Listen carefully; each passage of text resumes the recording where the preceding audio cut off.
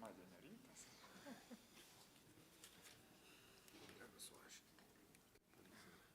Viskas gerai.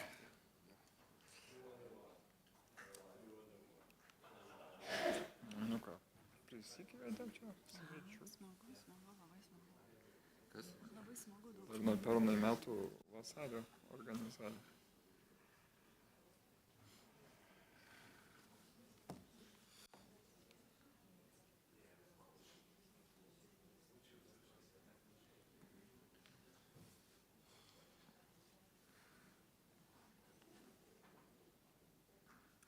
Žinai, kad mes vėl prisidirbom.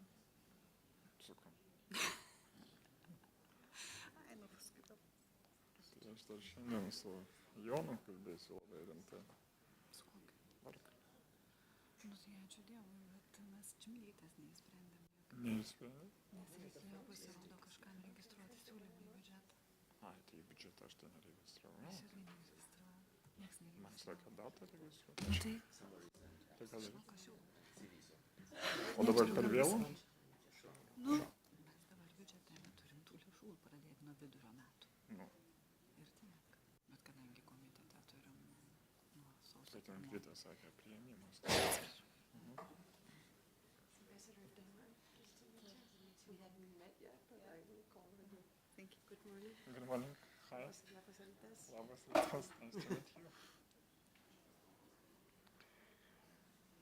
Nu tai dabar Ir ten Greta sakė į priėmimą.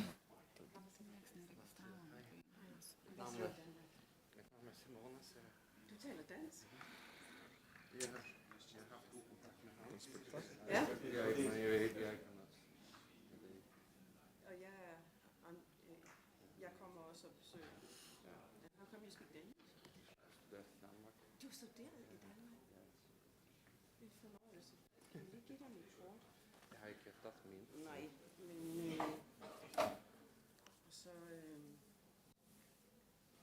Fordi der er virkelig meget, vi også gerne vil arbejde sammen. Didelė kalba Der er ikke så meget, man skal, når man lige kommer. Ja. Graža. Har det prioritet? Nes aš visiškai nieko. Aš graža tokia man patiko.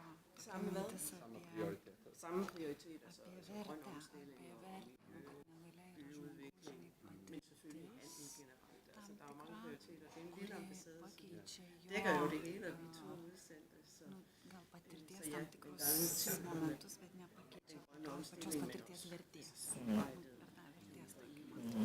NATO sudėliojo. Så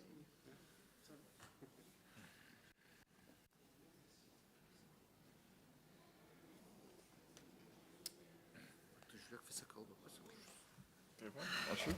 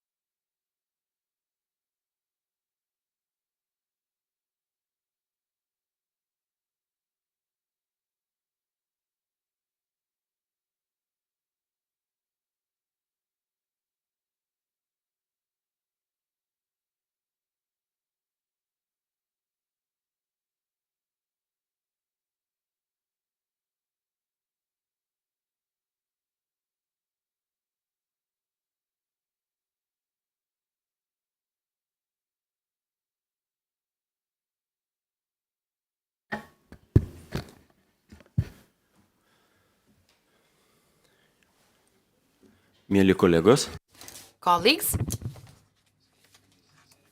welcome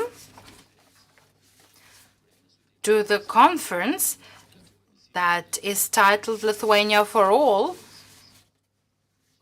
We believe that this is true, should be true. We decide that today is a good day for us to meet and to discuss. Today we commemorate, mark the International Day of People with Disabilities, and different NGOs and public organizations would organize trainings for architects. On the other hand, you also know that this year we celebrate the 30th anniversary of the adoption of the first legal act on the regulation of accessible environment for people with disabilities. It is also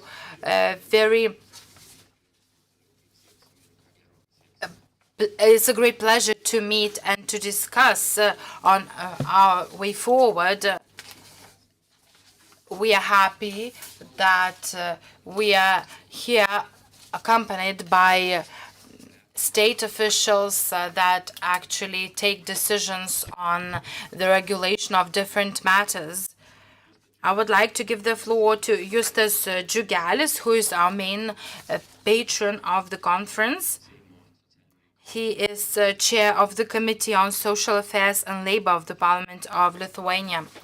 Thank you very much. Good morning. It is a pleasure to see so many of you. This demonstrates that universal design is considered as important. I would also like to thank the organizers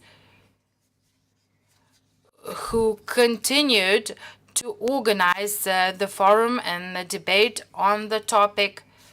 Universal design is important in the everyday life of people with disabilities. I have a million of examples when 3 steps would prevent children from attending school or from participating in labor relations. So some minor things might destroy people's lives and their self-worth, because people with disabilities find it difficult to integrate into society at large. But in terms of environment and obstacles, this is really important. I believe that today's discussion is very timely. Yesterday we marked the International Day of People with Disabilities. And accessibility is needed not only for people with disabilities, but also for all of us, so that we could have a better life. I thank the organizers for holding this conference. I will not take too much of your time, because it is much more interesting to listen to experts. I know that the format of today's conference is not only the debate and sharing best practices, but also will result in the signing of the resolution. And I hope that this resolution will focus the attention of responsible institutions and the public. So once again, thank you very much. Have a productive day and heated debate. Thank you. dėkojame Seimo komiteto pirmininkui už palaikymą. Thank you, Mr. Chairman, for all the support in organizing the event, and we will definitely need your support in the future as well. I suppose we were to invite all the ministers of Lithuania, but I believe that wouldn't be purposeful because we would have to suspend the work of the government. In any case, today's work is very important for all of us, and the Ministry of Social Security and Labor is the one that is mainly in charge of all of these issues that we're going to discuss today. So I would now like to give the floor to Ms. Monika Navickienė, Minister of Social Security and Labor of the Republic of Lithuania. Gerbėmieji, labai ačiū. Good morning, ladies and gentlemen. Thank you very much. As Minister, I do make every effort to ensure that it is not at the hands of one ministry to focus on the issues of people with disabilities. The spectrum of the issues that we discuss today cover the entire society, not only the people with disabilities. And all of those issues are important in the sense that we have to take ownership of those solutions to the issues that we're going to discuss, irrespective of our duties and obligations. We should all be responsible rather than handing over the responsibility to others. All of us should make an effort to improve the quality of people with disabilities. Today, I would like to take the opportunity to appreciate the name of today's conference, which is Lithuania for All 2023. Many things hide behind those words. As I was preparing for today's event, I was focusing on community action and what communities deem to be sustainable. I believe that communities should be bound by such values as openness, ability to learn from others' experiences, trying not to distance from others, being tolerant, being innovative.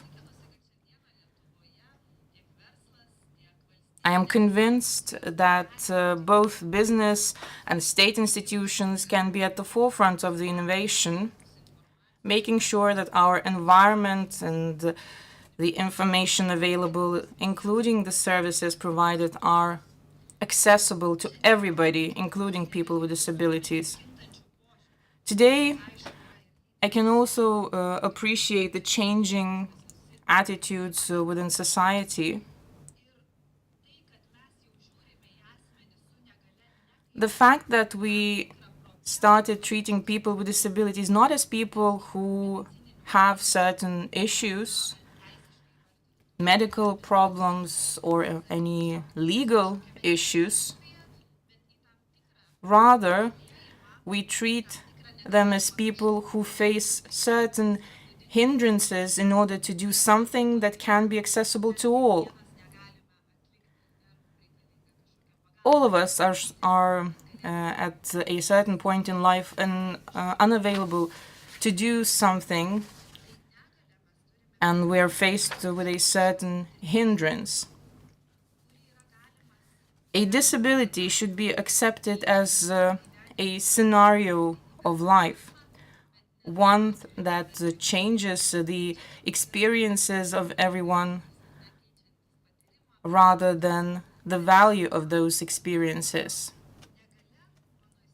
To my mind, disability is but a reminder that it should be accepted in all walks of life, be it schools, kindergartens, workplaces, you name it. Statistics shows that over 57% of the people in Lithuania encounter people with disabilities in their nearest surroundings, in the nearest environment. The fact that disability is a part of our lives should be borne in mind whenever we design our surroundings, especially bearing in mind that we're living in an aging society. Not only the buildings, but also the information space has to be made available to every member of our society. So, making sure that everybody has a possibility to access all walks of life is our prior duty. I believe that over the last few years, the changes that have been initiated, starting from the reform on people with disabilities, as well as the changes initiated in the employment sector, not to mention the accessibility directive that has been transposed into national law, all of that has laid the ground for making sure that people with disabilities are engaged in society as much as possible. Today's conference only contributes to implementing all of the steps that we have taken beforehand. As decision makers, we're going to follow the decisions that will be taken in today's conference, making sure in the end that we adopt the necessary algorithms in the future, all of which will contribute to the necessary changes in society. This is something that we are looking forward in today's event, and we're also looking forward to making sure that people with disabilities are treated just like any other member of society. This should be the end goal of any of the reform or discussion that we may initiate. This is an ongoing process. Engagement of marginalized groups should be part of our everyday life, in our decision making, as well as in our daily tasks. I would like to take the opportunity to express my gratitude to the organizers of today's event, to the university, as well as to Mr. Stauskis for being the initiator of today's event. I'm grateful to the Ministry of the Environment and to other stakeholder institutions. I wish everyone fruitful debate so that we have the qualitative material that we would take on board in our future decisions. And I hope that the sense of community that we will share today will help us to not lose track and make sure that everybody in Lithuania feels welcome and capable of fulfilling one's dreams, irrespective of abilities or disabilities that one might have. Thank you. Ačiū gerbiamai. Thank you, Madam Minister.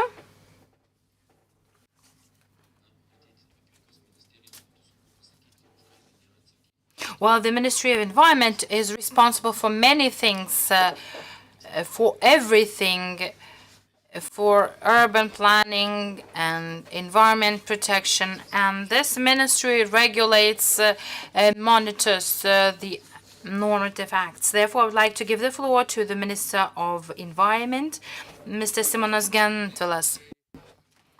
Ladies and gentlemen, I would like to thank Vilnius Tech University, Mr.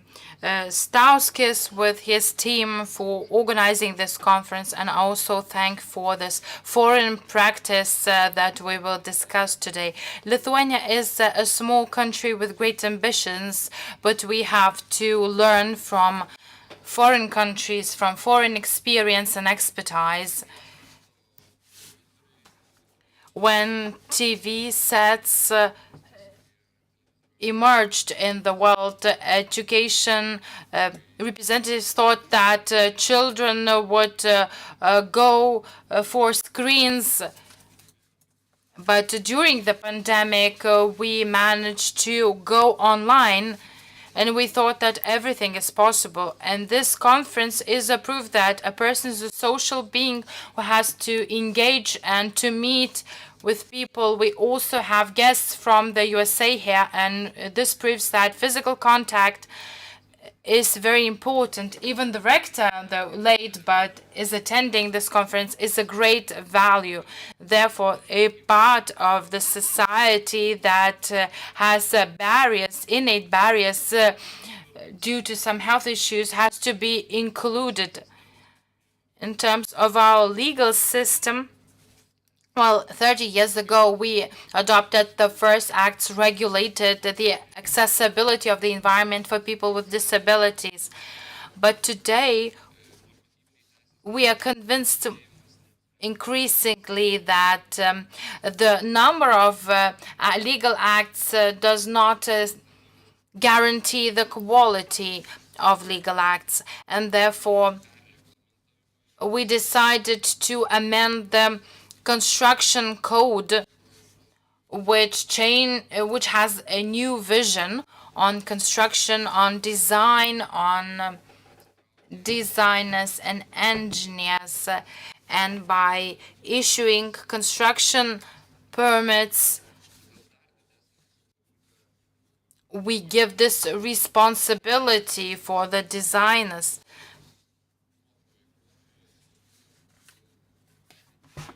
So expert knowledge providers will be very important for us, a very important segment. Therefore, such conferences are very important because it gives us the possibility to improve, to undergo evolution. We have to move forward rather than move backward. Today, as a northern country, we see the winter coming and new barriers appearing for people. Therefore, we have to rethink the environment, to rethink the areas, spaces for people.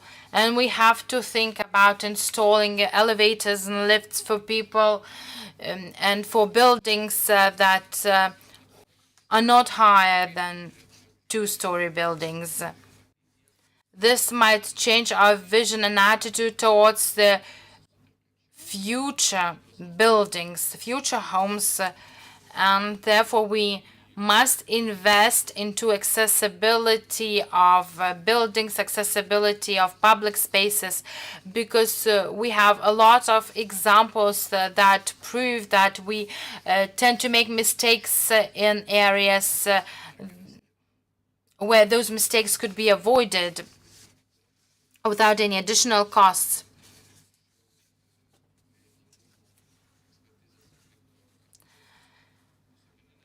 Now, the analysis on accessibility of buildings is performed by private actors, and municipalities are not always capable of reviewing those checks, reviewing those analysis. Thank you once again, and I wish every success to the conference, and I also thank foreign experts for coming to share their best practice with the community of our designers in Lithuania. Ačiū gerbiamam ministrui. Thank you, Mr. Minister.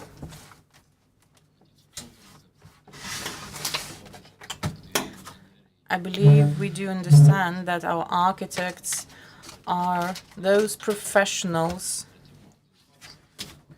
whose understanding determines the result of those issues that we're going to discuss today. So I would now like to give the floor to Professor Romualdas Kliukas, Rector of Vilnius Gediminas Technical University, or Vilnius Tech. Labai malonu, kad parlamento. Good morning, ladies and gentlemen. It's a pleasure to see representatives of government as well as municipalities, and to see their interest in those issues that we're discussing today. Yesterday I was flicking through our app, and I realized that buildings shouldn't be the only thing that we should be discussing today. Whenever we refer to accessibility, immediately we imagine people with disabilities. But let's think about our elderly.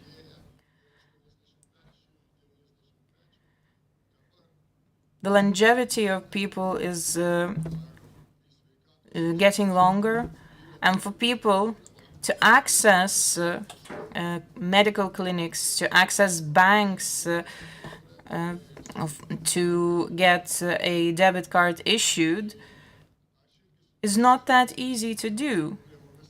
I myself face similar issues in my own nearest environment, and I believe the same could be said about others. Today, however, we're going to discuss these issues from a different angle. The specialists of Vilnius Tech University, together with Professor Stauskis, have been engaged in scientific research related to environmental accessibility since the very beginning. We have been engaged in drafting laws, the technical regulation of construction. We are also engaged in organizing training for specialists, those who are involved in making our environments more accessible. Over the past 20 years, I've seen changes in the university as well in terms of its accessibility. A lot of funds have been invested to that end. This year, since the beginning of the school year, I was guiding Erasmus students who had their guide dogs together with them to the rooms where lectures would take place. But we are changing.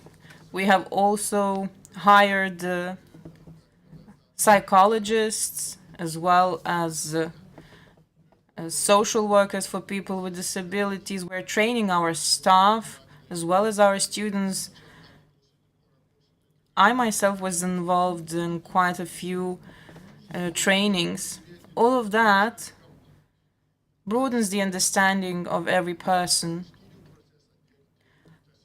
Certainly, all of these ideas have to be introduced in the curriculum as well, so that the future specialist following his or her studies and training would have a proper understanding as to how accessibility issues must be addressed. These are the people who have already seen certain examples from abroad, know how similar problems, similar local problems are addressed elsewhere.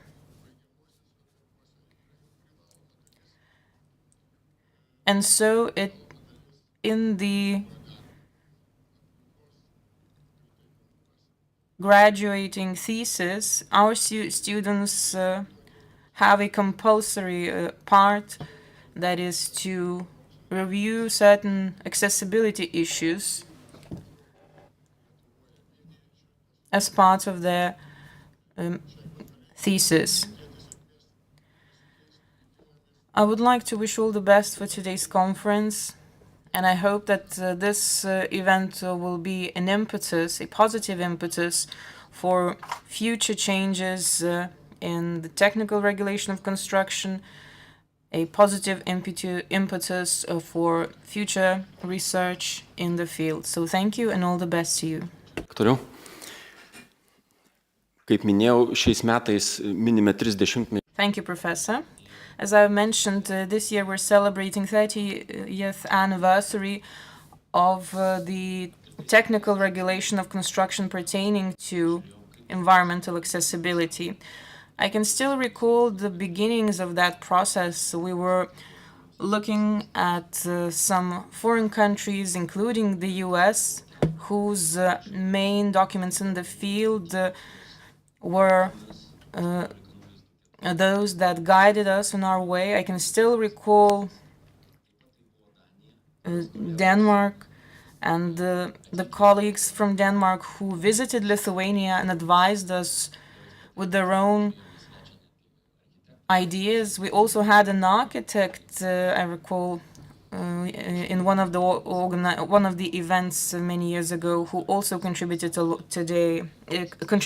as well. Today, His Excellency Ambassador of Denmark has also graced us, and we would now like to give the floor for her welcoming remark. Thank you for inviting me to the conference. John F. Kennedy in 1961 was in Paris, and he ended his visit by saying, "I'm just the man who accompanied Jacqueline Kennedy to Paris." And I would like to take that phrase and turn it into my own and say, I'm just the woman who's lucky enough to accompany Professor Jan Gehl to this conference, and I'm happy to be here. It's been my privilege to work together with Professor Giel, both in my previous postings as ambassador to Manila, the Philippines, and to Buenos Aires in Argentina. So being here in Vilnius together with Professor Giel is my third and lucky strike. But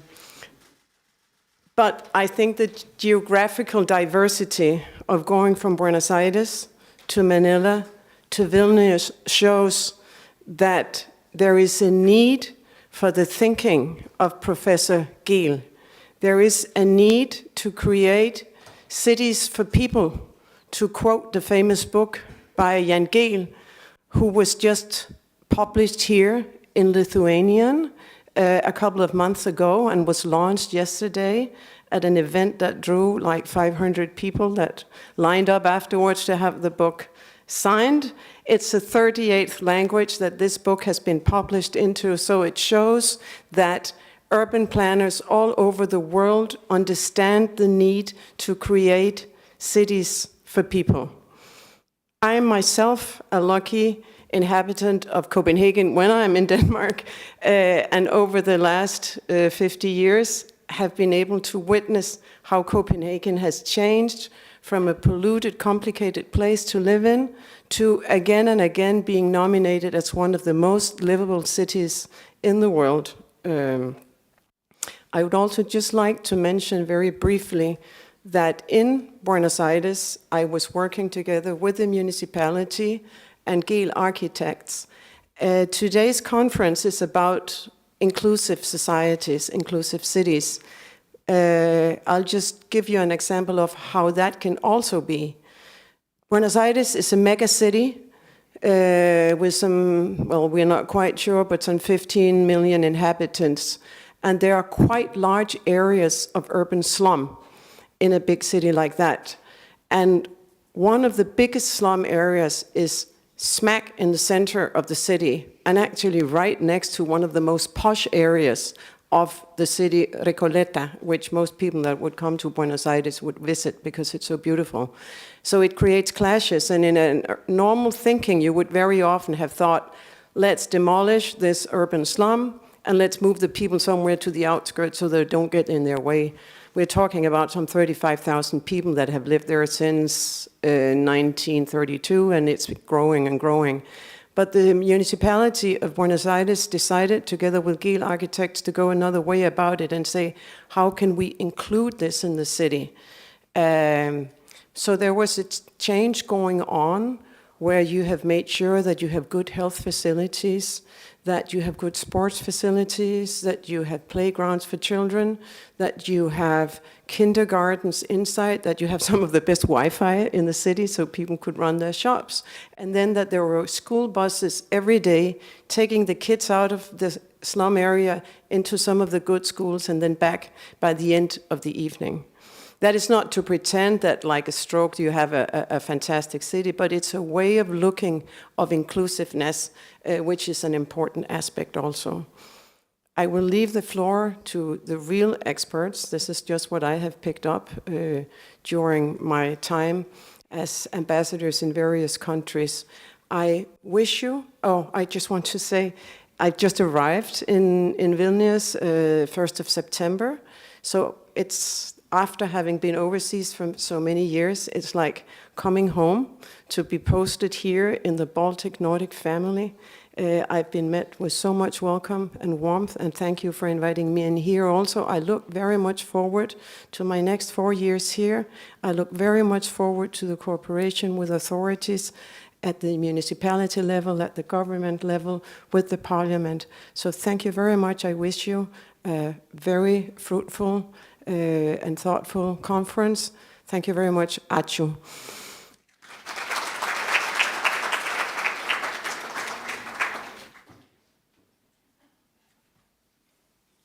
Dėkojame gerbiamai ambasadoriai.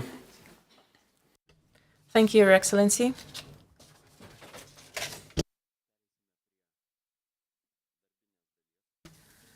And now let us move on to the working part of today's conference, some technical details, ladies and gentlemen. As you have seen, we have divided our conference into 3 sessions. At the end of each, we will be having a debate during which we will be able to focus on those issues that will be mentioned in each session. You will also have an opportunity to ask questions with your mobile phones. You can simply do that by scanning the QR code of your program leaflets, and the moderator will see your question and will be able to ask the question to the keynote speaker. As for our first keynote speaker, this is the person that represents the country that has contributed a lot to our own practice development. Our understanding of inclusion and accessibility has changed over the past 30 years. We see that is not an exceptional topic. We see that it covers all walks of the city life. Whenever we build cities for everyone, it seems that we're not doing exactly that. So I would now like to give the floor to Professor Doug Kopetz from the School of Architecture of University of Nevada, Las Vegas, USA. So please, Professor, the floor is yours.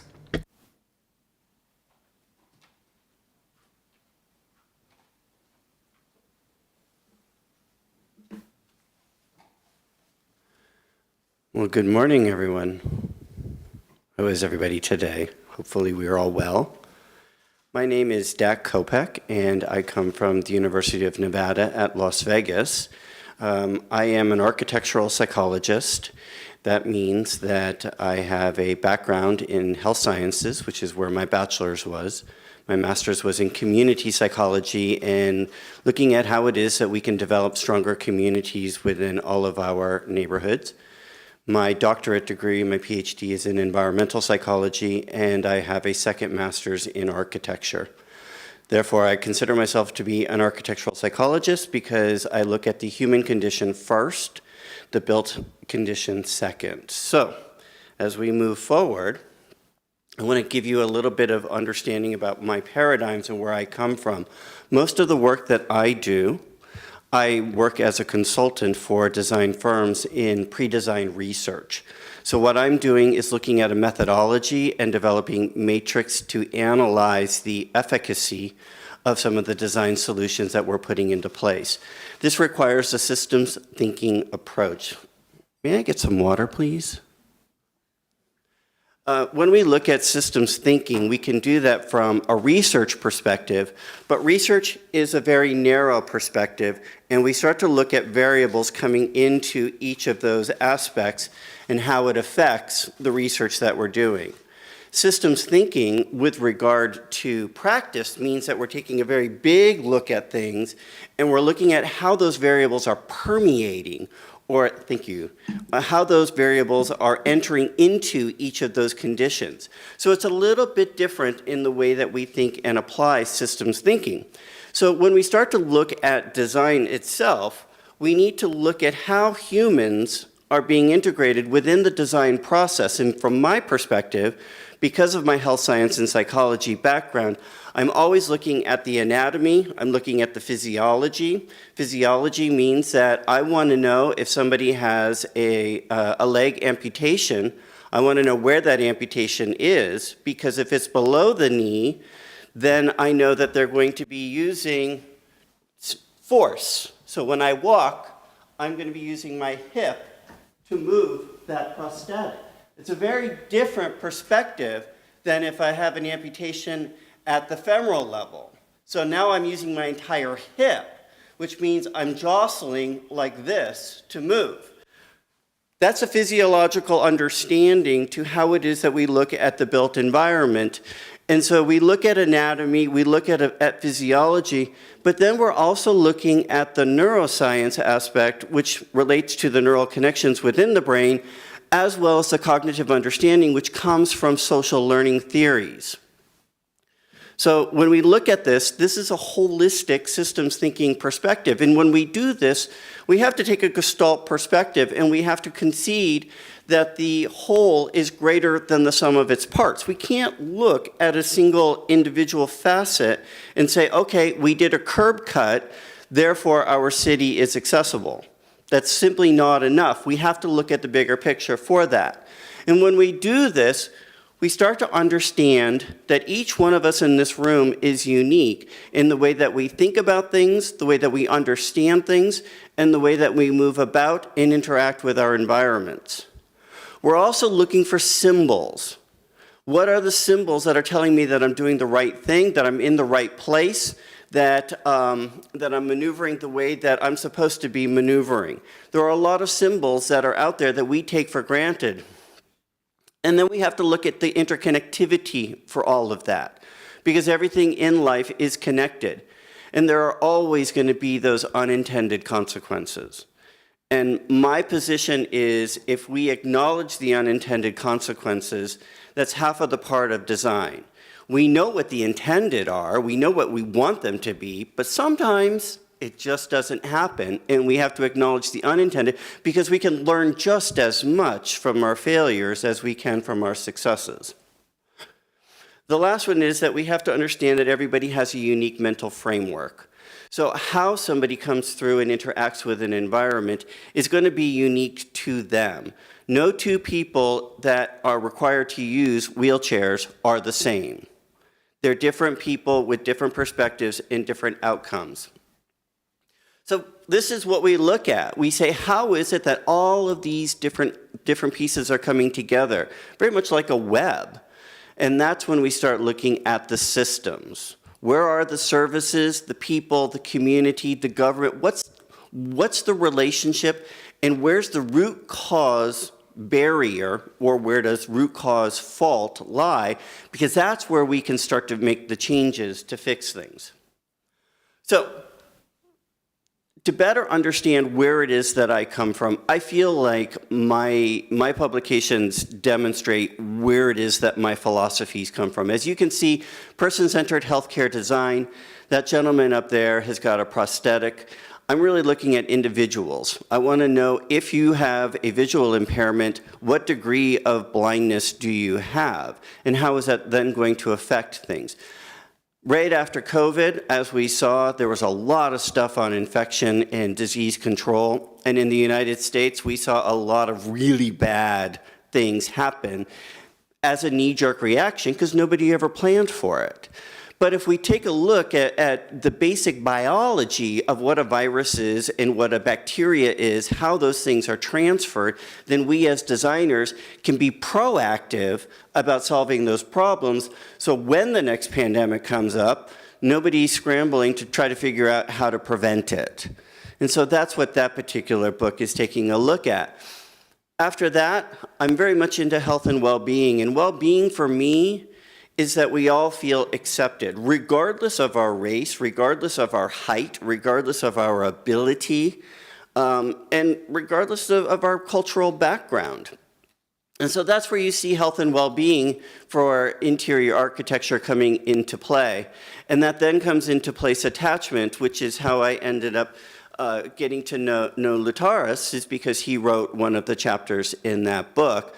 We were specifically looking at historic trends and how that affects people's sense of place and attachment and meaning, which is really how I'm going to focus this particular presentation, because I believe that when we look at accessibility and we look at inclusion, you want to make people feel that they're attached to their place. You want that place to have a positive meaning, and ideally, you'd like them to incorporate that into their identity, but that doesn't always happen.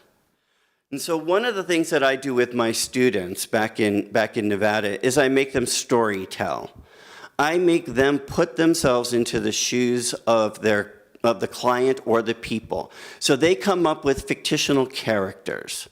And these fictional characters have to do things on a day-to-day basis, activities of daily living.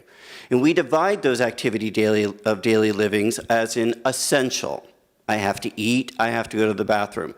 Those are essential activities.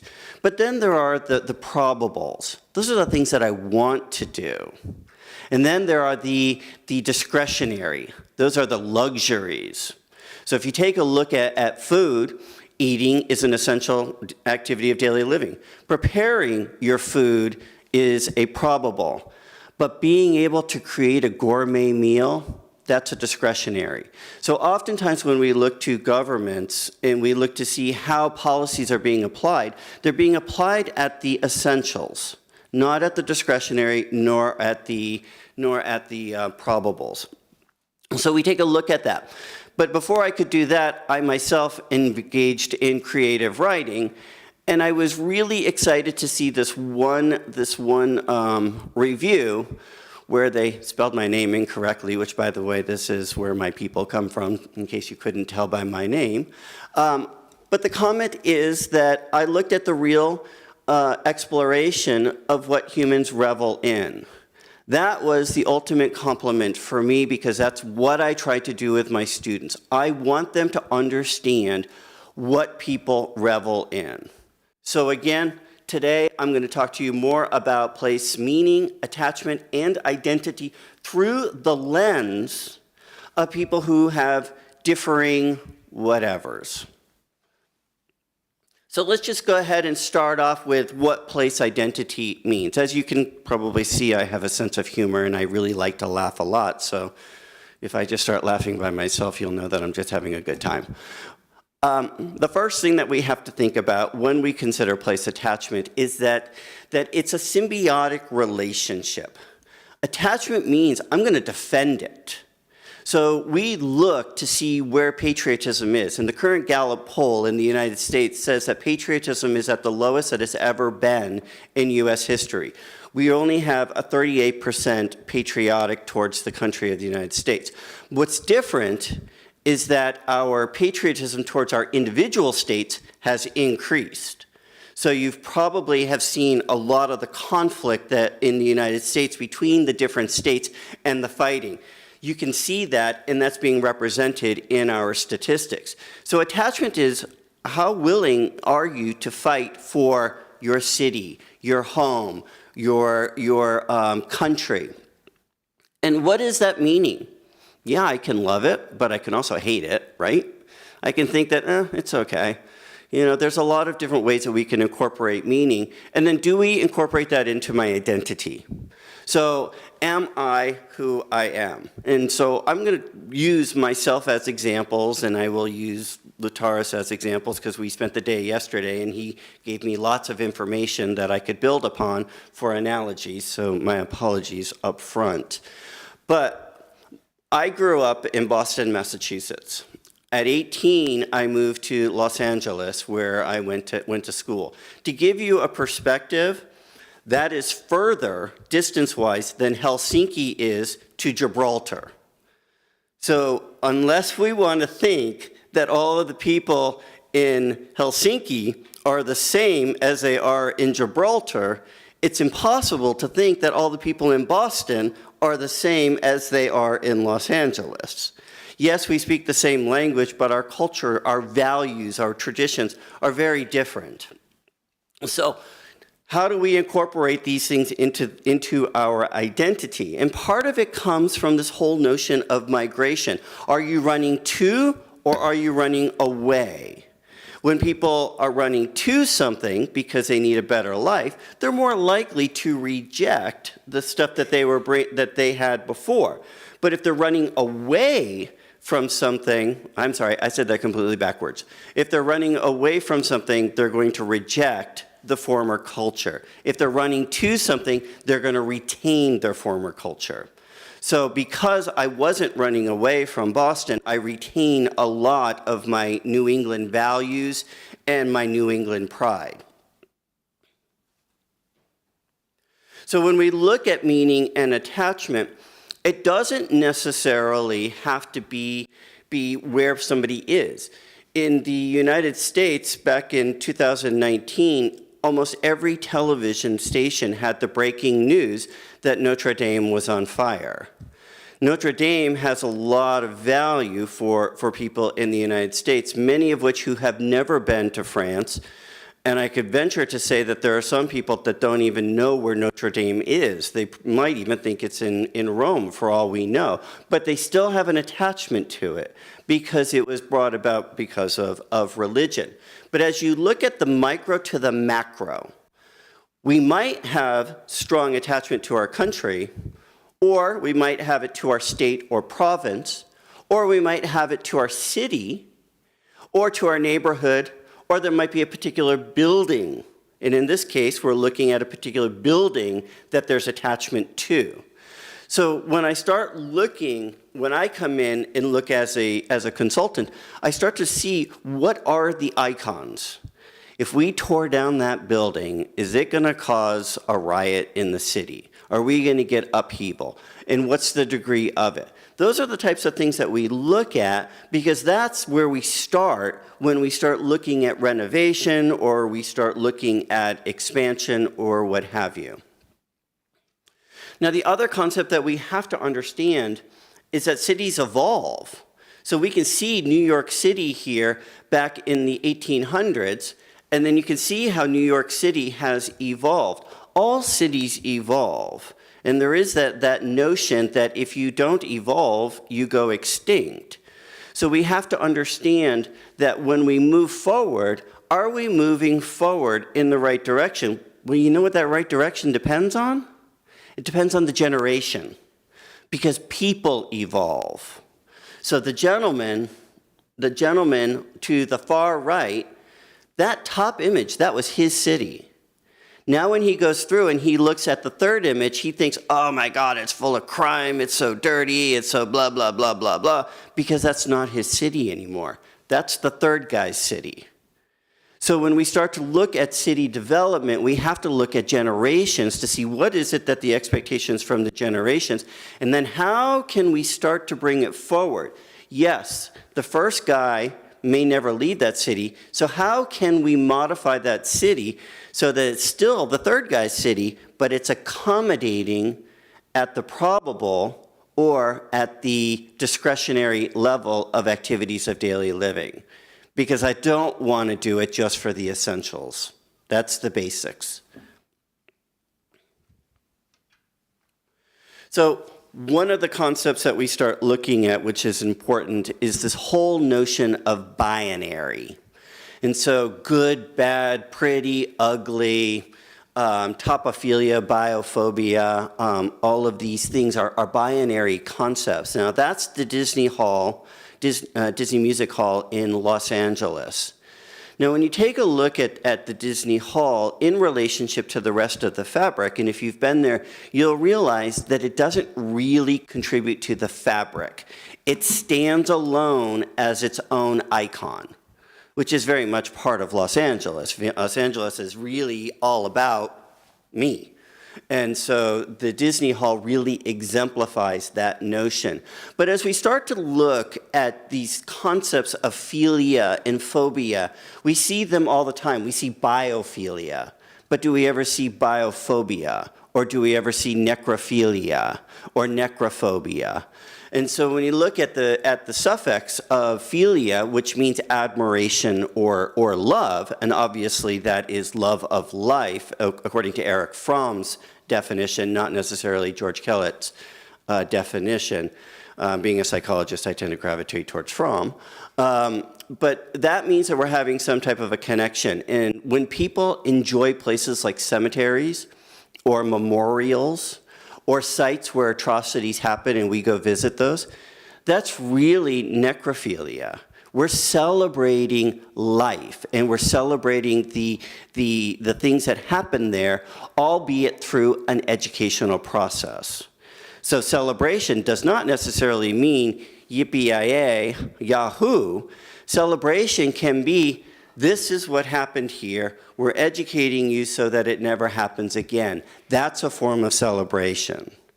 And so we look at these places and we say to ourselves, how is it that we can celebrate some of these areas as an educational perspective? And this is a big issue that we have right now in the United States because we're eradicating our history.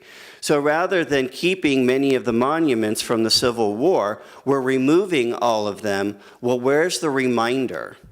In psychology, we call those anchors, and they become those teachable moments. So when you take your students to look at that monument and you explain to them exactly what happened back then and what it meant, it helps the child to learn, oh, well, God, I don't want to do that again. But if it's not there, Where's the anchor for the discussion? That's where we have to start looking at some of those notions. And then we take a look at phobia, which is fear. Now, this was an interesting one because I was brought to Taipei and I was talking about biophilia. And boy, I got in trouble with one lady who said that she absolutely hates biophilia because to her, bio means snakes and spiders, and she's afraid of them. So, you know, it was a concept that made me explore this whole notion of necrophilia, biophilia, biophobia, biophilia. And so when we start looking at those phobic aspects of the environment, so what are the symbols? So we're going back to that accessibility component. What are the symbols that are going to make you phobic? The gentleman earlier today talked about a school, and he talked about 3 steps to go into the school, and how would that make the child feel? Well, I would think he'd be afraid of it. That's the phobic. Because, okay, you get me up there, somebody's super nice and they lifted my wheelchair, they got me up there, but how do I get down? What if there's a fire and I can't get out? Will I be trapped? These are things that you and I don't think about because we're able. But to somebody who's in a wheelchair, these are things that they think about. So solving the problem at its initial state doesn't solve the psychological problems that come after the fact. So we've always got to be thinking forward with the phobia and the philia. Now, when we start to look at topophobia and topophilia, we know that there's an aesthetic component. Aesthetics is in the eye of the beholder, but there's also that dominance. Can I get to where I want to go, and can I do it safely? Do I live in a high-rise, and I can see the market right across 4 or 5 different freeways and get to the market to get my food and live, right? So that becomes a dominance thing because I don't have control. I don't have control over that car hitting me or passing a 5-lane area, even though I could easily walk to that market. Humanistic, that's where we have our experiences. And this is where I get a little bit concerned because, again, growing up in Boston, we celebrated everything. And I have all of those experiences. I remember as a kid learning about the atrocities of Christopher Columbus on Columbus Day. I didn't learn that Christopher Columbus was this amazing guy who did all this, but I learned about the things that he did do that were good, but I also learned about some of the things that he didn't do. And now as an adult, we no longer have Christopher Columbus holiday. We call it Indigenous Peoples Holiday. I don't know what they're teaching the kids on that day, with Indigenous people, and where do all of the other characters come into play? That's where I worry about the sanitization of our history. When we look at nativism, and I found this to be really interesting because nativism is a celebration of where you are and what you have. And so yesterday in my tour, I got to see the original yellow bricks that would be used here in Lithuania, but the desire was to paint them red. And I didn't understand that because that's not native to the area. Why not celebrate what you have? If it's a tradition that's important for the people, then yes. But I think that it's really important to allow the people to be the people and to celebrate what you have. Then there's security. Do I feel safe? Am I going to be able to go out on the street without somebody calling me a name? Am I going to have somebody point a gun at me? Will I have my belongings stolen? And then there's the symbolic. Now, the picture that you're seeing up there on the far right, that is the U.S. Navy Center that was built right after World War II. And the airport in San Diego just happens to fly right on over that. And so many people have complained that it looks like the swastika. Now, in Western culture, the swastika has very, very negative connotations, whereas in Asian cultures, it's considered to be good luck. So there's this diametrically opposed notions with this particular symbol. But because we're a Western society, the Navy was going to spend $600,000 to put up sails to camouflage the shape of the building. But then they realized that that wasn't possible because of the size. And you can see the little cars. You can see how big those sails would have had to have been. So then they were going to add buildings to it to square off the building to remove the symbolism. That's the power of symbolism. And then the next one that we have is utilitarian. Does the city give me what I need, and can I access that?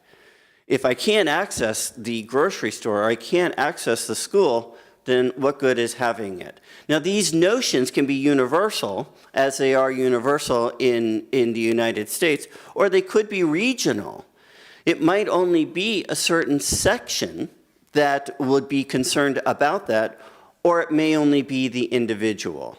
So as I go through and I analyze these different aspects of a community, usually related to a building, because I focus more on buildings and interiors than I do the broader cities, I am looking at those universal, regional versus individual perspectives and how they come into play.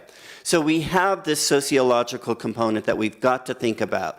That's acceptance. Is the group of people going to be accepted? We have a lot of immigrant groups, Somalians, for example, Somalia refugees.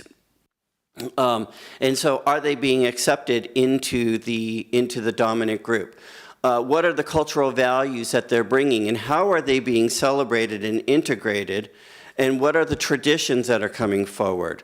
And then what are some of the social values? Now, when we look at sociological, it's always person to other. There's more than one person involved.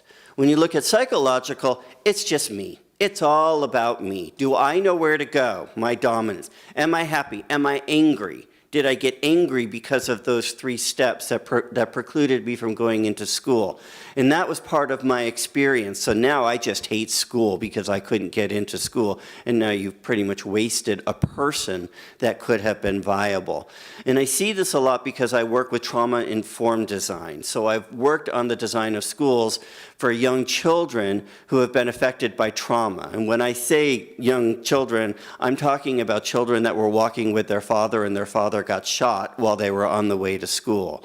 Or they were in the apartment and they could hear the wife being beaten up by the husband in the apartment next door. These are kids that are going to school with trauma, and so their first and foremost thought is always going to be, am I safe or am I not being safe? And so I do a lot of work with that, and so I start looking at where these values come into play. And of course, when you take a look at like personal values, boys don't cry, men don't hit women, but men get abused all the time, but they're not allowed to admit it. We had a case in Phoenix where I was working on one of the trauma-informed centers where a group of young men burglarized a house, tied up the husband, sexually assaulted the wife in front of her, and he didn't know how to deal with it. He didn't know how to deal with that shame because he's taught that he's not supposed to go get help from a trauma care center. Ultimately, their relationship fell apart, all because of the trauma that had happened. So these are things that we have to deal with, and that goes right into then our environment and the aesthetics. One of the very first things that I did is I brought in symbols. I brought in men who were shown to have been beaten up by their wives, and saying that it's okay to get help. So we brought in these symbols to say to the guys that you're a human, you feel too. And so by bringing in those symbols, they were able to relate to it and feel more comfortable while in the design. That's where some of this comes into play. And of course, I've talked about organization and utilitarian, and how does that work and where does it come into play? So as we start to look at this, one of the big concerns that we have right now in the United States is that they're trying to remove the gay and lesbian, the LGBTQ plus pride parades. And they're saying that the reason why is because there's all this nudity going on and all this lewd and lascivious behaviors. We can take a look at Mardi Gras in New Orleans or in Rio de Janeiro, and we don't seem to have any problem with the lewd and lascivious behaviors, but we do when it comes to the gay and lesbian pride. That tells you that there's racism and prejudice coming into play.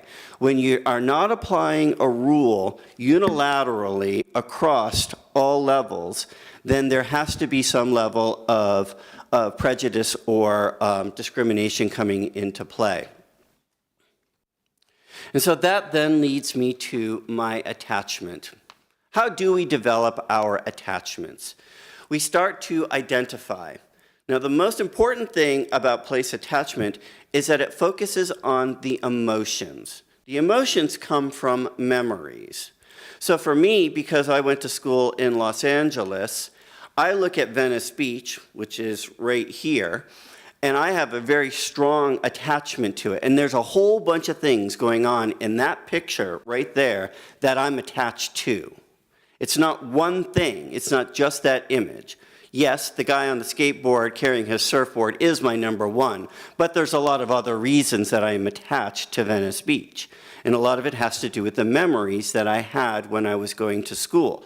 Now the city's evolving, and we're seeing a very affluent group of people come in, and I now would never be able to afford to live there today as a college student as I did back in the 80s. And that makes my heart heavy because they're not going to have the same experiences that I had. Identity. Identity comes from something that we rally around. I guarantee you that there's been many marriage proposals that have happened underneath the Seattle Space Needle. That's a memory. I can pretty much guarantee that if some developer decided they wanted to take that area and they wanted to demolish the Space Needle, it would never happen. Because the Space Needle is so incorporated into their identity. And you have to be careful, because if you look at the city of Chicago back in the 70s was well known for the Sears Tower. The Sears Tower, why? Because it was the tallest building in the world for many generations. But everybody in the United States had the Christmas catalog from Sears and Roebuck. So everybody knew Sears. Today, when you talk to young people and you say, oh, well, what's the tallest building in Chicago? They have no idea because there's no relationship. So Chicago lost a little bit of its identification when they sold the Sears Tower, renamed it the Willis Tower, and at the same time, the Petronas Towers took over as being the tallest buildings in the world at that time, which of course then was Taipei 101, and it just goes on. So when we start to look at place identity, these are the ways that places are shaped and how they're conceptualized. So let's just imagine, and let's say to ourselves that we are a person in a wheelchair. We're a person who has our right hand has been cut off, amputated for some reason, and we're a right-handed person.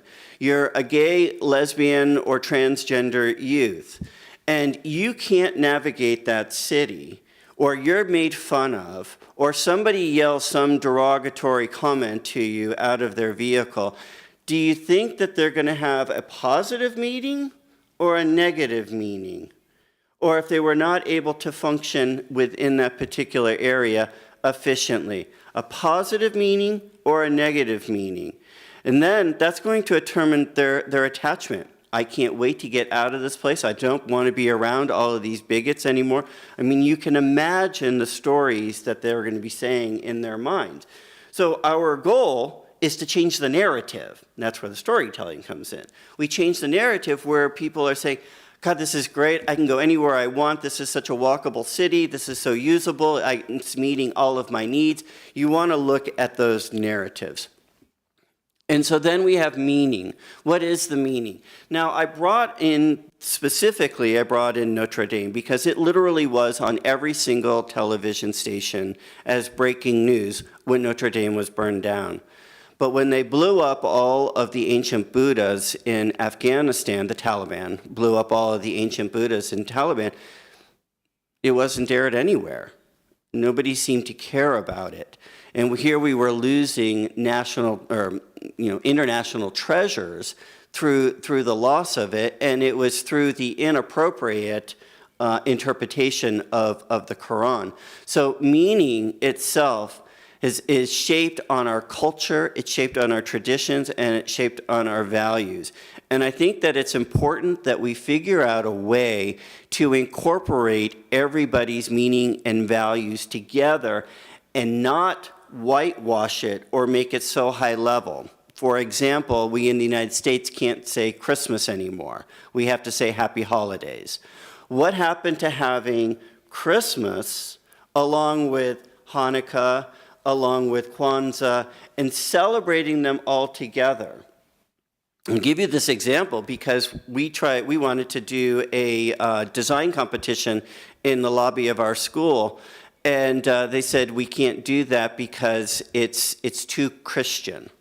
So rather than celebrating everybody, we don't. Now, don't get me wrong, there are some segments that still say Merry Christmas, but at the professional level, we're all told to say Happy Holidays, not Merry Christmas. So, I don't know. Now, again, coming from Boston, which is an amazing city because there are so many things to be proud of. The Red Sox, of course, being the big one that you want to be proud of.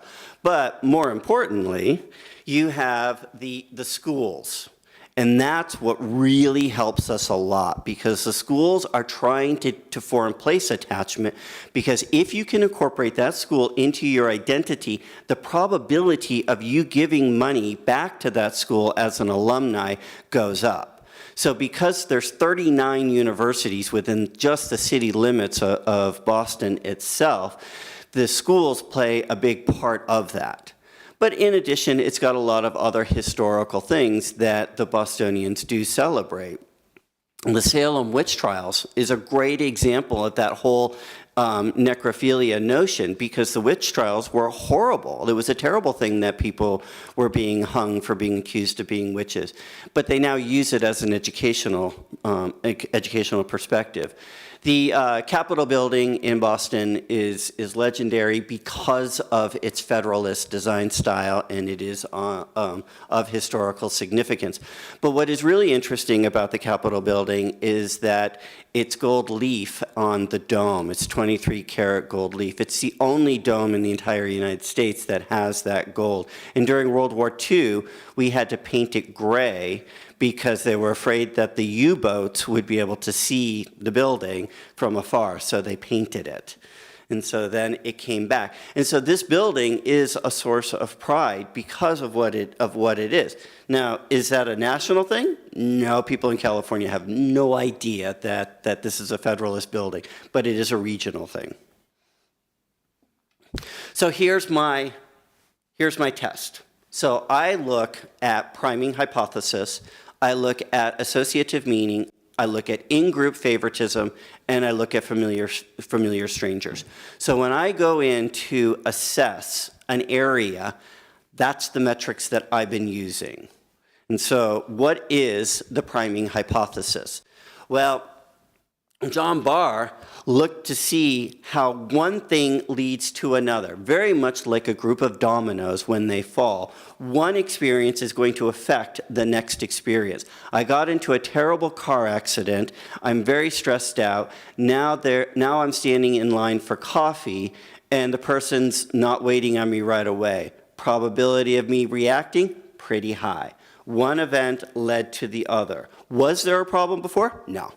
So we try to figure out these types of things to figure out how it is that we can then influence this. Now, I've been to Lithuania once in my life, and I've only been here 2 days. So today's my second full day. Now, let's just say hypothetically I'm out tonight, and somebody comes to me at gunpoint, which I know is not going to happen because it's a civilized country. But if it did happen, what would be the lasting feeling that I would have? It's all of our responsibility. It's not the government's responsibility. It's not the neighborhood's responsibility. It's all of our responsibility to make sure that everybody has a good experience. How do we make that? That's the hard thing. How do we make it so it's all of us? And so when we look at the priming hypothesis, there's two things that I come to. One is based off of the expectancy value. Never been to Lithuania before. As I said, my family comes, my father's side of the family comes from this part of the world. I've been to Prague, I've been to Poland, I've been to the Czech Republic, my apologies. So I had a little bit of an expectation based off of where I'd been before, and of course, my family. But my grandfather came over after World War I. So I would assume a lot's happened since World War I. So I can't really say that everything he taught me is apropos for today. So these expectancy values have that influence on interpretation and how it is that I'm going to be interpreting things or I'm making sense of things. So when I was given the tour yesterday, I loved the fact that you could still see the old. Many of the buildings had been rehabilitated, and they needed to be rehabilitated, but they left a section, or they left a hole that I was able to look into and see the original. They didn't just simply demolish the building and start over. And I found that to be a really good thing. I found that to be a pleasurable experience because I was able to see things and I was able to understand things and create a narrative in my own mind. The next one has to do with the application. So as I was just talking about, application usually relates to that stimulation. So I was running around with my camera because they had these little hole areas where I was able to turn on my flashlight, and I was able to look into those things, into those empty spaces. And I found that to be a great experience. But on top of that, so expectancy is not what I know.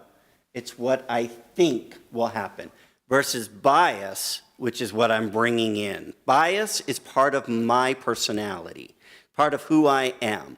I'm bringing my bias to the table. Expectancy is, this is what I think, but it could or it might not. You understand the difference between those. So with an implicit bias, there's a semantic application versus the cultural contextual priming. And the semantic is, what are the situations and circumstances at that particular moment? It's snowing, it's cold, but was I miserable? No, because I was intrigued. The cultural contextual aspect of it is that I do know that this is where a big portion of my family comes from, so there was an interest there to explore and see and try to understand like what it was before me. Now, the next one we're going to look at is associative meaning. This is when we start to cluster things together. There's an association, and we start to cluster different objects and shapes together. But what's important to understand about associative meaning is it's based off of Maslow's hierarchy of needs. Because if you're looking at a physiological need, or a safety need, or a belonging need, that's going to trump the esteem needs or the self-actualization needs. So if I'm working on that school that I was telling you about, which was in Dorchester, Massachusetts, and then I also worked on juvenile, we used to call them juvenile detention centers. They're schools that children go to because they've done bad things and the courts say you can't go to a regular school. You have to go to this court police style school. I don't know what it would be called here. We used to call them juvenile detention centers. So I worked on a couple of those in Oakland, California. And again, I was looking at really those safety and those physiological needs, and the associations were driven towards those aspects. And so when we start to look at these different associations, we're looking at deciphering the different selection of stimuli. What am I hearing? What am I seeing? What am I smelling? And then how is this all being organized, and what am I clustering together? And so I tend to cluster the things that are the most important are closer to the central area. And then it expands out from there. So when we take a look at Thomas, he states that the interpretation of perceptual clues is strongly influenced by the personal characteristics. What's that? That's the implicit bias that I brought to the table. So that's the filter. And then we take a look at the in-group favoritism hypothesis. Where do we feel comfortable? I don't come from a very wealthy family. I'm the very first person in my family to get higher education. My brother is rural community, not very educated type of person. He would never go into this cafe. He would not feel comfortable. These are not his people. He wouldn't feel like he belonged.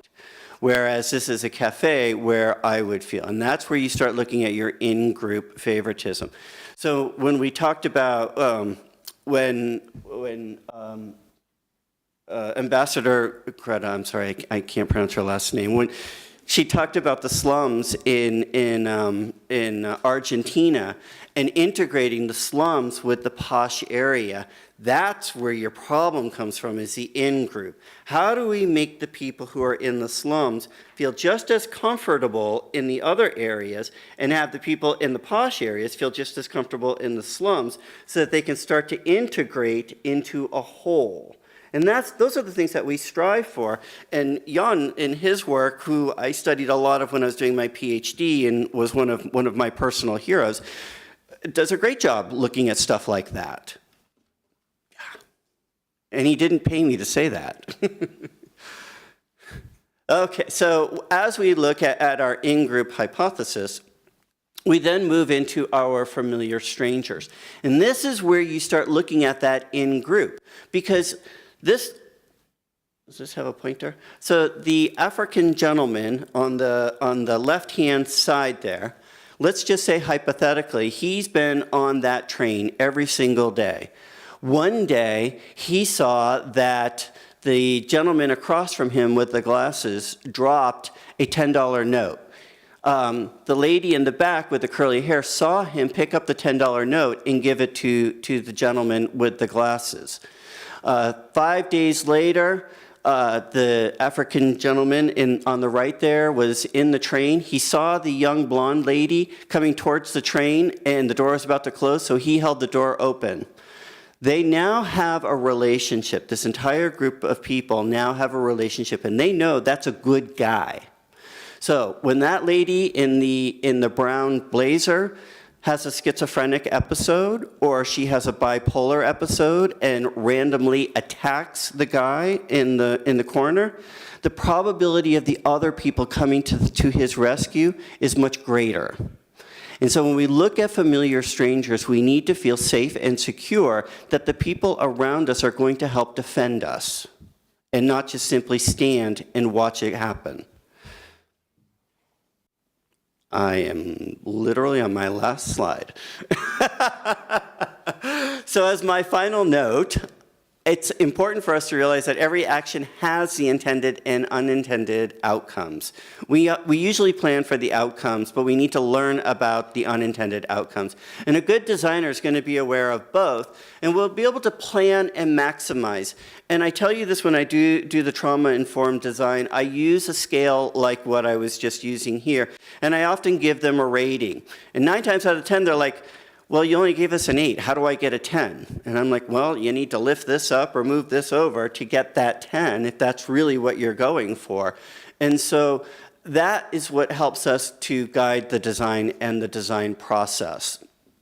Once we identify the matrix and we have the way to measure it against that is applicable to that particular area and that particular community, then we're able to design better. And I'm just gonna end on this one last example. We saw the firm that I consult with came in with a trauma-informed, and they used bright yellow. And this facility was heralded as being really good trauma-informed design. And the principal came over and said to me, how can bright yellow be good for trauma-informed design? It's such a stimulating color. And I said to Chad, I'm like, Chad, look at where it is. It's in Minneapolis, Minnesota. They have no sun at all in the winter. So you're right, that bright canary yellow would not work in Phoenix, Arizona, but in Minneapolis it did work. So that's why we have to be thinking about these different areas, because stimulation is different. And that, my friends, concludes my talk.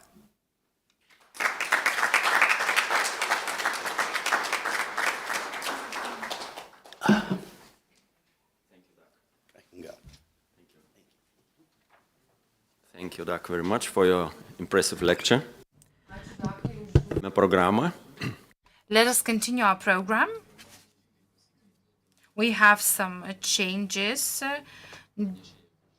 and we do not have the presenter from the European Commission, but Svajūnė Sirvydytė will be able to present the topic. Svajūnė Sirvydytė is from the Ministry of Social Security and Labor, and she will speak on the implementation of the EU Accessibility Directive in Lithuania.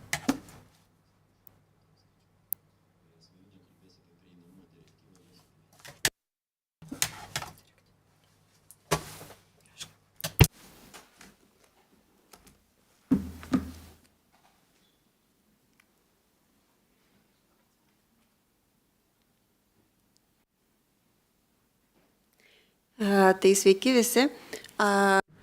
Good morning, ladies and gentlemen. I work in the Ministry of Social Security and Labor, and I coordinate the implementation of the Accessibility Directive in Lithuania.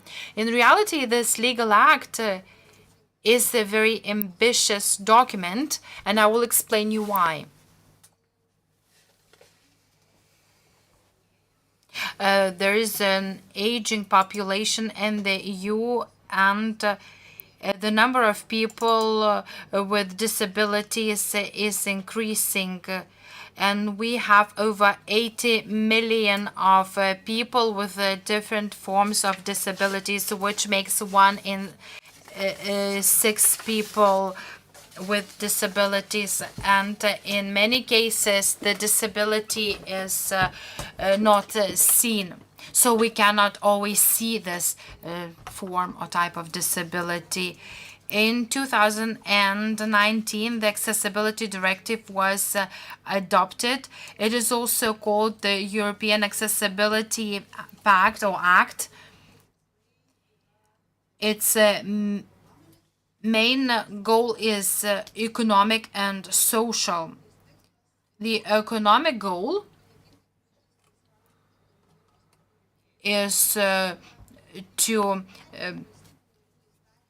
adjust the legislation of member states in the area of accessibility to prevent differences, because differences negatively impact competition.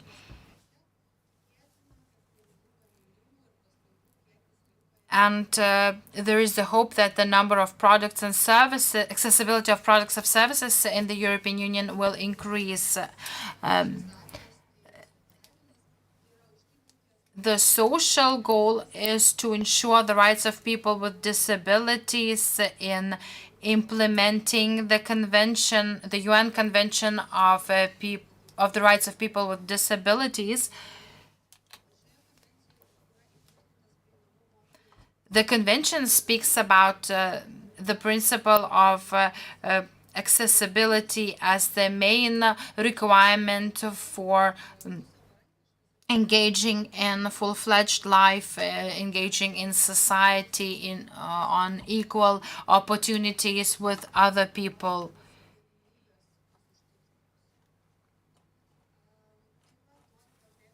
I want to underline that this directive will be useful not only for people with disabilities, but also for other persons with functional limitations.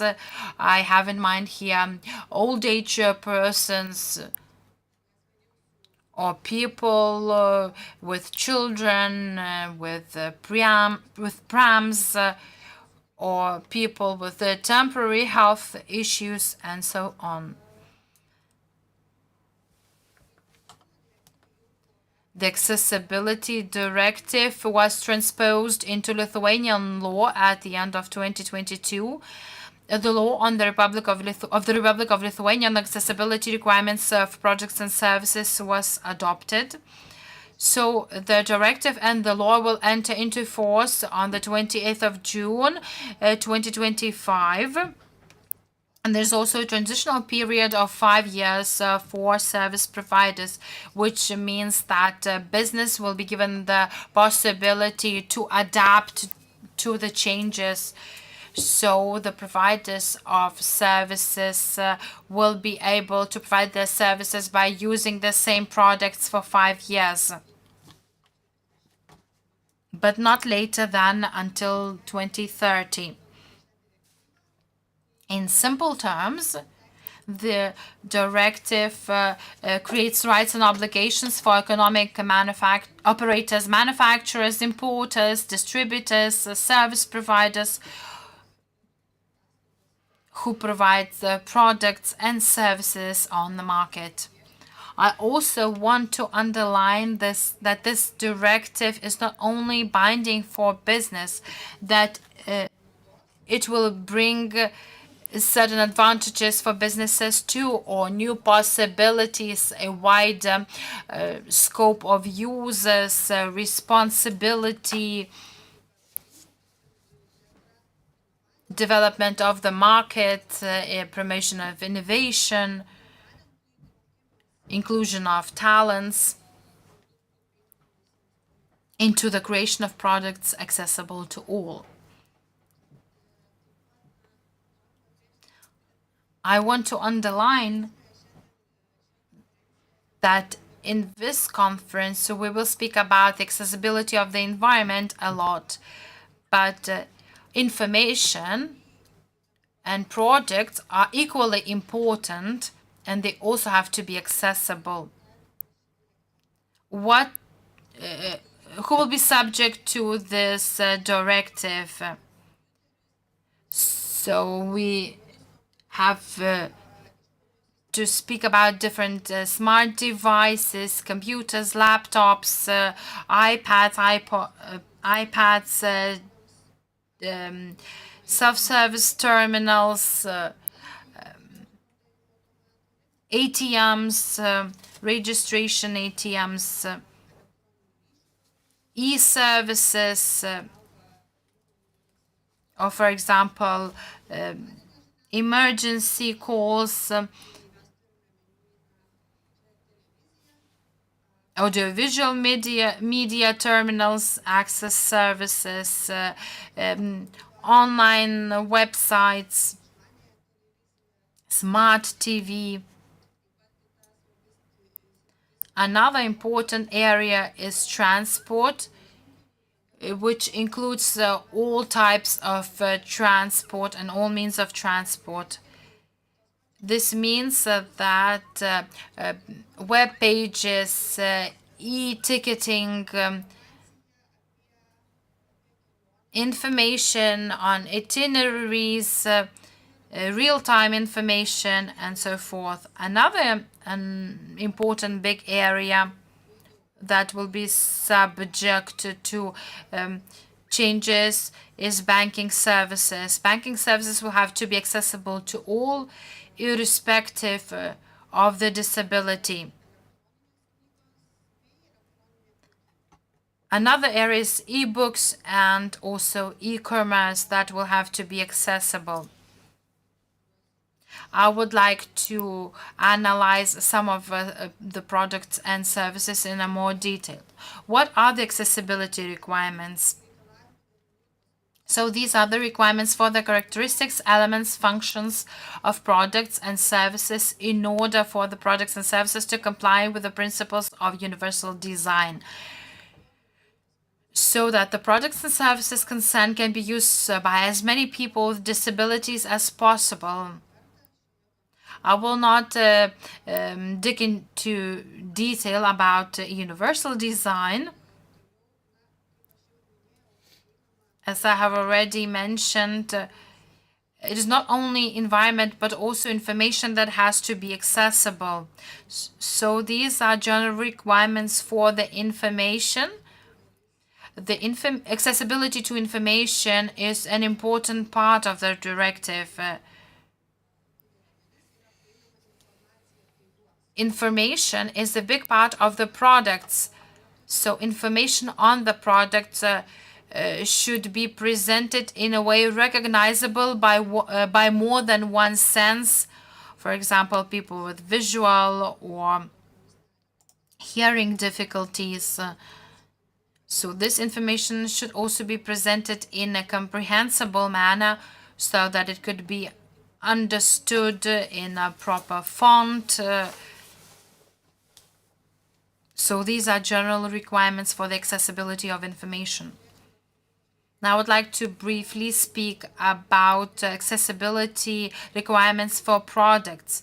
It means that products by the directive will be designed or manufactured in such a way that they can be used by as many people with disabilities as possible.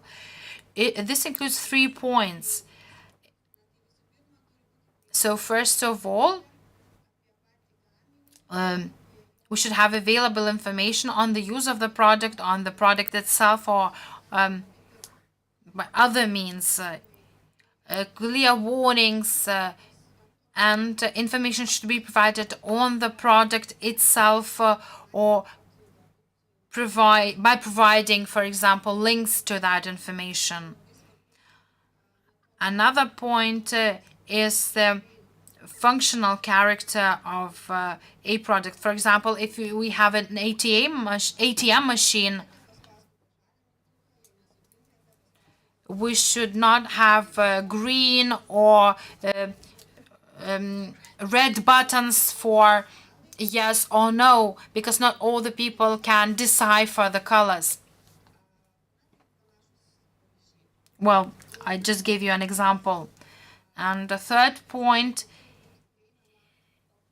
is that packaging of the product should be available, and instructions should be given on opening the packaging, and the instruction should be given in an accessible format. So you can see my smartphone. So if we have this example, it means that any person wants to buy a smartphone, that person should be able to get all the information on the function on such a product in order to decide whether this product is of high quality, whether it is needed. So you can see here on a smartphone the function of accessibility that can be switched on or off depending on whether you need them or not.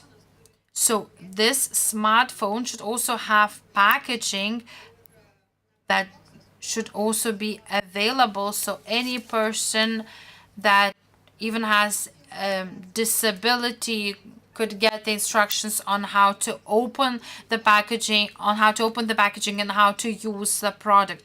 And the format of these instructions should be proper. This will lead to better creativity. And therefore, I invite greater creativity when designing packaging and instructions to packaging. We spoke about products, and now let us move to services. We have the same principle, is that we have to ensure that services are accessible to as many persons with disabilities as possible. It means that we have to ensure the accessibility of the products used in the provision of services, also use the accessibility of information on the functioning of the service. For example, ensure that websites and mobile applications are consistently and appropriately accessible, understandable, comprehensible, and sustainable. One of the examples related to this is e-commerce. I believe that many of us tend to buy something online. It is quite popular. And last week I participated in a conference, and I met a young woman with a visual impairment, and she spoke about buying online.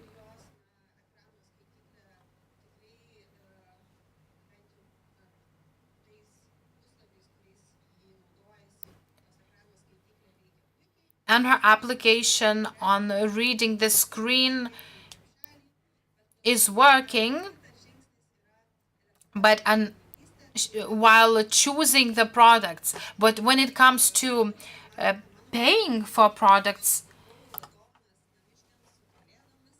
You can see my example on the screen. I bought many presents online, but I even didn't think about it. For example, if a person with disabilities enters this page, we have to choose a payment platform, and her reading application does not read this text because this is not a text, but logos of different banks. So people with visual disabilities are real experts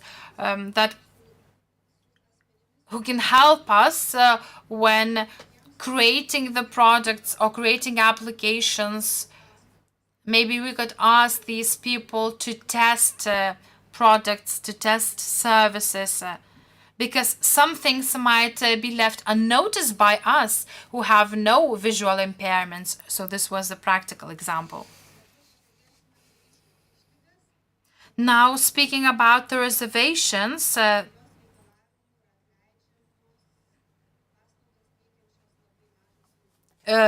small enterprises are exempt from compliance with accessibility requirements. Economic operators may be exempted from the accessibility requirements if they comply with certain requirements. For example, a substantial modification of the product or service is needed. For example, if a company has less than 10 employees and has a turnover of less than 10 million. So these micro companies would be exempted.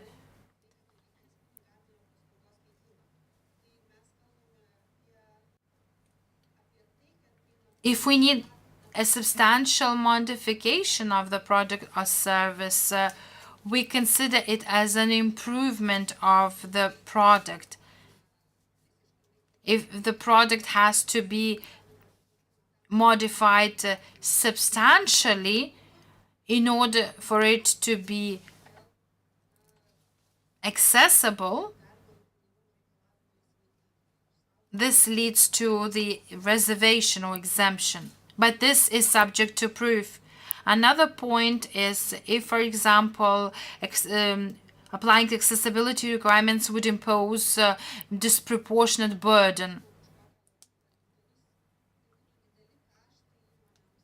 For example, incurring greater financial burdens or costs on a company or business. But this is also subject to proof, and there are certain criteria on evaluation and on the proof of this disproportionate burden. Lithuania has chosen 4 market surveillance authorities to supervise the application of the requirement of accessibility. So these are 4 institutions that would monitor the products and services and their accessibility. They will also investigate the claims and also provide methodological information. These institutions are preparing very hard for the implementation of the directive. So this is the model of implementing the accessibility policy in Lithuania.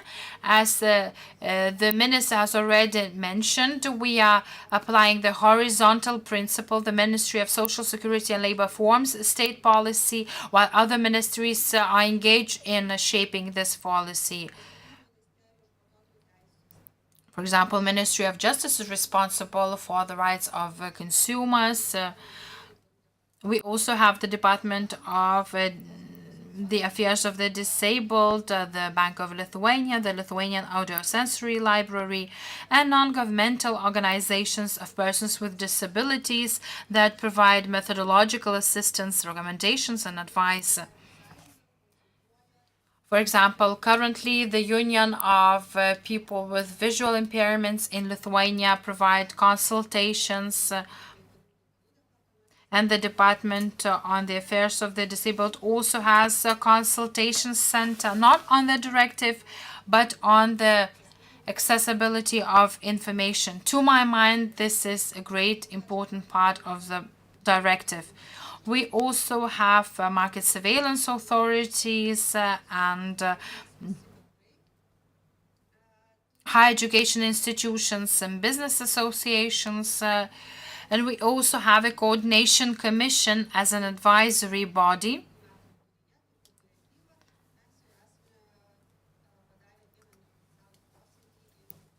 This commission has already met once.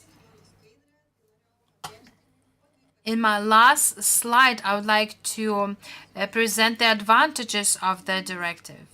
First of all, enforcement, which means that there's a possibility of self-reporting by economic operators, so manufacturers, importers, and service providers carry out their own assessment of the conformity of their product or service with the accessibility requirements in a free manner.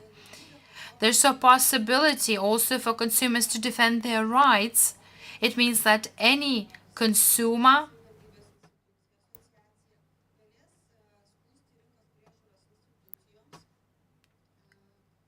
can provide a claim to surveillance institutions, monitoring institutions in the case of non-conformity.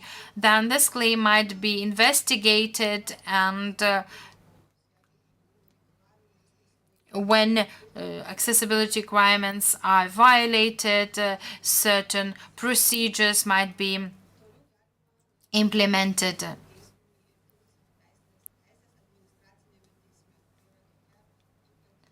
Administrative law can also be applied to when the decision of the market surveillance authorities are not satisfactory. So these are my contacts if you wish to get my advice or help. Thank you.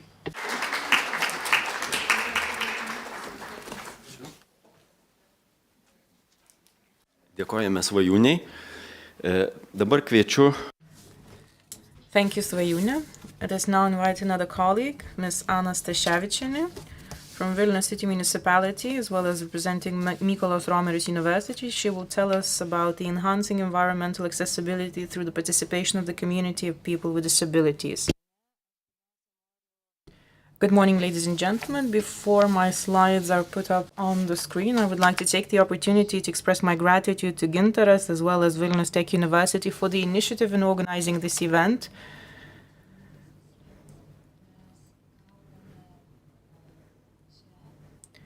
It is really a pleasure for me to have a debate in this building on the issues of accessibility, making sure that we have a better understanding of those issues. I myself got interested in universal design quite some time ago. I have been working in this field for the past 13 years, if not more. I can still recall the years 2010 when I organized an event, a meeting rather, with members of the parliament, during which we've signed a resolution stipulating that our environment is not adapted to the people with disabilities.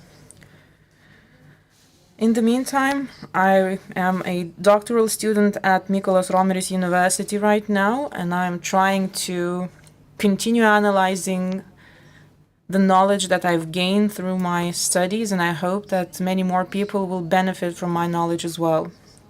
Today, I would like to share with you briefly my experience as well as some of my insights, which I believe has an impact on our understanding of the situation. Let me first of all note that it's a pleasure that we have representatives of the US today, because indeed the idea of universal design and the movement behind the universal design started in the US following World War II. Next year, the University of Illinois will celebrate its anniversary of the establishment of the study program for people with disabilities. On my slide, I've used the image of Tim Nugent's. You can also find through YouTube Tim Nugent's on Game Changer movement, a movement which started from the discussions on adaptability of environment for people with disabilities, making sure that the young veterans who returned after World War II were included within society and were provided the possibility to get their degrees as well. Following 1949 and the breakthrough brought by Tim Nugent, in 1973, Ronald Mace was the first to define the term universal design. He also was the one who drafted a code of construction. Many of us have already heard the main principles of the universal design, 7 of them in particular. They are mainly developed for architecture in particular, and later in 1984 a few other scientists have tried to adapt those principles of universal design in education. That's how universal design for learning eventually was developed.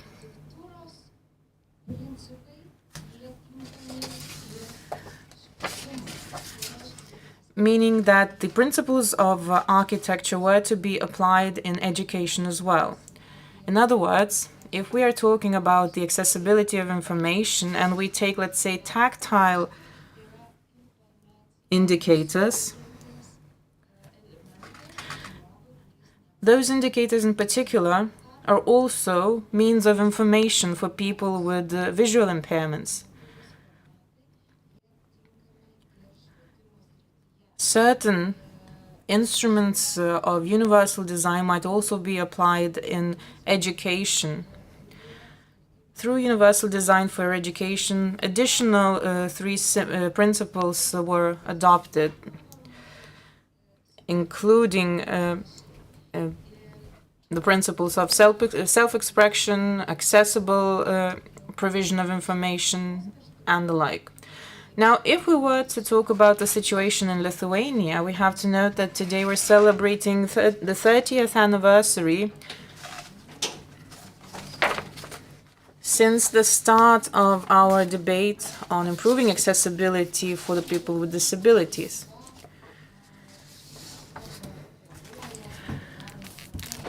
If you were to ask me, I believe that Lithuania is not lagging behind too much. We definitely make a concerted effort towards making an improvement, and I believe that we are definitely making some good steps forward, especially bearing in mind that the European Union has recently observed that society in Europe is an aging one.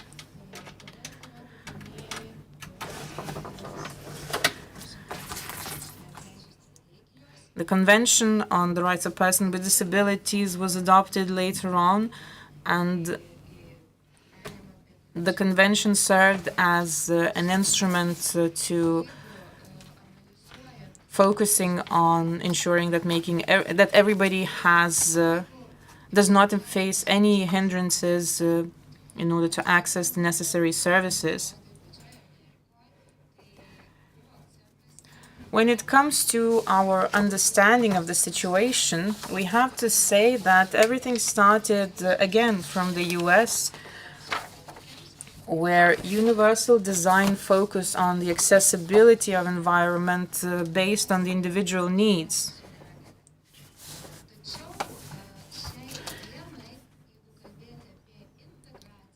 However, if we were to speak about integration, we are now moving from adaptability towards accessibility for people with disabilities. In other words, we do segregate people with disabilities in any way. However, if we aim for inclusion, which is closely related to universal design, we should aim for accessibility for all. When we do not segregate between they and we, and there's only we or us. This is an example from Denmark. This is a model developed by the Danes, a model which clearly informs on the human being, which is at the center of everything.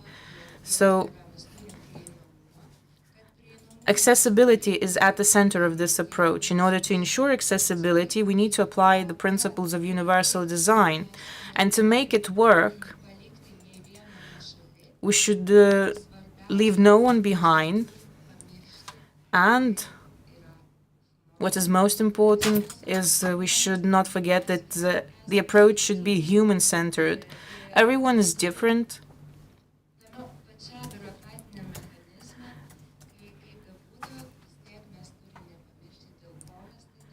And we should not forget why we're doing things that we're doing.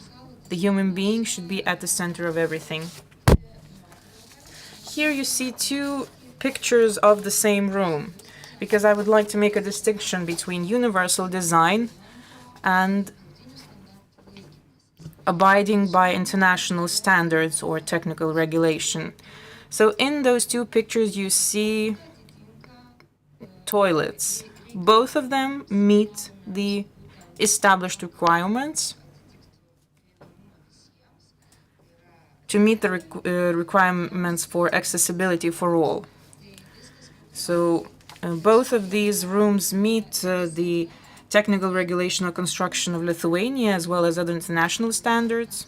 However, even if those rooms meet the established standards, it does not mean that the rooms are accessible for all.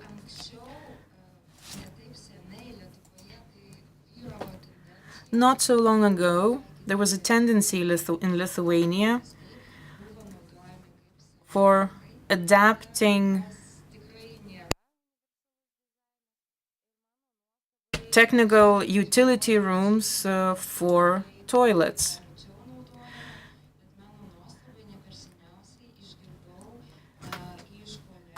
This tendency is no longer prevalent in Lithuania, but quite recently I've heard from some of my colleagues that there is a school in a rural area where they have this kind of adapted toilet. And when a person with disability entered the school building, the person was forced to find a lady that holds the key of this adapted toilet room. I was truly surprised with this fact, because I believe that there were no such adapted rooms available in Lithuania. Well, turns out I was wrong. This year, the Office of the President of the Republic of Lithuania conducted a research into universal design through physical environment, because as we understand, universal design includes many other fields besides the physical environment. In this research, however, the people focused on physical environment in particular. Apparently, there are still a lot of prejudices and very little awareness of environmental accessibility for people with disabilities. Apparently, people still lack the necessary understanding. When it comes to societal engagement, it has to be said that the study revealed that 94% of the respondents of the survey claimed that they would require training in a systemic methodology on universal design, despite the fact that there are people who work in the municipalities with people with disabilities. I'm really concerned with this figure, actually. There is a general understanding as if people with disabilities tend to complain about the inaccessibility of services, while the municipalities are afraid to receive such complaints. So far, there has not been a positive breakthrough observed in the field. When it comes to consultations, I have to note that the Department for the Affairs of the Disabled has established a unit employing some very competent professionals that provide the necessary information. And I would encourage all the municipal establishments to address people of authority in the field, namely the Department for the Affairs of the Disabled. When it comes to the processes pertaining to the implementation of the principles of universal design, we have to identify a couple of things. First of all, engagement of consumers, engagement of different stakeholders, and interdisciplinary cooperation. Because we cannot have accessibility put in place through fragmented approach. If we install certain features of accessibility within the building, we have to make sure that the building can be accessed in the first place.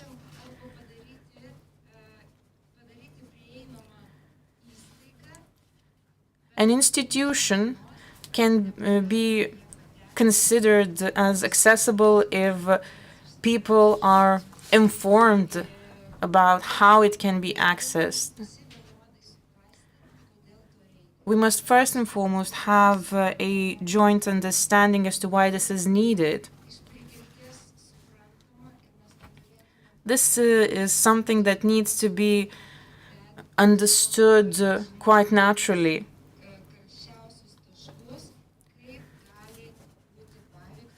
In addition to that, we must also have an understanding as to how cognitive and physical abilities of people can be affected through the lack of access. This does not mean that we have to strictly abide by certain requirements. Rather, it is a matter of management or optimization of certain processes. We have to follow scientific evidence,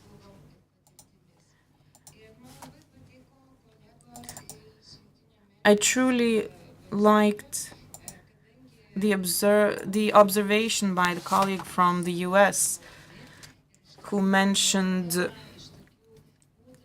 universal design and designing in general with a human being in mind.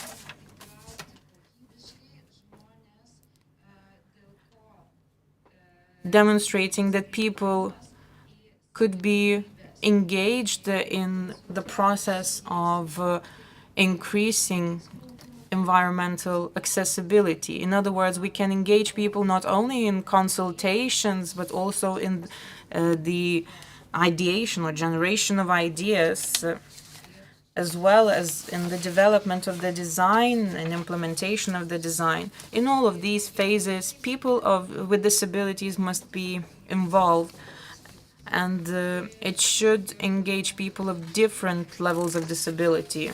We have some very good examples from Europe as well, namely TRIPS project, a co-design for all toolkit.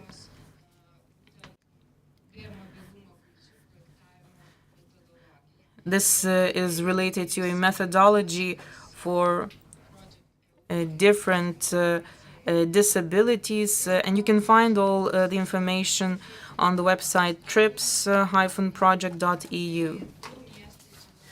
And I would also like to share some insights on the accessibility in two Australian cities, Geelong and Bunbury. These two cities try to become two of the most accessible cities in the whole of Australia. Well, we cannot say that one of them was better than the other one. Both of them have demonstrated some excellent results. However, in this case, I would just like to point out that both of these cities applied the instruments of design where the human being was at the center of it.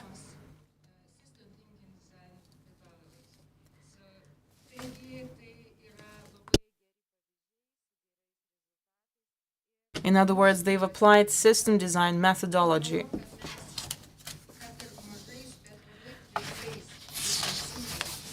All in all, I believe that little by little, but we are moving in the right direction,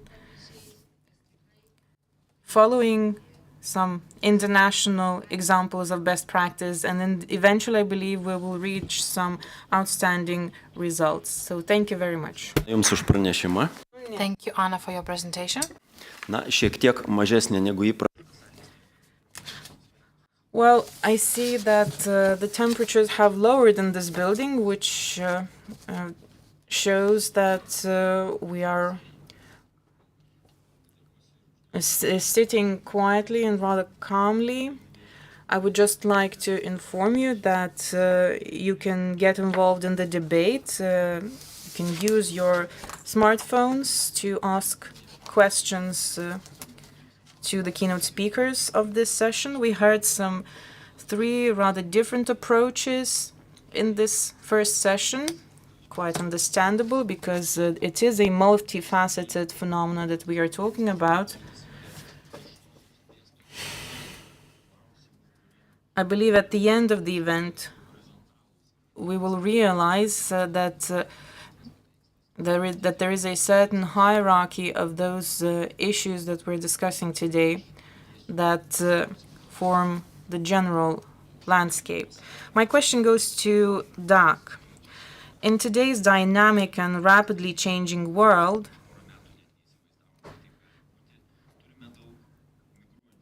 we have a lot of migrating people who migrate from cities to cities, from countries to countries, searching for a better life. People leave not only to the countries or cities that are the best for them, but what can anchor those people? What can make sure that people are attached to the places that they live? I think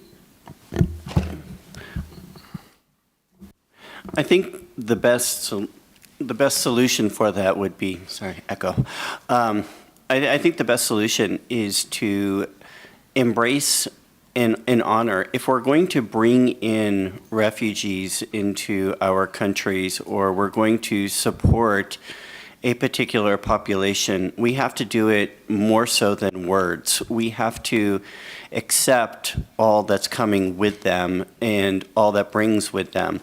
And there's no reason why, to my mind, there are no reasons why we can't have differing cultural perspectives and celebrations going hand in hand. And I, for one, would like to learn more about other cultures and other traditions and participate in some of their celebrations. So if we are going to do it, I say let's do it more than words. Let's bring it together so that we can all have those experiences. Ačiū. Thank you. Noriu paklausyti. My question goes to Svajūnė. In some situations, good laws or good regulations entail certain reservations, and we always think whether there's a need, whether there's an objective of such laws. So my question is whether the reservations apply only for the existing or for new buildings. the services and products, because as we speak about buildings, reservations apply only for new ones. According to Accessibility Directive, reservations are included in order to safeguard micro businesses and small and medium-sized businesses. Small and medium-sized enterprises should be given certain tools in order to avoid substantial costs and administrative burdens related to additional workforce. So these reservations are related to the protection. The principle of the directive is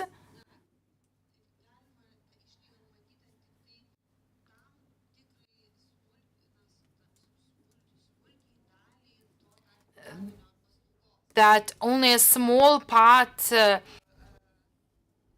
of a product or a service should be or could be subject to the reservation.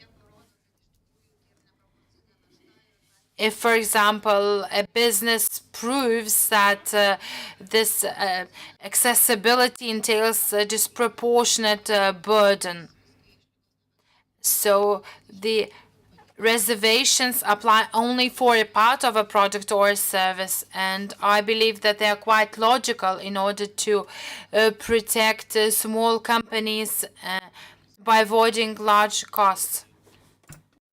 Well, according to the statistics of the EU, design bureaus encompass less than 3 employees. So these are also small enterprises. Well, Anna, my question goes to you. You remember the Council of the Rights of the Disabled that was involved in different requirements and legal acts related to the rights of people with disabilities. Now state institutions are responsible for that. Do you think that the inclusion of people with disabilities has increased in the processes as a result? I don't think that the inclusion decreased. On the one hand, when we speak about expert knowledge, disability does not mean that a person can be an expert, because being an expert entails certain skills and competences. And in this respect, I hope that next year Lithuania will start the training of competent experts that will be able to assess buildings according to the requirements of accessibility. Another thing is that the inclusion of people with disabilities into decision-making processes, into design of ideas on all the stages is necessary. People with disabilities have to take part and be involved, and they do take part, and I'm very happy that we have a very active community of people with disabilities. And thanks to them, step by step, we are taking wonderful and suitable decisions. So this is thanks to them. Their fight is very important, and thus we want to help them. Thank you. I have one more question for Dag. In cities, we have different places and spaces that are attractive and not attractive, where many people want to visit. And we have spaces that are not that attractive, that are disrupted, that are abandoned.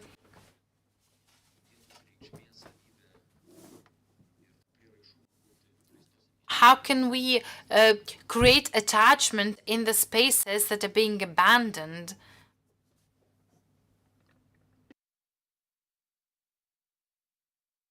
Well, I think first we would have to find out what abandoned actually means. There are some places that are abandoned where people have left them because of some travesty or something that's happened there. Other places might be viewed as being abandoned simply because the people who reside there are poor. So there are different ways to conceptualize abandonment. I think that there's a lot of ways that we can build on the history of what's happened in a place that may have some form of atrocities that have happened to them, where they can become memorialized, and we can herald the benefits by being able to look at something and see what's happened to that area. I mean, in my mind, I'm thinking of several ghost towns that we have in the United States, where these were towns that literally just became vacant, and over the years there were all these derelict buildings that were left to rot. But then some artist communities have come back and have taken them over. Jerome is one of those ghost towns in Arizona, north of Phoenix. I would highly recommend you to look at it because it's an old mining town and it was vacant for several decades. And then a group of artists came in and they revitalized it, and now they've created their own community within the city of Jerome. So what was once blight and dereliction became gentrified by a community, the community group itself. So I think that my answer has to be that the community needs to be involved in the decision-making for the progress of that community, and to allow that community to be what the community wants that community to be, and not necessarily a homonormative means. And when I mean homonormative, it shouldn't look like Los Angeles. It shouldn't look like New York City. It should look like its own community. Taip, jūs paminėjot kitą labai įdomų reiškinį, kai menas ir menininkai tampa to katalizatorium. You mentioned artists as a catalyst for abandoned places to be renewed, and then they leave these places after the place has been reborn.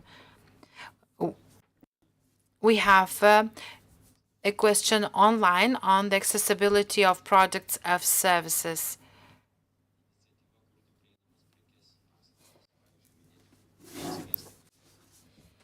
What is the inspiration for increasing the accessibility of products and services? On whether there is any incentives on the private and state level for great accessibility of services and products. Yes, there are some social initiatives that encourage increasing accessibility of products and services. The directive that I've mentioned will oblige producers and providers of products and providers of services to ensure accessibility. In Lithuania, we have examples when several companies are seeking consultation and want to be socially responsible and accessible in order to implement accessibility without any obligation. So education, awareness raising sometimes encourages companies to move towards more accessibility. Well, with the directives, we often procrastinate until the deadline, and finally nobody is prepared for the implementation, and I hope that we will be more successful in the future.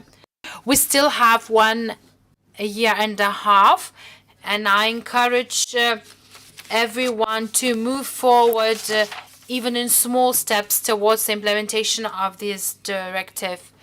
Do you have any positive examples of businesses increasing the accessibility?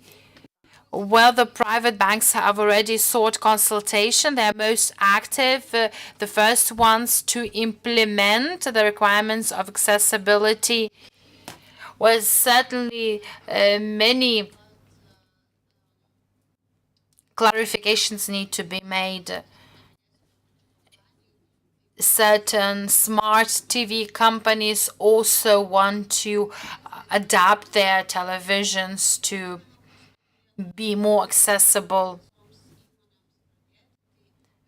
I think that websites are the places where companies could start.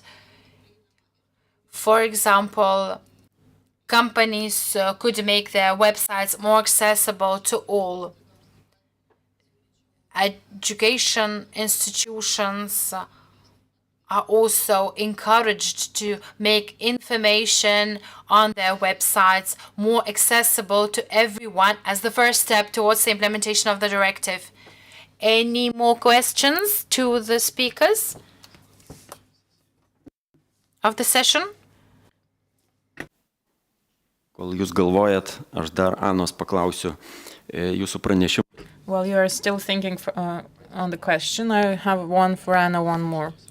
You said that people with disabilities are not involved in all the decision-making processes. I think this is related to another tendency in our society. Our society is becoming a truly proactive one. Members of our society are getting engaged in the deliberation processes for adopting certain laws. What about people with special needs? Do they get engaged in the debate stage, let's say when certain draft laws are presented for the public within certain municipalities or elsewhere? A very good question indeed. Although municipalities have commissions for the affairs of people with disabilities,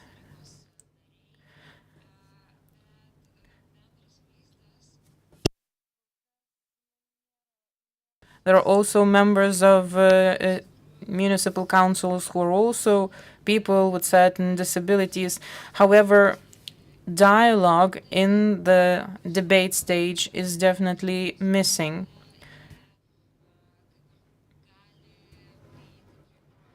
I know that people with disabilities have an opportunity to access the draft laws. However, it is not the best practice because a person must have information as to where to access the draft law. Not always are those draft laws accessible for everyone.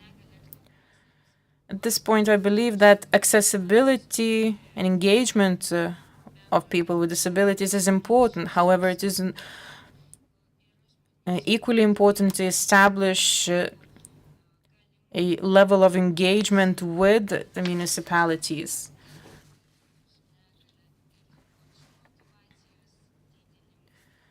We should also increase the motivation of people with disabilities because not all of the people with disabilities are as active as one might imagine. Certainly due to certain psychosocial aspects as well as acceptance of society and other reasons. I believe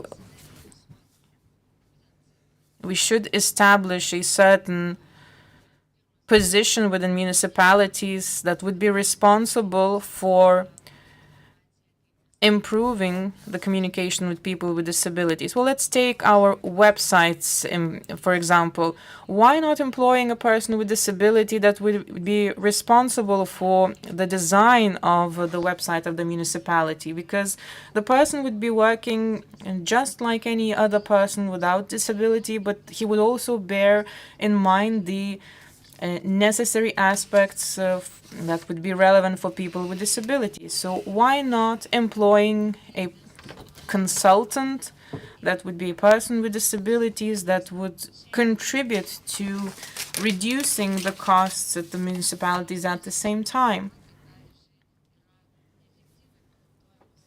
At the moment, we're using the funds ineffectively, let's say by laying down pedestrian paths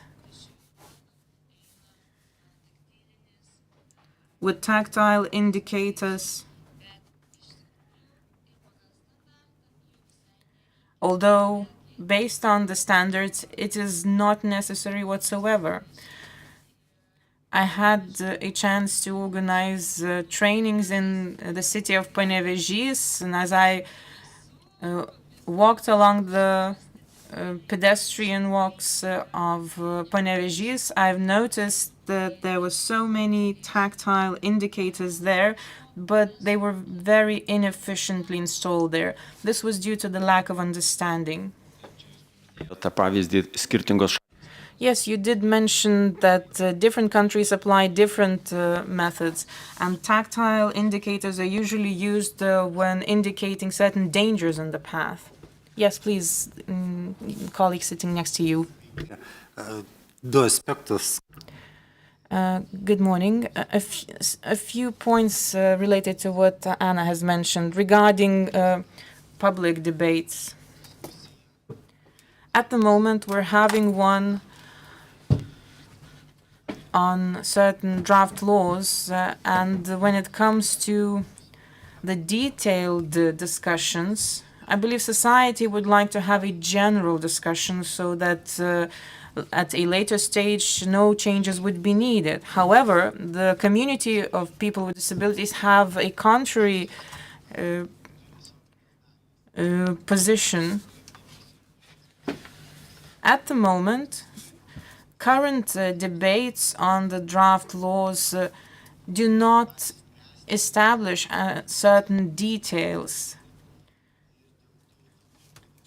When it comes to the tactile indicators and their establishment on the pavements, there is an ISO standard for people with visual impairments, which provides for a certain principle in that tactile indicators should not be used to hide the deficiencies of design. In other words, tactile indicators can be used only when no other tactile instruments can be used. Yes, Doc, please. Yes, I also want to comment on some of Anna's remarks, because I think that she's really touching upon something that is very important, and that is having diverse portions of the people with differing abilities coming together. You can see some of the similarities between a person who is required to use a motorized wheelchair, and the spatial requirements is very similar to the spatial requirements of a person who requires the use of a seeing eye dog. And so we need to be paying attention to things like sidewalk widths, or even the ingresses or egresses of doors, because the person who is using a seeing eye dog requires that eye dog to be right next to that person as they're walking in or out.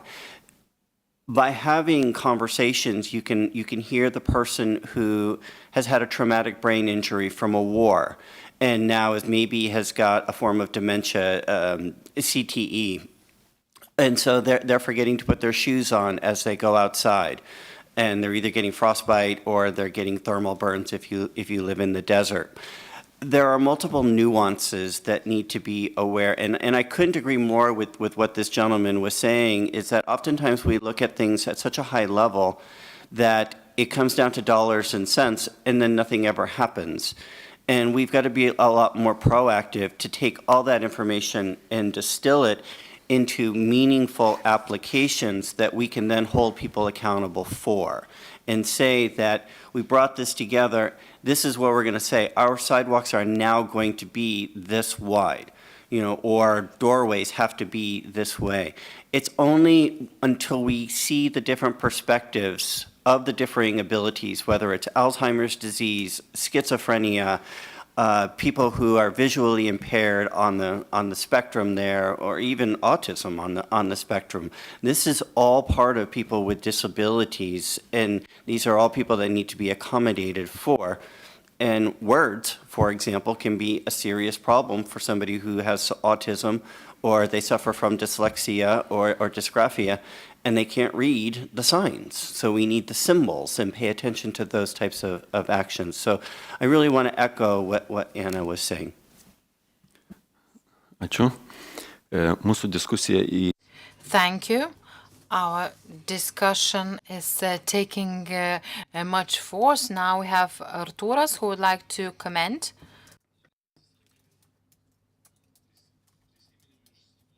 Where I remember the situation, an experience from Japan, when people walking to work and from work follow the yellow path, yellow line, and they follow this line, and they don't waste their time.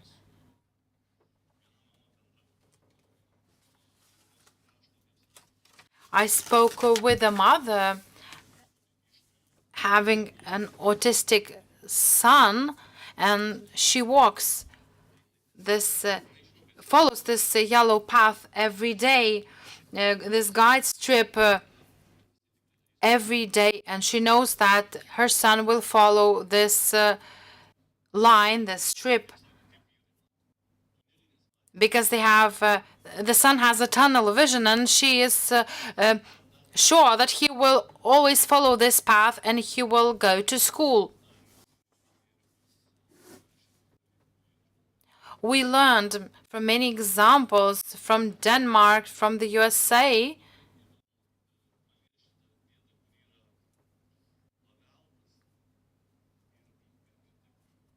but we have to combine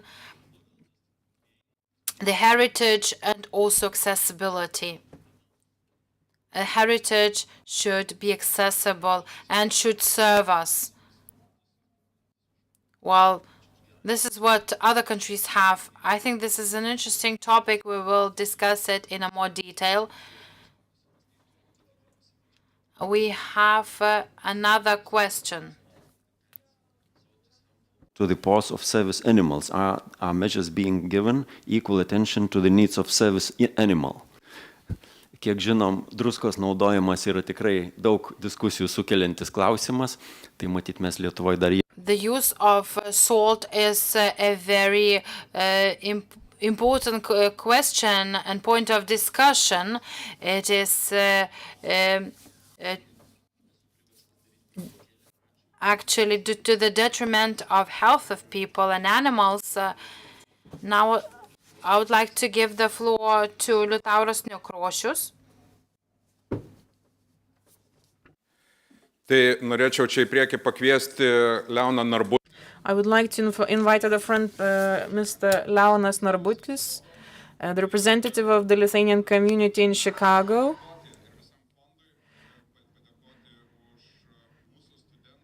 We would like to express our gratitude to the foundation and to our students. And on behalf of the students, we would like to thank for the establishment of a study grant.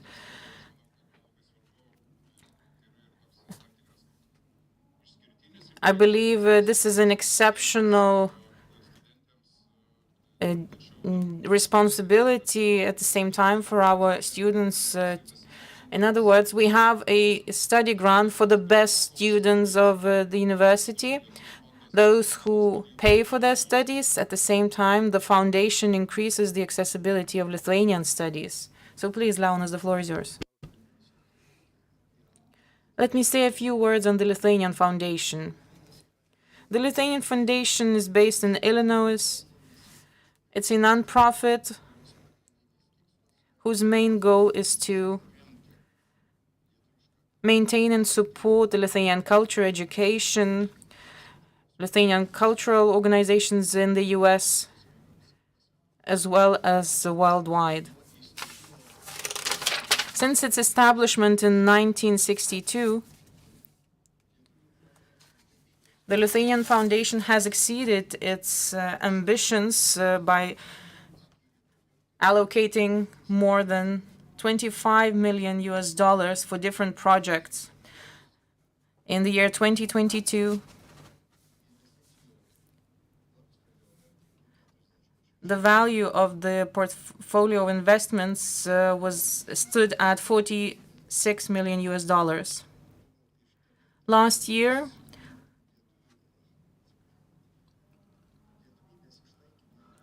we allocated $1,591,000 US for different purposes. So this would be it about our foundation. It's a pleasure to take part in your event and at the same time to grant our study grants to some of your students. Yes, thank you very much. I would also like to invite our rector and Ms. Agne Jatkowskytė to claim her certificate of award. Mokykloje biški sunkiau buvo, bet čia didelį konkursą įveikėt studami ir ačiū Jums labai. Labai ačiū. Taip pat norėčiau pakviesti Aleksandrą Jemeljanovą. I would also like to invite Alexandra Yemelyanova to the front.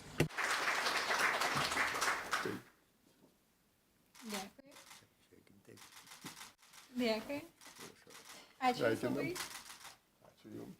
Taip pat kviečiu Miglę Pakarskaitę. And Miglė Pakarskaitė is also invited to the front.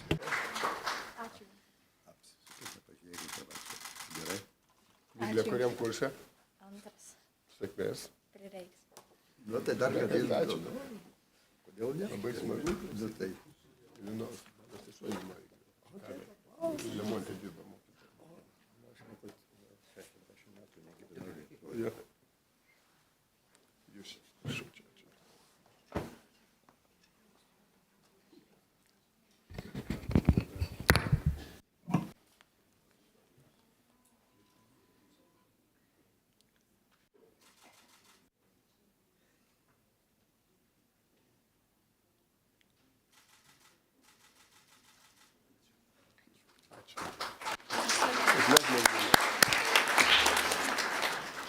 Dėkojame už paramą studentams ir studentams.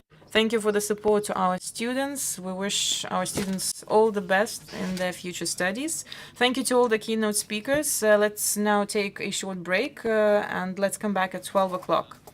Coffee and tea and snacks are served outside this hall, please.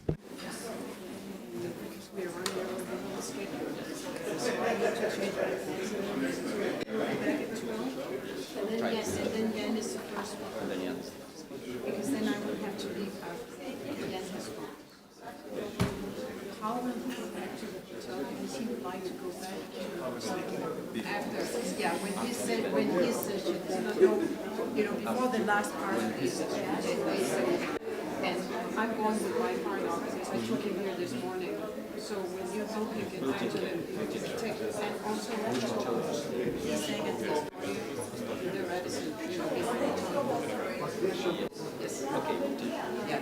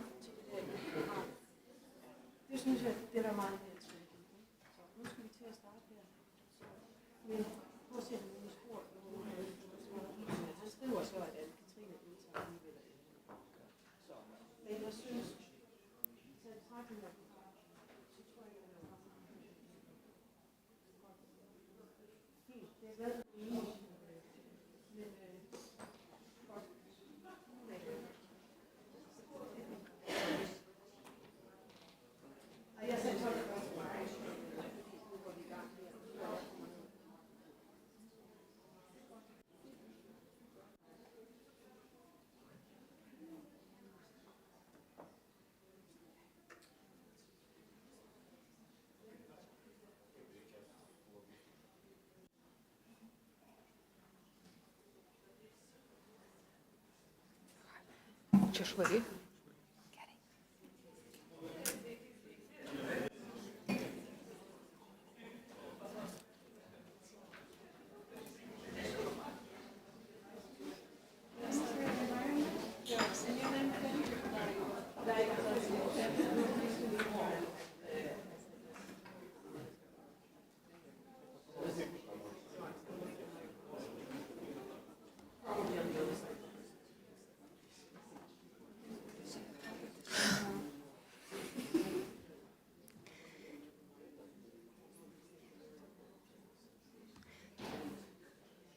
Sveiki, gerbėmieji.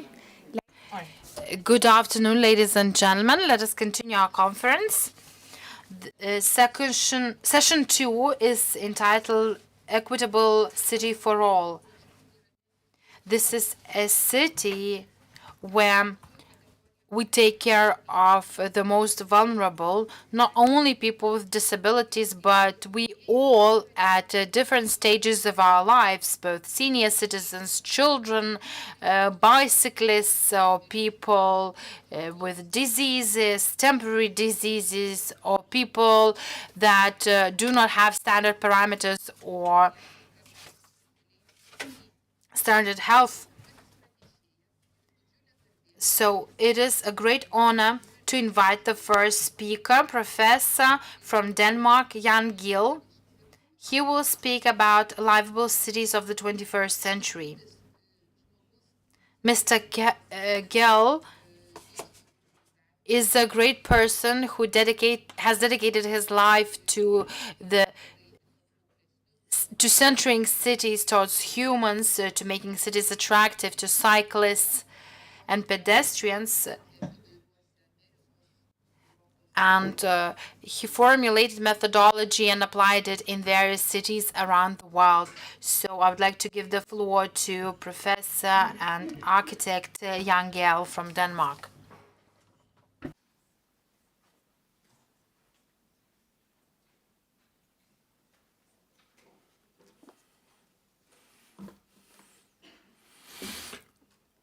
Thank you very much, and thank you for inviting me for this important conference. And the route I will take is to talk about people in general. And my point is really that we don't treat any people in the cities very nicely. And of course, it's even worse with people with disabilities. But my take is that it's a very good idea to try to step up the concern for people in cities, because that will help everyone in all age groups, in all degrees of physical ability, and so that make a good city for people, and you're almost there, not quite, but almost. What shall you do to do that? Yesterday we launched this book about cities for people, and I think that most of the things I will suggest for Lithuania for all is actually to follow some of the instructions here, especially in the part called the toolbox, where we have all these lists of things you should look after in cities for people. We see what we can do here. Here. We've just in Copenhagen had the International Union of Architects conference with 10,000 architects from all over the world. And all my lectures there, I always started to say that we work for the same client from one end of the world to the other. It's the same Homo sapiens. We have the same biological history. We are a walking animal. We have our senses out front as it should be for a walking animal. We move with slow speeds, and we are species which are extremely interested in other people, a social animal. That is indeed the background for this treatment of cities for people, that it is for taking its departure in who we are as people. But then, if you look at the city planning around the world, you will find that all cities have planning staffs which looks after the buildings very, very carefully. And they all have planning staffs who look after the traffic very, very carefully. They count all the traffic every year and tell the mayor how much more traffic we can expect next year, and they know everything about traffic. But who is actually looking carefully and lovingly after pedestrians? How many cities have a department for pedestrians and public life? And who is looking after carefully and lovingly after public life? How many cities do anything, especially here? And by the way, who is looking carefully and lovingly after the bicycles? Not many cities are. In Copenhagen, though, they have set aside some resources like this waste paper basket, which is made so that bicyclists can get rid of their waste while they are bicycling. That's a considerate little thing. A short story of my life is I was trained in the 50s where we had modernism and we were always hanging over the models and organizing the patterns of the buildings. We were never down and looking at the city at eye level as people would be. We were, as planners, hanging 5 kilometers up in the air. The professor we had there, he said that a housing area which looks good from the freeway is a good housing area. And that we also were told that whatever you make, it hasn't any influence on the quality of life for people, because people will be so happy of getting a new flat with running water that they will forget everything else. This, of course, was not at all true. Sorry about that one.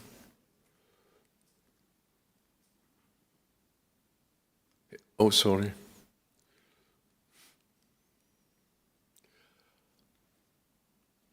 Yeah. After this education, where I was going to be a good modernist and also make room for all the automobiles, I was married to a psychologist, and then we started to hear in my home all the sociologists and psychologists saying, why are you architects not interested in people? Why don't they teach you anything about people in School of Architecture? And that was the reason why I had to go back to School of Architecture, to spend 40 more years by studying how people used architecture.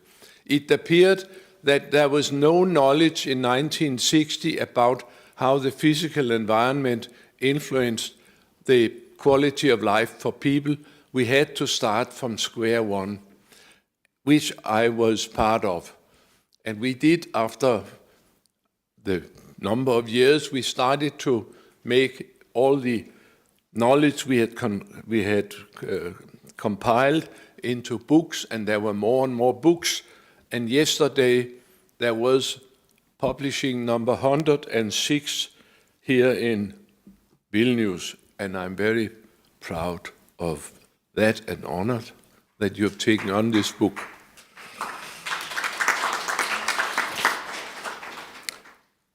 When I started to make research, and mind you, I had no degrees in research, I am always been an autodidact. Whatever I did in all my life was to watch how people used the cities and how they used architecture, and find all the ways in which architects and engineers did not understand the way of people, and then we put it together in a number of keyword lists. If you like people, this is what you should rather do. But there was no knowledge in the early 60s, but now after 50 years, there are quite a bit of knowledge about how to make fine cities for people. The problem is really that it's not used very widely. In some cities, it's used a lot. In other cities, they've never heard about it. But it was not so that physical form has no influence on the quality of life for people. It has enormous influence on the quality. We form the cities, but then the cities form us. All of us will know, each of us, that the various places we have lived in our lives, how different this life situation was depending on what kind of density, what kind of mixture, what kind of spaces there were, what kind of buildings there were. It has a lot of influence on our lives. And we also know now that we form the buildings, but then the buildings form us. If you live in one building as this one or in the other settlement, there's an enormous difference in what you can do, and especially maybe what your children can do. They can, in one case, run in and out as much as they like. In the other case, they have no inclination for going outside in that desert there. So we know that the buildings can influence a lot. We also even know that the details in the cities have great influence. We can make facades which are straight and sleek, and they signalize, go on, walk on, we don't want you here. And it's very difficult to stop along a facade that kind. On the other hand, if we have richly detailed facades, if we have front yards, if we have the shops putting up some of their goods in front of their shops, if there's something happening along the facades, it has a completely different message. Please stay around, look at our merchandise, or sit down here, whatever. So even down to the details, architecture has an enormous influence on behavior and quality of life for people. The best square in the world for people is probably the Piazza Il Campo in Siena. It's 800 years old, and it has been from the very start one of the best urban spaces in the world. And you may actually, when you think about Siena, all of us think about the piazza right away, because Siena is the piazza. Is this quality, is that a miracle, or could it be common sense? Through all our years of study, we have made a list of 12 important quality criteria. They are to be found, of course, in the book here. I'll not go through them very carefully, but there's something about that. To be comfortable in a city, you should be protected against the things you hate or don't like or you're afraid of. Protection against traffic, protection against feeling unsafe, and protection against the elements of the weather you don't like. In Denmark, it's the wind we don't like. Here, it might be something else. Then, when you're not afraid anymore, you can start to think about the comfort. You should be able, it should be a fantastic city for walking in, for sitting in, for standing in. You should be able to hear and talk. There should be possibilities to unfold. And you should be able to see what you like to see. And then comes enjoyment, that it should be you in a human scale so you feel comfortable. You should be able to enjoy the positive elements of the climate, that part of the climate you really would like. And then finally, as number 12, comes the positive sense experiences. That is architecture, that is design, that is nature, that's water, that's view to the mountains, all the things which you can take in by your senses which will enjoy the place further. When I was in school of architecture, we were always told that if you make it look beautiful, everybody would like it. That's not true. You have to have all the other elements inside also, and then you have to make it very beautiful with good details and good materials. If we go back to the Campo in Siena with this list, and we go in there, we don't come out with a list saying, yeah. They were all 12 observed. No, not only in Siena are they observed, you come in and say, wow, hey, that was a nice way to do it. Oh, eh. And when we come to the architectural design part in the number 12, you say, wow. And all these things are put together with a fantastic sense for space, for materials, for dimensions. And that's when you really feel the angles sing, and that becomes the best city square in the world. We know now that as architects we can make squares where people absolutely do not like to be for 1 second if they can help it. We can make squares where people gallop out of the square as fast as they can because they don't feel at all comfortable and welcome there. On the other hand, we know from Siena and other places that we can make public spaces which have all the qualities you can think about. And in these good squares, you can hardly get through them without feeling that you must stop a little bit. You will have to sit down and see what's going on. And we have 2 examples here. One is a place where everybody hates to come and everybody run out of it. And the other one is one which people come from all over the city to be just there because it has the quality of this destination. And in such a case, you can find that there are, with the same number of visitors a day, there are 10 times more activity on the good one. On the top one, we found that out of the 12 quality criteria, they have overlooked 13. Fantastic. A new town in Copenhagen, much hated. If I should, I've been asked several times by mayors, they say, what shall I do with my city? And I would say, maybe you take a list like this one. This is from a study we made in London. London was, at that time, we were really shocked of the quality for people in London. They really hated people, that was obvious, and they still are not very good.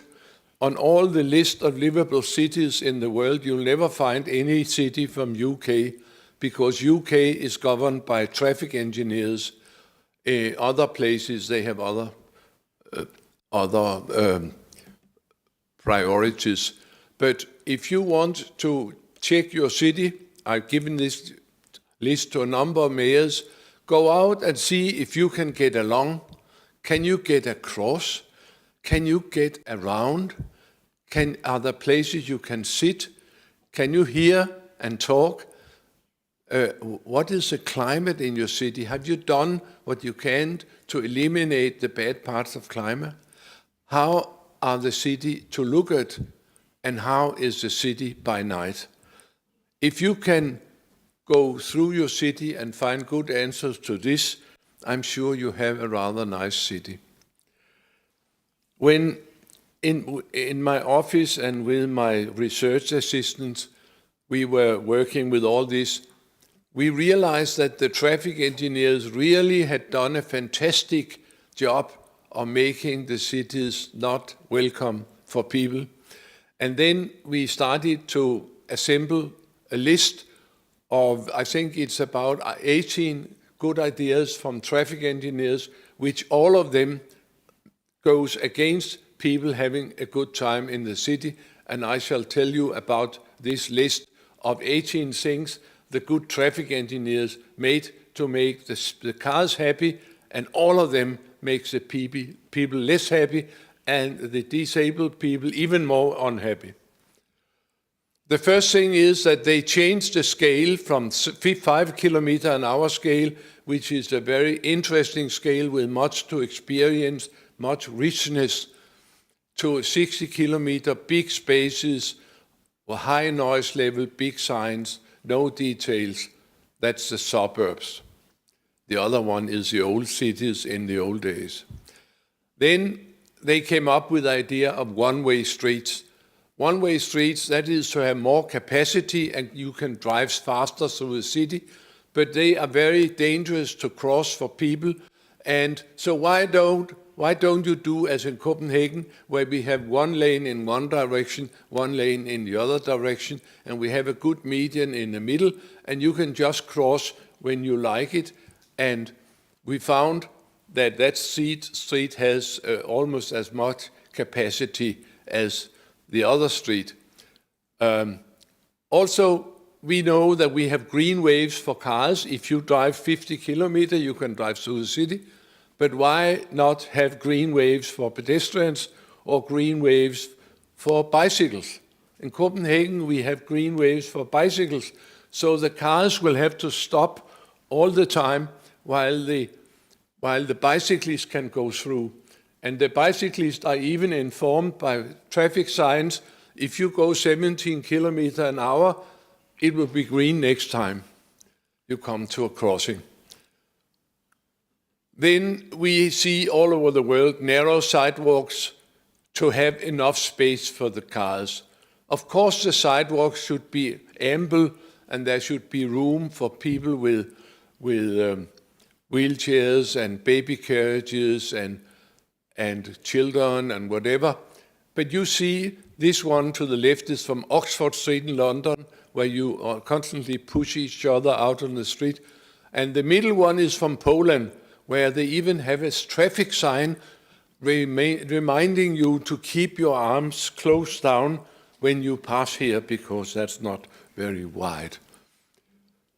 In London and many other places, we found that it's a good idea for traffic engineers just to stop the sidewalks if you have any traffic going in and out. In London, you can see just there is a garage, you stop the sidewalk. If there is a little gate, you stop the sidewalk. Of course, you should put priorities to the pedestrians and the bicycles and let have continuous sidewalks and continuous bicycle lanes and let the Mercedes-Benz wait for a while. This idea that when there is a small side street, then you just interrupt the sidewalk.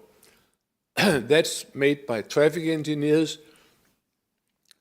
But there's nowhere written in United Nations Human Rights chapter that Mercedes-Benz should have more rights in the city than the pedestrians walking on the sidewalk. So you just make continuous sidewalks and let the Mercedes-Benz wait until the people have finished crossing this place. Another thing which you can see all over the world is that if you have some objects in the city you should get rid of, you put them on the sidewalk so they will not be in the way of whom? Of the traffic, but they'll be in the way of the pedestrians. You can find all kinds of funny things put on sidewalks to make it more complicated to get through. The one in the middle is from Iceland, and that's very good for blind people to keep in shape, because you put a traffic sign just in the middle of the sidewalk so that it will be a great surprise for you. The other one is from Riga. Of course you can do it. Then there, in many cases, many countries I've seen this, that they are not too eager to make sure that the parking on sidewalks is not happening. But what you should do, of course, is to forbid it and make sure that there's respect for pedestrians so that the sidewalks are for pedestrians. Then in many countries they have guardrails where people are treated like sheep, that you cannot you're led around the corners and whatever, and you see all kinds of funny behavior where people climb the guardrails, whatever. In London, where it was very widespread, I was told that it gave much more security and safety. And then in one part of London, in Kensington, they took them all down and they lowered the accident rate by 18%. So don't treat people as cheap. Treat people as people. Then very frequently you can see that in order that the cars can turn, you put the pedestrian crossing 50 meters down the street so you can get across and then you can go back. When people see this, if they can, they just continue directly because man is a very energy-conscious animal. If he can save some energy by going directly, he will do that. Don't let the traffic engineers lead you down on detours. Then there is, all over the world, you can see a silly contraption where you, as a pedestrian, shall apply to cross the street. It should be a human right to cross the street. And all over the world, we have now very good computer programs who can foresee when it should be closed and when it should not. But still, they demand in many countries, like in all of, wherever British architects, engineers have been working in Britain, in India, in Australia, and New Zealand, they have to apply every time they shall cross a street, they have to go and apply. What you should do, of course, is to inform people gently about how long they shall wait, and then inform them how much time they have to cross. In Australia, I've been against this all the time. And I heard, much to my joy, that because during the COVID period, everybody had to go over and push and push and push, and that was a health risk. So they closed them all down and put cardboard around them saying out of work, and they organized it by computers. But the moment the COVID was over, they took away the restriction and they were back, because it's also to make pedestrians feel humble and feel they are small fry in the big place where all the cars have the rights. Another thing which is really bad, that is that you have very short crossing times. I was just in Berlin a little while ago. You had about 10 seconds to cross. And in Berlin and many other places, when you're halfway across, they start to blink with the red man or the green man. So that means, mama, mama, speed up. We cannot have you here. Get out of the way. Now the cars are coming. What you should do, of course, is to inform people gently how many seconds they have to cross and how much they should speed up. No blinking, man. Thank you. Then comes the crossings, especially in British traffic engineers. They make very complicated crossings. Here are some where you apply, and then you go to an island where you apply again. Then you go 50 meters sideways, and then you apply and get across the last piece. That is so that people should not rush over and be hurt, and this is just ridiculous. What you should do is, of course, let people cross the street and give them ample time. Also, there are many places where you have people wait and wait and wait. Of course, they shall not. They shall be a decent balance between walk and wait. In the city of Sydney, we found that 50% of the walking time was spent waiting for red lights. That we have addressed vigorously in our project down there. Then there are, of course, the great idea of pedestrian tunnels. Get rid of the people, put them underground. That was very much used in the 60s and 70s, and throughout the Soviet period, they put lots of tunnels in all the eastern cities. I tried in Riga very hard to have them put gravel in the tunnel. They said it's much safer to have a tunnel. And then we found 86 persons broke their legs last winter on the slippery steps to the tunnels. And also there are certain people indeed who cannot use the tunnels. So we always say, forget about any tunnels, let people across and let the cars slow down. This is in front of Zurich station, where they had a tunnel, now you go straight.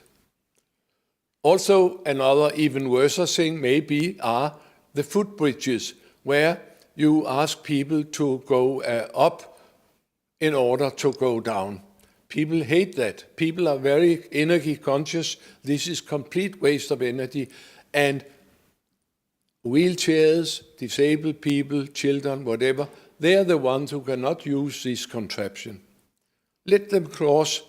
This is from Copenhagen, where we have 50,000 pedestrians in one direction and 50,000 cars in another direction, but that is organized with traffic lights. Then many places they have what I call ice flow jumping, that you start going out and then there will be a number of ice flows before you reach the other bank. Of course, that's silly. Make a straightforward crossing for people. And then, of course, many places you have found that to have a car-friendly city, you should curve all the buildings so you can speed 60 kilometers an hour around the corner. And then you put the pedestrian crossing a little bit that way and a little bit that way so that this curved corner can happen. Don't do it. Pedestrians like to go straight. And then, of course, there's something called slip lanes. That is a place where the red lights doesn't count. That means that you can always go down by a little slip lane, even if there's a red light. And it's difficult to teach your children about behavior if in some cases cars can go over for red slip lines. Nonsense. Make ordinary crossings. These are about 19 little things which gradually the traffic engineers have introduced, but which makes it much more dangerous and complicated to be a people in the city. And again, with mayors, if they say, what shall we do? I say, take this list, go out in your city and make sure 3 years from now, you can find none of these examples in your city. They are all here to start with. I shall end this presentation by telling you a little bit about Copenhagen. Copenhagen have had now for more than 60 years a people first policy. Now it's 23, so it's more than 60 years. Copenhagen was very fortunate because it was the old city. It was not destroyed in any war. It was not destroyed by the planners in the 70s or by the traffic engineers in the 70s. It just about survived. And the only thing to do in Copenhagen was to clean up after the car invasion, which they have done now for 60 years. Copenhagen looked like this in 1950, 60, and like every other city in Europe, that the cars have come in all over the place. It was completely inundated by cars. Then started a long process of winning back, reconquering the city for people, or making the conditions for people tolerable in the city as they used to be in the old days. The first thing was taking the cars out of Main Street. That was not very easy. In Copenhagen, it was one of the pioneers. Everybody said it would never work, it's too cold, and we are Danes, we are not Italians, we will never walk for the fun of it. Next year they were Italians, and we become more and more Italians for every year, also helped by the global warming maybe. But we have not so many months to be Italians, but when we have the climate for being Italians, we are more Italian than the Italians. And we found that what they do in Italy and other places is exactly Homo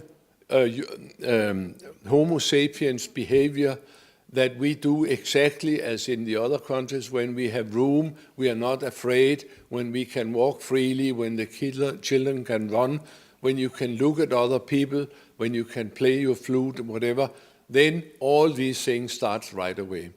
The major thing which happened when we started to make pedestrian streets were that people slowed down and they started to promenade instead of just rushing through the city. These are some of the changes. Here we have 18 squares in Copenhagen. All 18 have now been turned into people squares. We have long canals and waterfronts. All of them were used to rest the very tired cars, but now they are all of them used to rest the citizens, much more popular.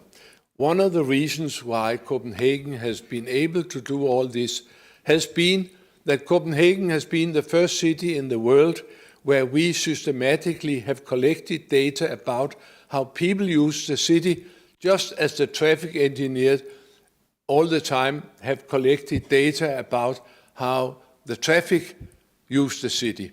And then suddenly the politicians would have two sets of data. This is what the cars need, and this is what the people need. And there has been a strong tendency that the politicians would like to do more for people than for cars. And we will say that what you count, you care for. And University, School of Architecture and City, we have worked closely together now for 40 years. And actually that has had a very strong influence on the livability in Copenhagen, because we had the knowledge in the university. I'll just see here. Okay. One important thing in Copenhagen is that we have been able to change the mindset so that everybody in Copenhagen realize that city planning is something about being good to people. And they also have now the strategy, we will be the best city for people in the world. And it's important to have these visions about the future, that you have some goals, and whenever you do something, you say, that is to reach this vision which we decided 6 years ago. And they have all these steps, or say 5 years from now we should be there, 10 years there. Some examples of the changes in Copenhagen because of this policy, that in the old streets you had 4 or 5 lanes. In the new Copenhagen streets you have only 2 lanes, 1 each way, and you have a good median for waiting. You have trees, street trees, you have bicycle lanes, you have sidewalks. This to the right street is much more beautiful. It is much safer for all categories, and it can take the same amount of traffic as the other one could, because in the meantime the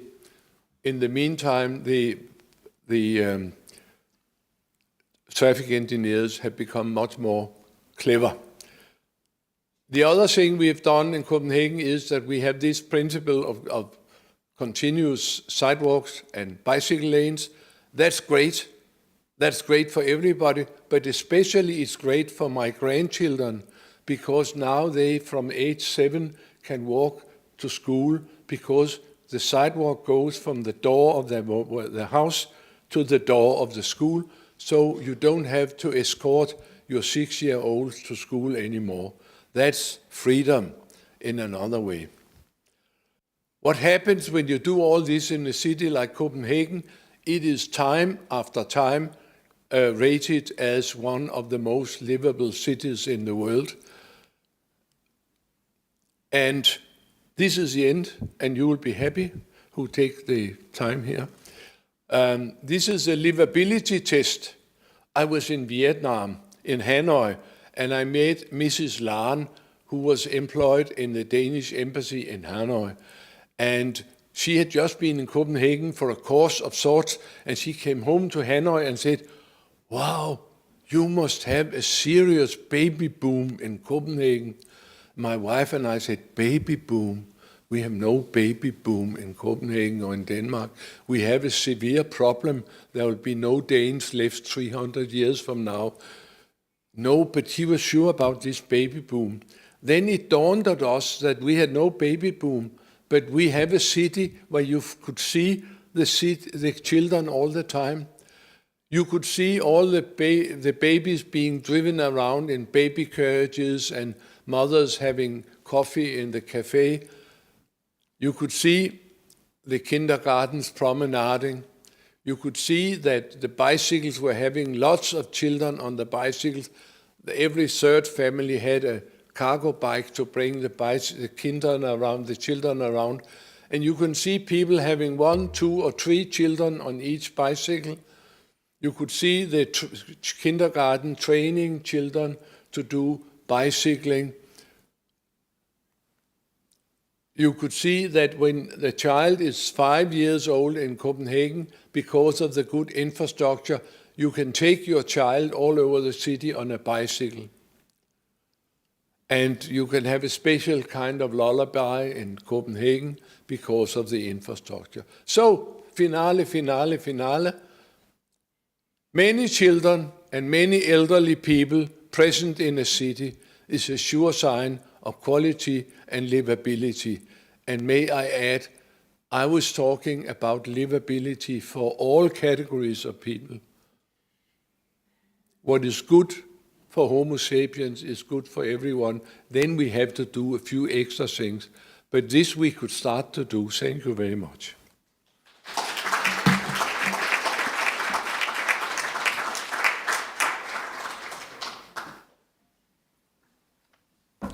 Thank you very much for such an inspiring lecture.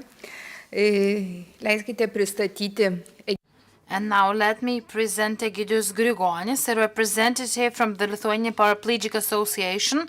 He is also a lawyer in Kaunas City Municipality, and as an expert, he is well aware of the legal regulation of spaces for the disabled.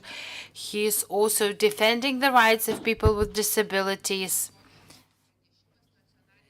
He will be speaking about national regulation. Do we need international standards? Labą dieną visiems. Good afternoon, ladies and gentlemen.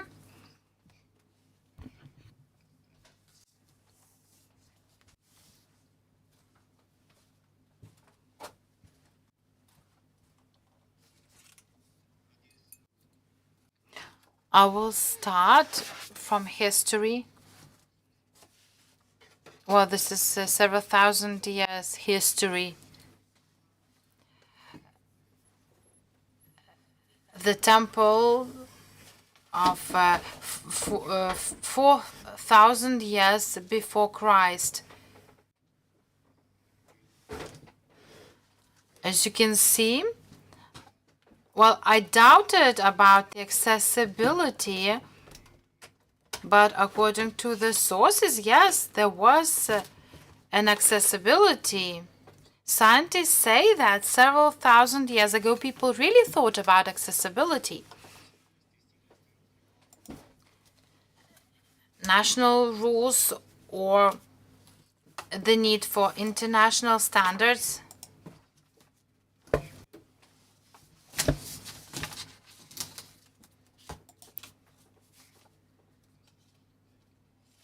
Well, I wrote international standards or applying international standards. But when we speak about standards of built environment, this is also a Lithuanian standard and the EU standard prepared by the European Commission.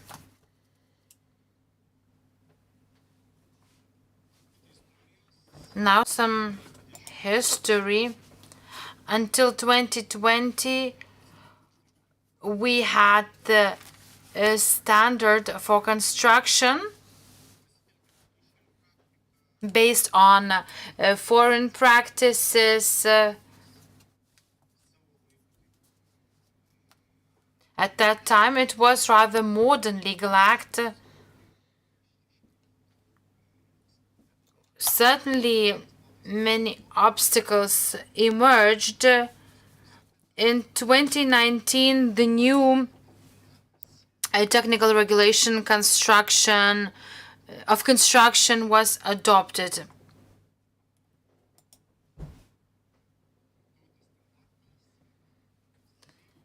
Well, this is the international standard for building construction and also accessibility and usability of the built environment. I will speak about advantages and disadvantages later on.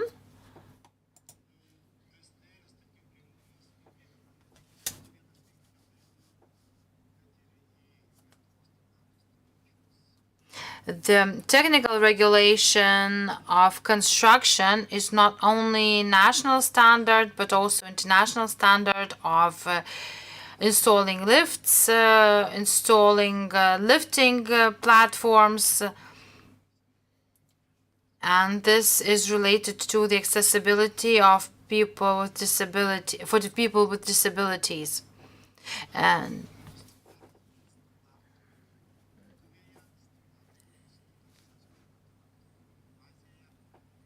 in 2018 was the date of the ineffectiveness of the standard.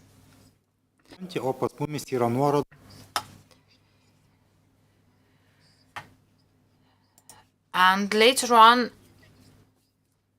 well, the standards were declared as non-effective, but there were plenty of links to them as effective standards. There's also another requirement, is that when we have European or international standards, they have to be translated into the Lithuanian language, and very often this translation lags behind. Well, what are the advantages of the standards? They entail detailed requirements and also attention to alternatives. It is impossible actually to include all the details into the rules. And here we can see attention to details. For example, the description of the door handle in a legal act.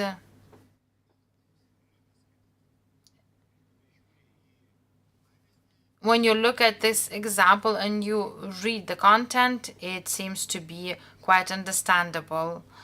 This is the type of locks that should be avoided. What are the alternatives? For example, 4 lanes, depending on the density of movement and traffic. National acts would take several pages to describe that. It would be very difficult to apply that in practice. Since we have alternatives, then the issue of control and decision emerges.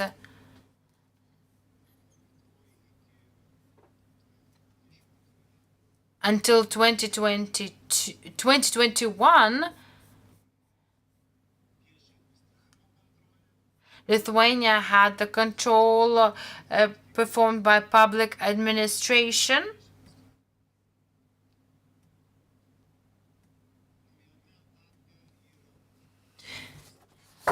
In the new stage, we have the expert reports, and the expert reports are reviewed to approve them or not.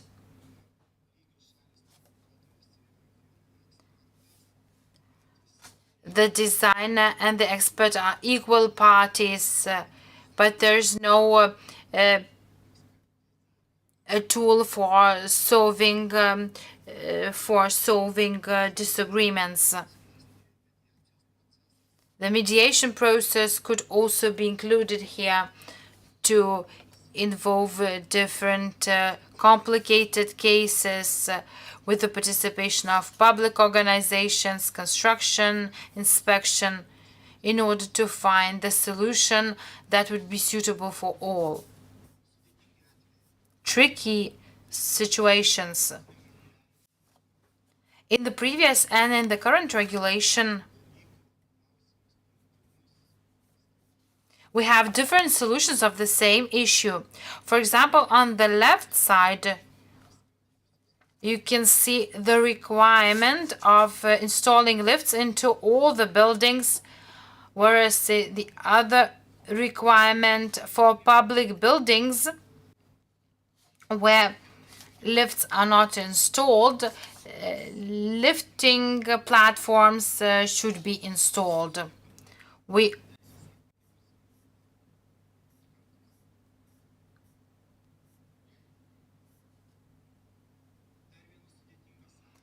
Another tricky issue that cannot be solved. According to the general rule, all apartment buildings should be equipped with parking spaces for disabled persons.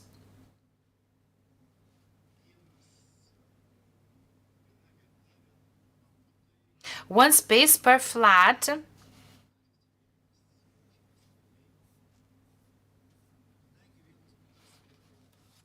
Since we have one space per flat, this means that such parking spaces are either removed or used for civil purposes. And sometimes a person with disabilities cannot use that parking space. And a solution should be found for this. Another problem in the technical regulation for construction of residential buildings, that 4-story buildings should have lifts or equipped with lifts, but older people or other people, due to different reasons in their lives, can become disabled.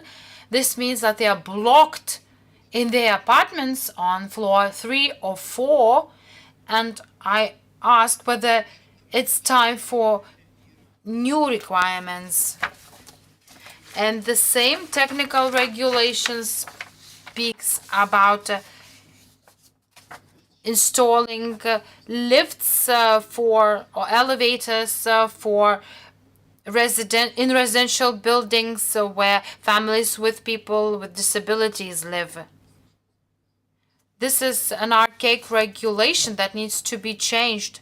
Another archaic provision is that each apartment buildings must be designed with apartments for people with disabilities of different sizes, representing at least 5% of the total number of apartments in the building. So what types of disabilities we are talking about? Actually, this is an outdated provision, and it is referred to as accessibility. How should we address this?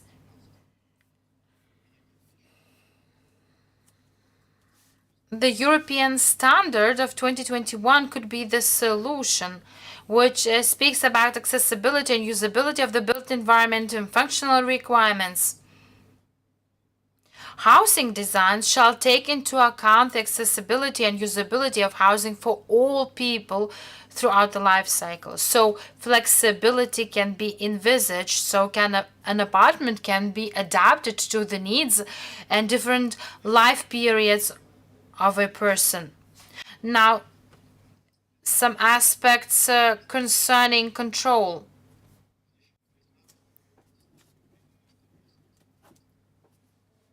A mechanism of control of the architectural buildings was established.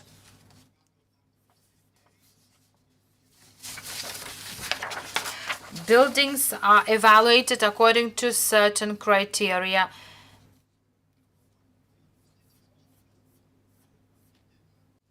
And we then can see whether these buildings are accessible or not. The problem is that many buildings were constructed some time ago according to the previous legal regulation.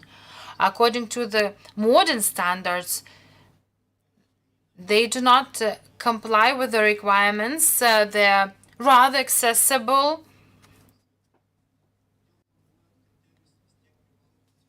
Therefore, while formulating the criteria, we have to take into account the former regulation. Otherwise, we will have to renovate buildings continuously. Buildings should be given a positive assessment if there is an possibility or accessibility.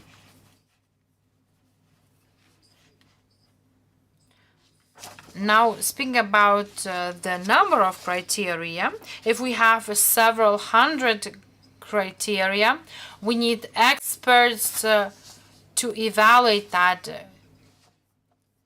Therefore, we need to have only the most basic criteria for functional accessibility should be selected.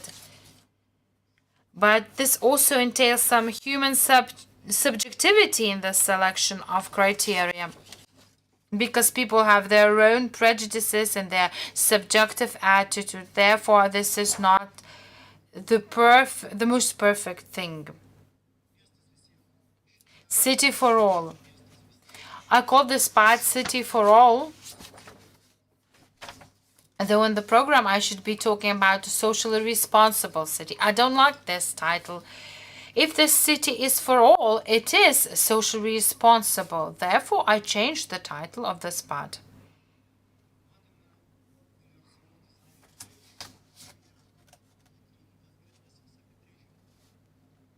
So we can see the definition here. When universal designs means that it is suitable for all, but it is also says that universal design does not mean that we cannot use additional technical tools when it is needed.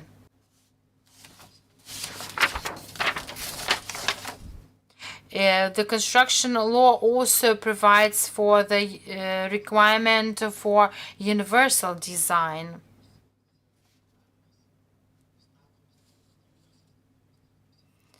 The law on construction reads that the architecture of the building must be such that the buildings comply with the universal design requirements laid down in the normative building technical documents and normative documents on the safety and purpose of buildings.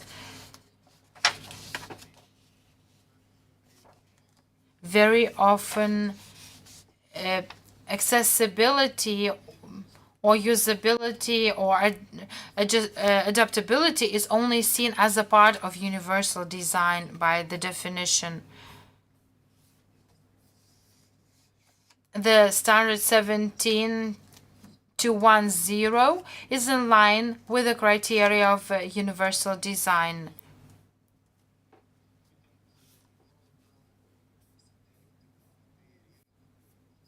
Shouldn't we consider this the document that defines what universal design really is? In this actual standard,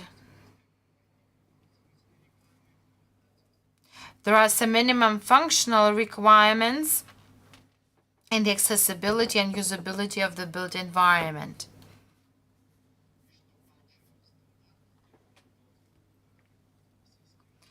We can see another requirement, which is the diversity of users, which encompasses not only people with disabilities, but also society at large.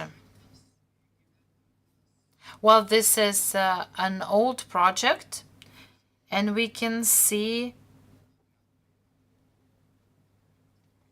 that the architect did not think about universal design or accessibility. I think that the architect loved stairs and steps very much, so that some of the steps don't lead to anyway. So this is a fragment from a book. I wanted to take this book as my inspiration. I just have several fragments that I wanted to quote in the book. The book says, that steps are real impediments that should be avoided. When stairs or steps are unavoidable, designers should think about making them in suitable proportions. And when we speak about pedestrians, considering the comparison between ramps and stairs, pedestrians most often opt for ramps.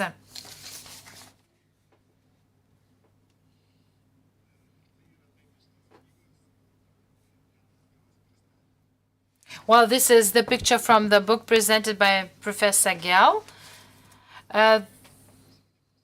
Well, actually, I purchased this book. Called Cities for People, and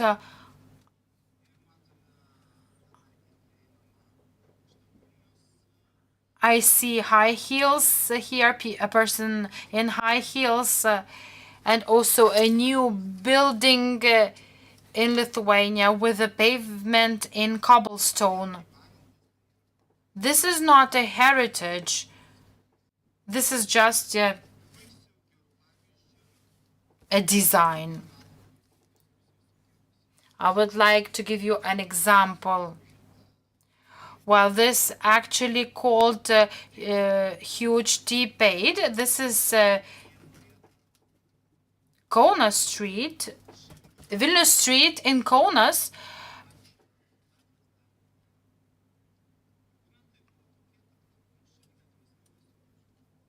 The arguments were that pedestrians should be used by people with disabilities.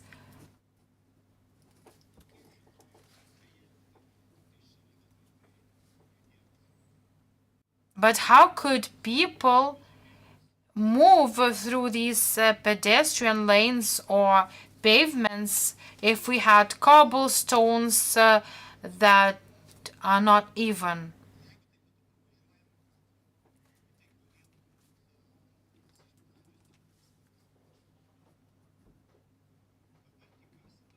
I hope that this street will be accessible because it is used as an outdoor cafe.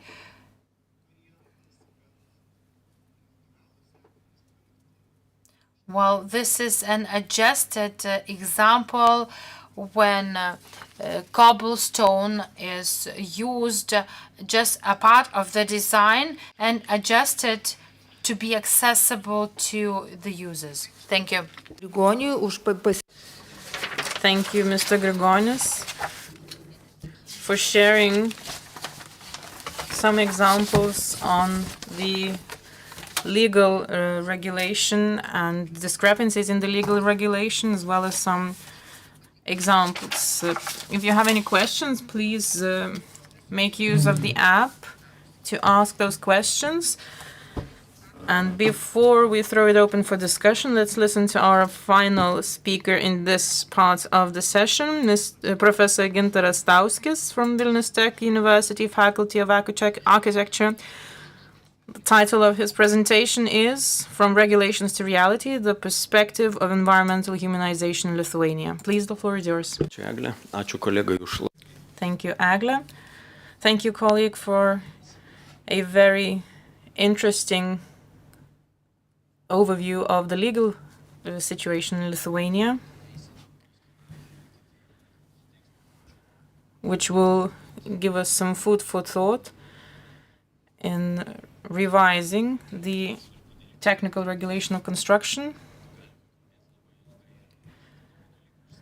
I believe we can discuss a great deal, a number of different issues, but I will just focus on some of the major aspects focused on the future in this field. We started building our state from the following situation.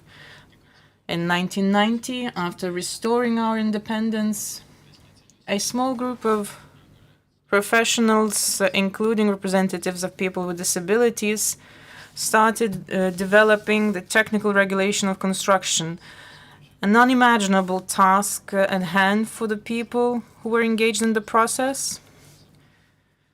They were trying to restructure the cities to make them accessible for all. The topic has become a daily task of many specialists, including construction supervisors, engineers, and many other specialists. I've made this photo many years ago, back in 1999, but I use it in many of my presentations. We started from zero, and we made sure that accessibility becomes a topic close to everyone's heart.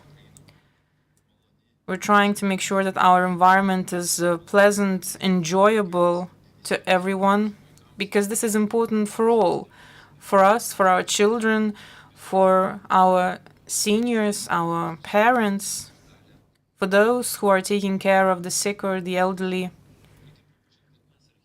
We have to admit that as architects, we do not have a background in social training. So we get those lessons in life as we move forward, as we live, as we study, and life becomes our teacher.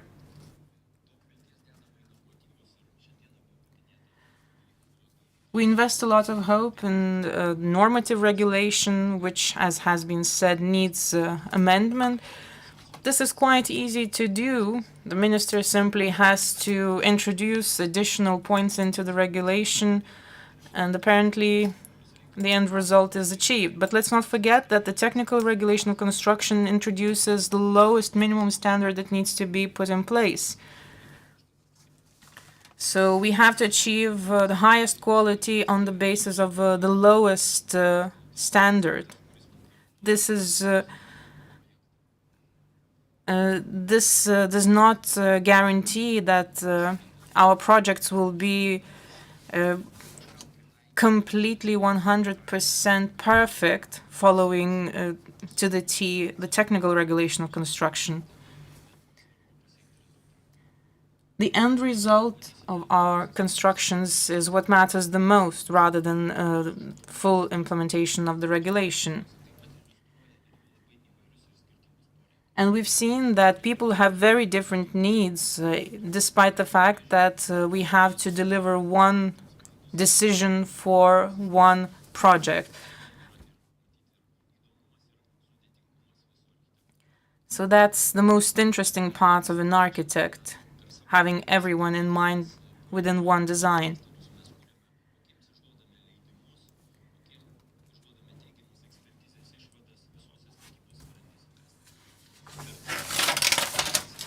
As experts in the entire chain of design, we try to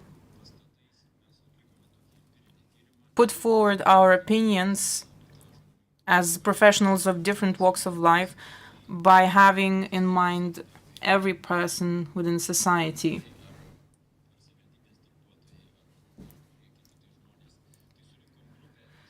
We've assembled a group of people who would represent very different members of society.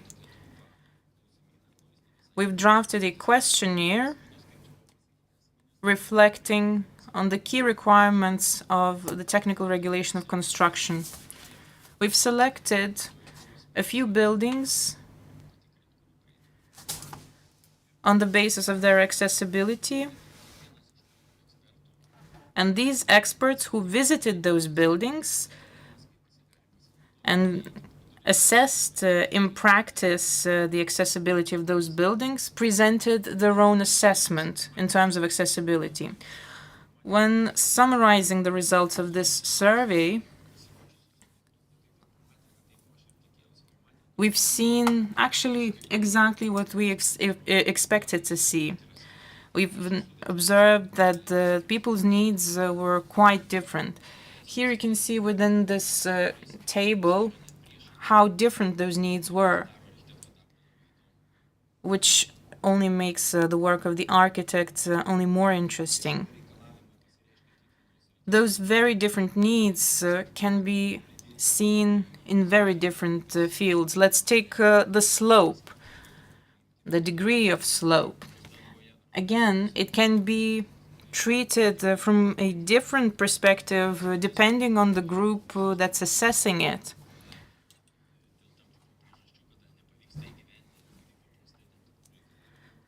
It is not that easy to implement all of the requirements in the regulation in every case, which makes it necessary to introduce certain changes in the regulation in the end.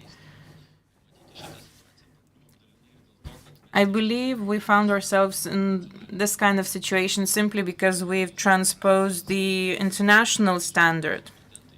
The parameters for establishing the pandas according to international standards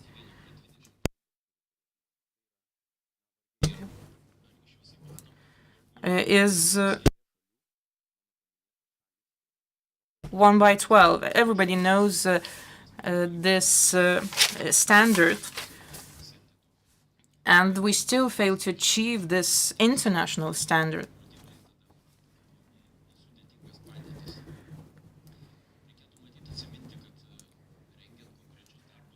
We must also bear in mind the different needs of the different consumers, which is quite understandable, and this needs to be taken into consideration when designing different projects.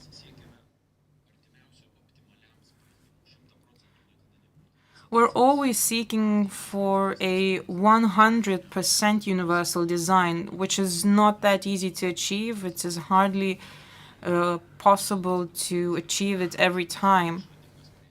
And we need to be creative when adopting certain solutions. We can even see some examples of this kind of creativity, one that does not even fully match the requirements of the technical regulation of construction. We've also looked into the most into the groups that pose most of the problems when it comes to the implementation of universal design.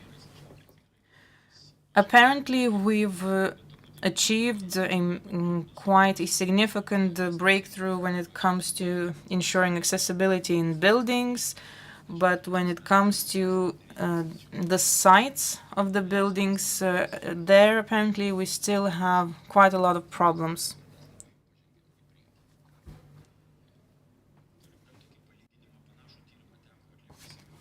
A similar research was conducted in Singapore back in 2013, a very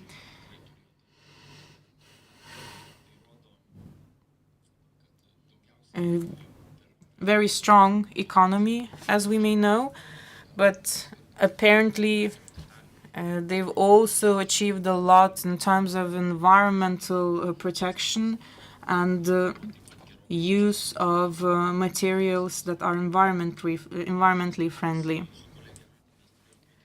Together with Anna this year, we've also conducted training for specialists, for architects and municipal staff in Vilnius and Klaipėda and other cities of Lithuania.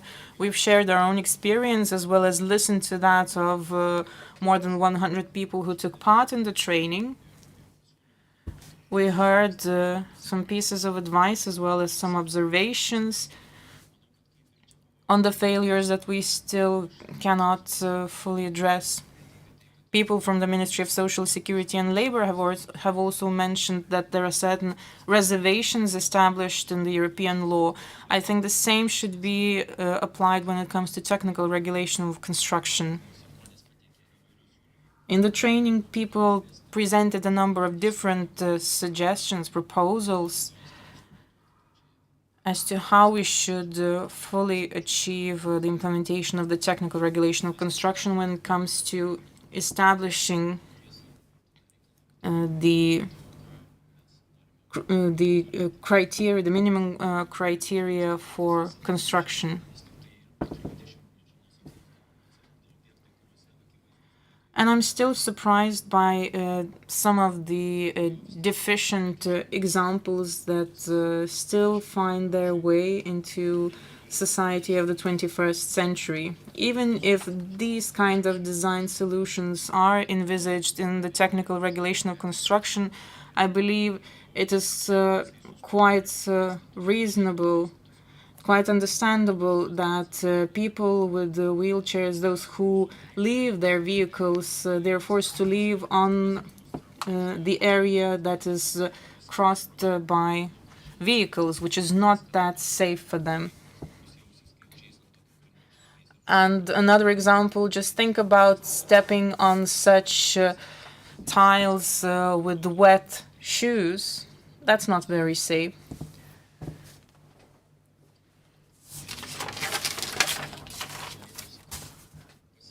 Another area that merits changes is interruptions on the pedestrian walks. Even though the regulation and other documents stipulate the contrary. There are quite some good examples in Vilnius as well. This is an easy example, but it's still difficult to understand why such decisions are made. We've seen quite a few examples as to how these situations should be properly designed and put into reality. This is an example in Lazdynai area in Vilnius. I've contacted the municipality regarding those examples, but they felt at a loss with after receiving a question from me. Apparently, this is also a matter of competence that needs to be addressed. We've looked into one particular example. Here you can see a map of the streets and pedestrian walks of Joniškis city, Lithuania. We've seen how many of those interrupted pedestrian walks were in the city. If we refurbished those streets and reduce the number of interrupted pedestrian walks, we would increase the safety of the streets by 22%. Well, some of the colleagues have already mentioned that dichotomy, what is more important, heritage or design.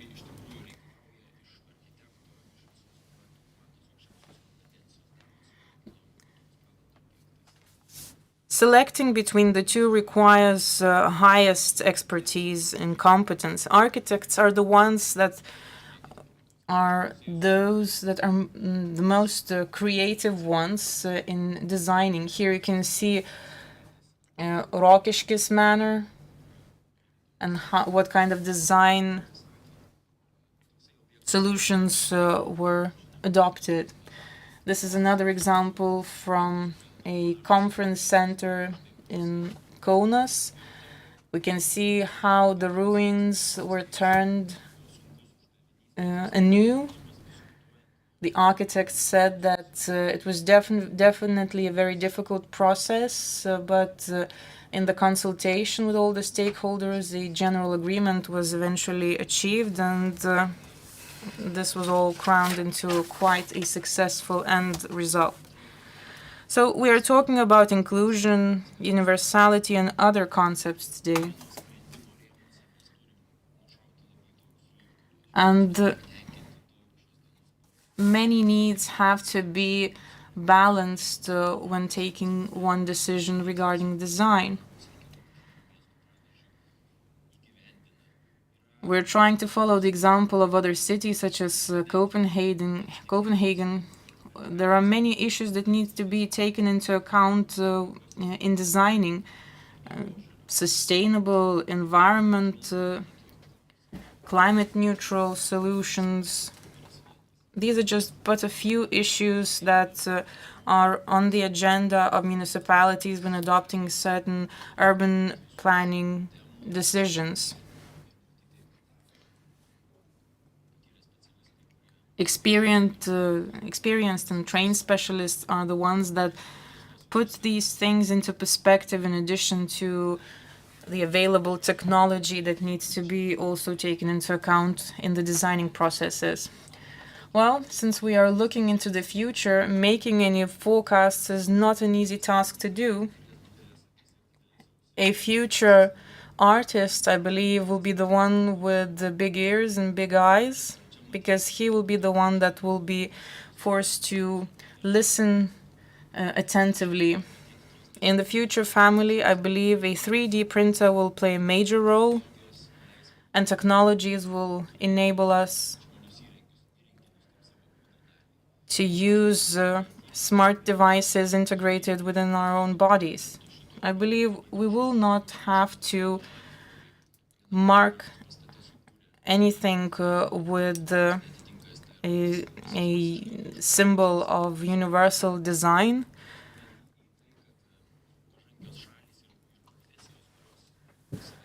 Progressive countries, those that respect themselves, are moving towards deregulation. And I hope that one day we will be able to say that all landscapers, architects, urban architects are working in a way that bearing urban designing in mind is not a necessity, because this will be something that will be taken as a given.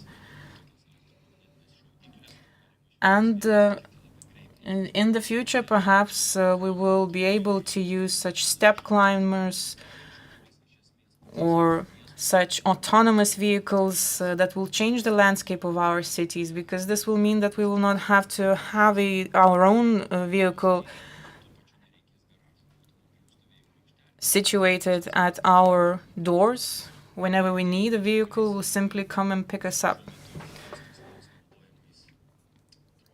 In the meantime, we will be using drones that will take us from point A to point B.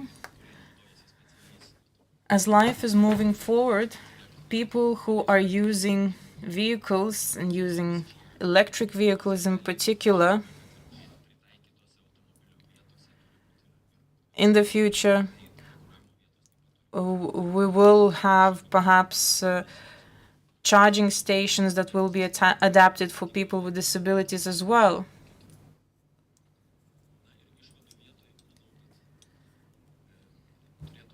To conclude, I would like to say that we should tolerate designing of buildings only the one that meets the needs of all. Certainly, implementing the technical regulation of construction serves as a guide. We should ultimately seek for creative quality, and the designers should seek the implementation of the regulation with creativity in mind.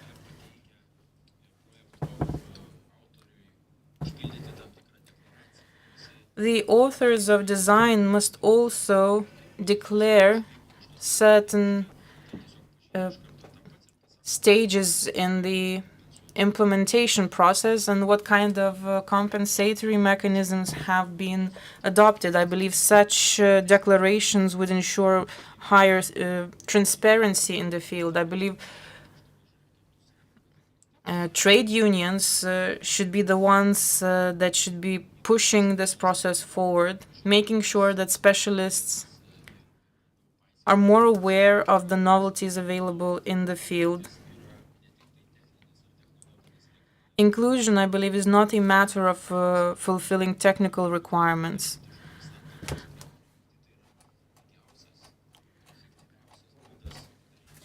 Mobilizing everyone is, I believe, the most important thing in order to make sure that everybody is becomes an owner of the processes responsible for the changes in the city. Thank you.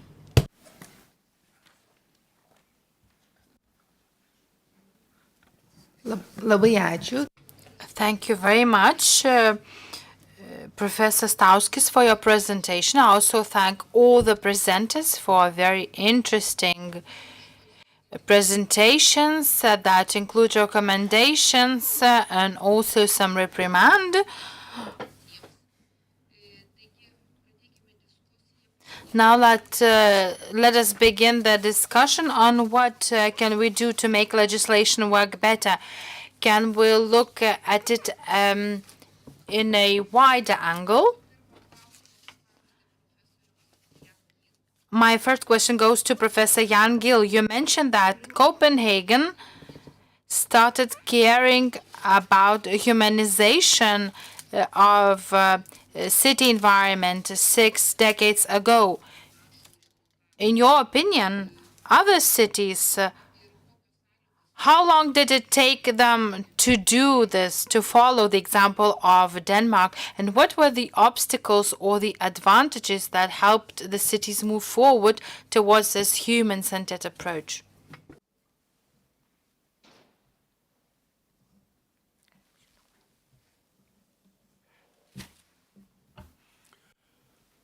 Copenhagen was one of the very first, and they were pioneers, and they did it rather slowly, one thing at a time, and when that worked, they took the next one on, and then gradually it became the way to do things.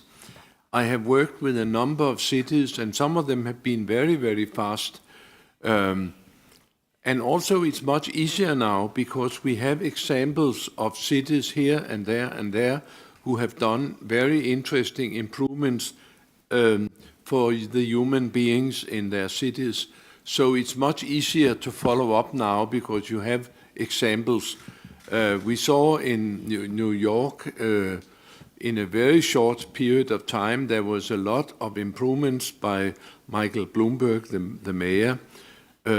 I've seen in Melbourne fantastic improvements by a good city architect who said, I've had 16 mayors, I've handled them all. And he told them what to do. In Sydney, there's been a very long process because there's been rivalization between the city and the state, who should decide what. So there are many models, but it's very important now that we have ample examples of people who have done interesting things, which we can follow right away, and we even know what the result will be of doing this or that. Not so with the pioneers. They have to fumble, but they have done so. Dėkui. Thank you. Well, actually, humans create cities for all. Another question goes to Mr. Grigonis. Well, the floor is open for questions. Other questions? What countries could serve as an example for legal regulation in constructions? Do you know any examples of residential buildings that have solved the issues? Well, actually, I did not want to criticize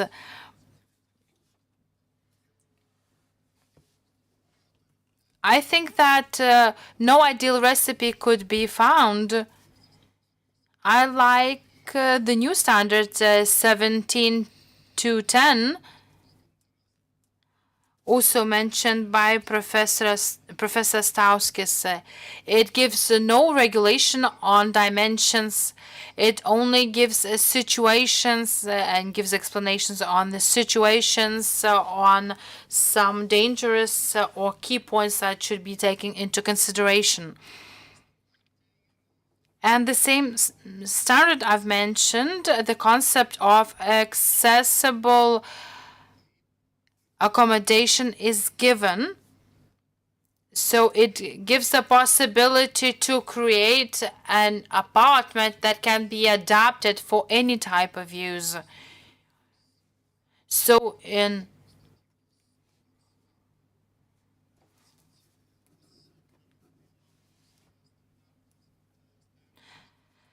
the standard or the regulation for the construction will exist in the construction code so that any apartment can be adapted to any needs.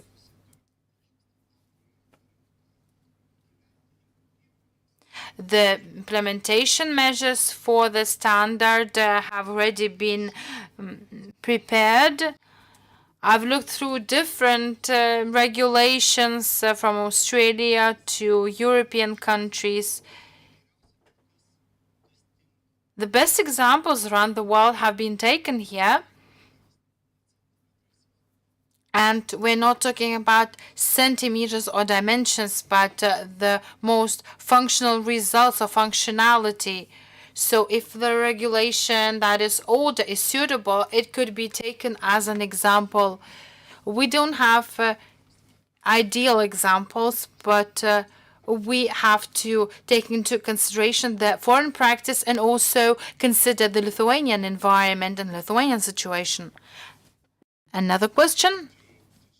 Mr. Grigonis, for bringing up the problem of cobblestones and present-day society, because for the first time in the history of mankind, we have really many old people in society, and for that reason also we have more and more people with various deficiencies and disabilities.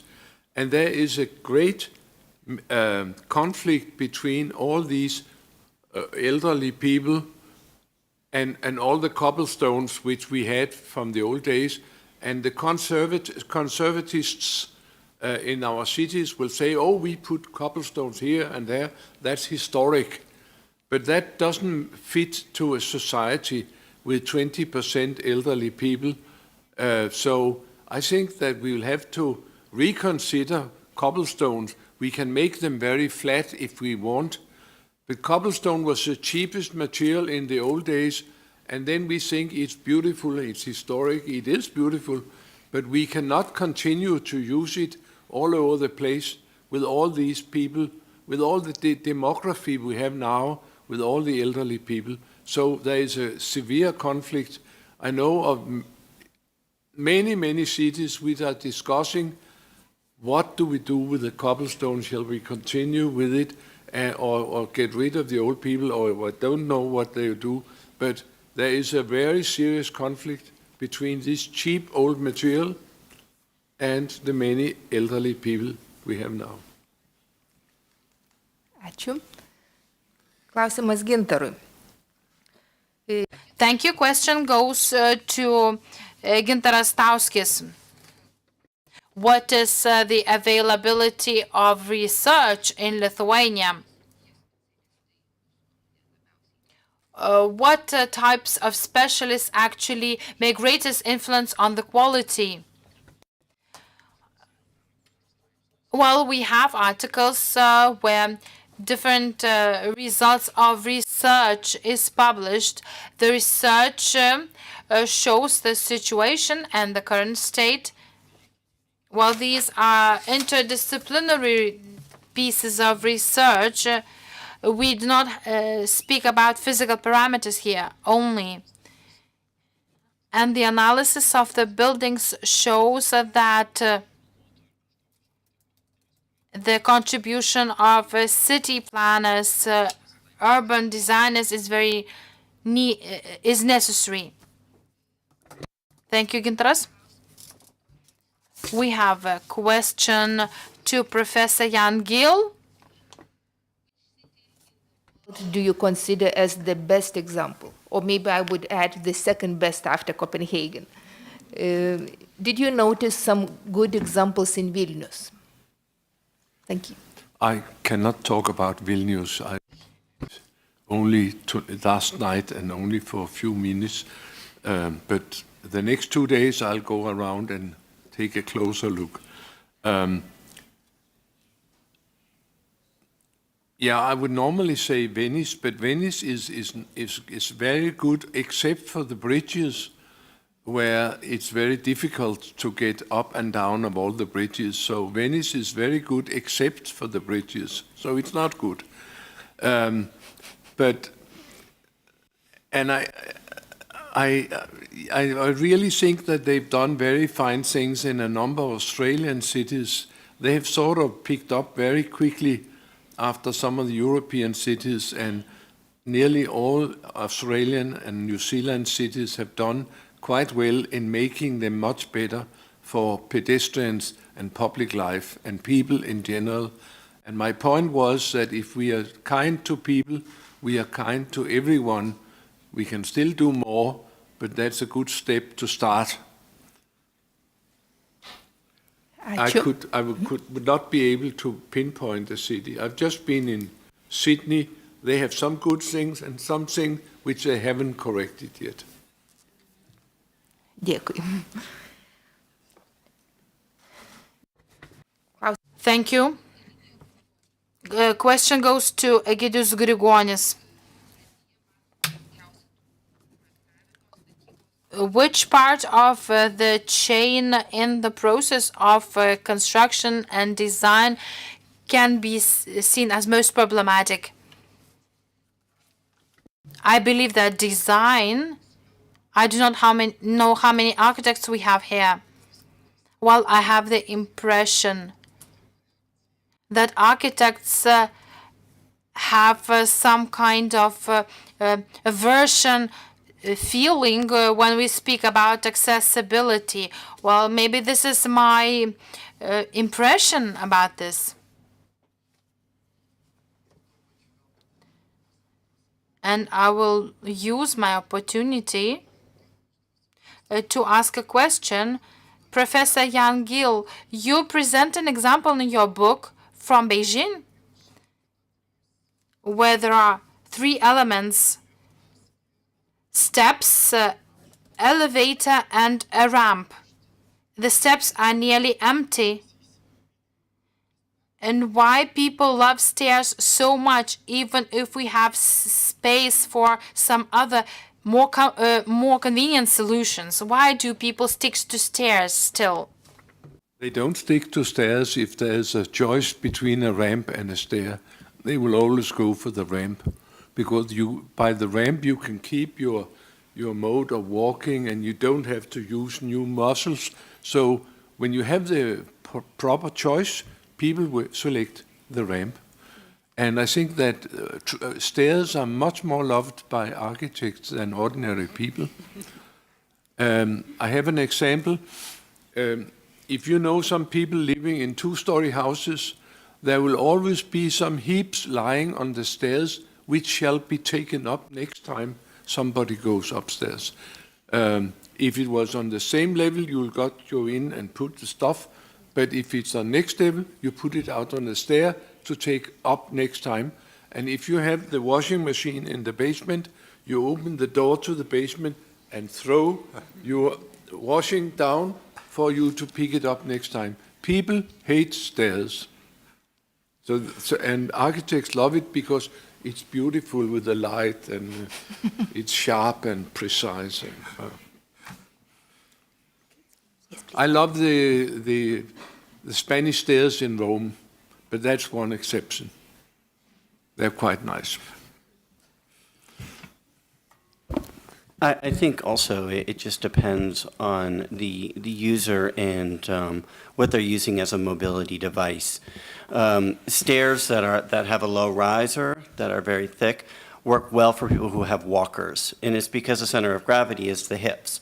So if you're using a walker and you're going up a ramp, there's a greater probability of falling. So there's a feeling of safety and security. But the tread has to be wide and the riser has to be low. So that becomes one of the differences when you look at that. And then the other is the prosthetic. Again, if you're using inertia, your heel hits the ramp. So it stops you from walking. So it's a little bit easier to use a stair to go one leg at a time than it is to try to get that prosthetic to move forward. So there's just some of those aspects that come into it. Toliau klausimas. Yes, please. I'm 87, and I realize that the older I get, the more I hate stairs. Thank you. Gintarui. Thank you. Question to Gintaras Tauskis from the audience. Now, what about the research and the availability of the research? Should we think about the evaluation of all the cities and towns?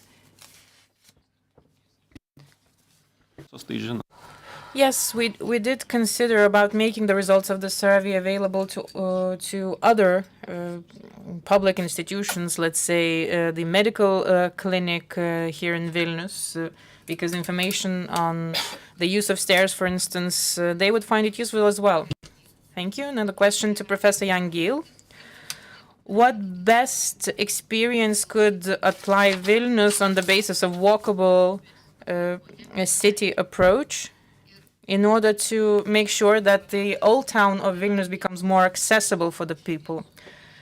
In addition to that, lowering the level of curb prevents our designers from extending the sidewalk, the pavement.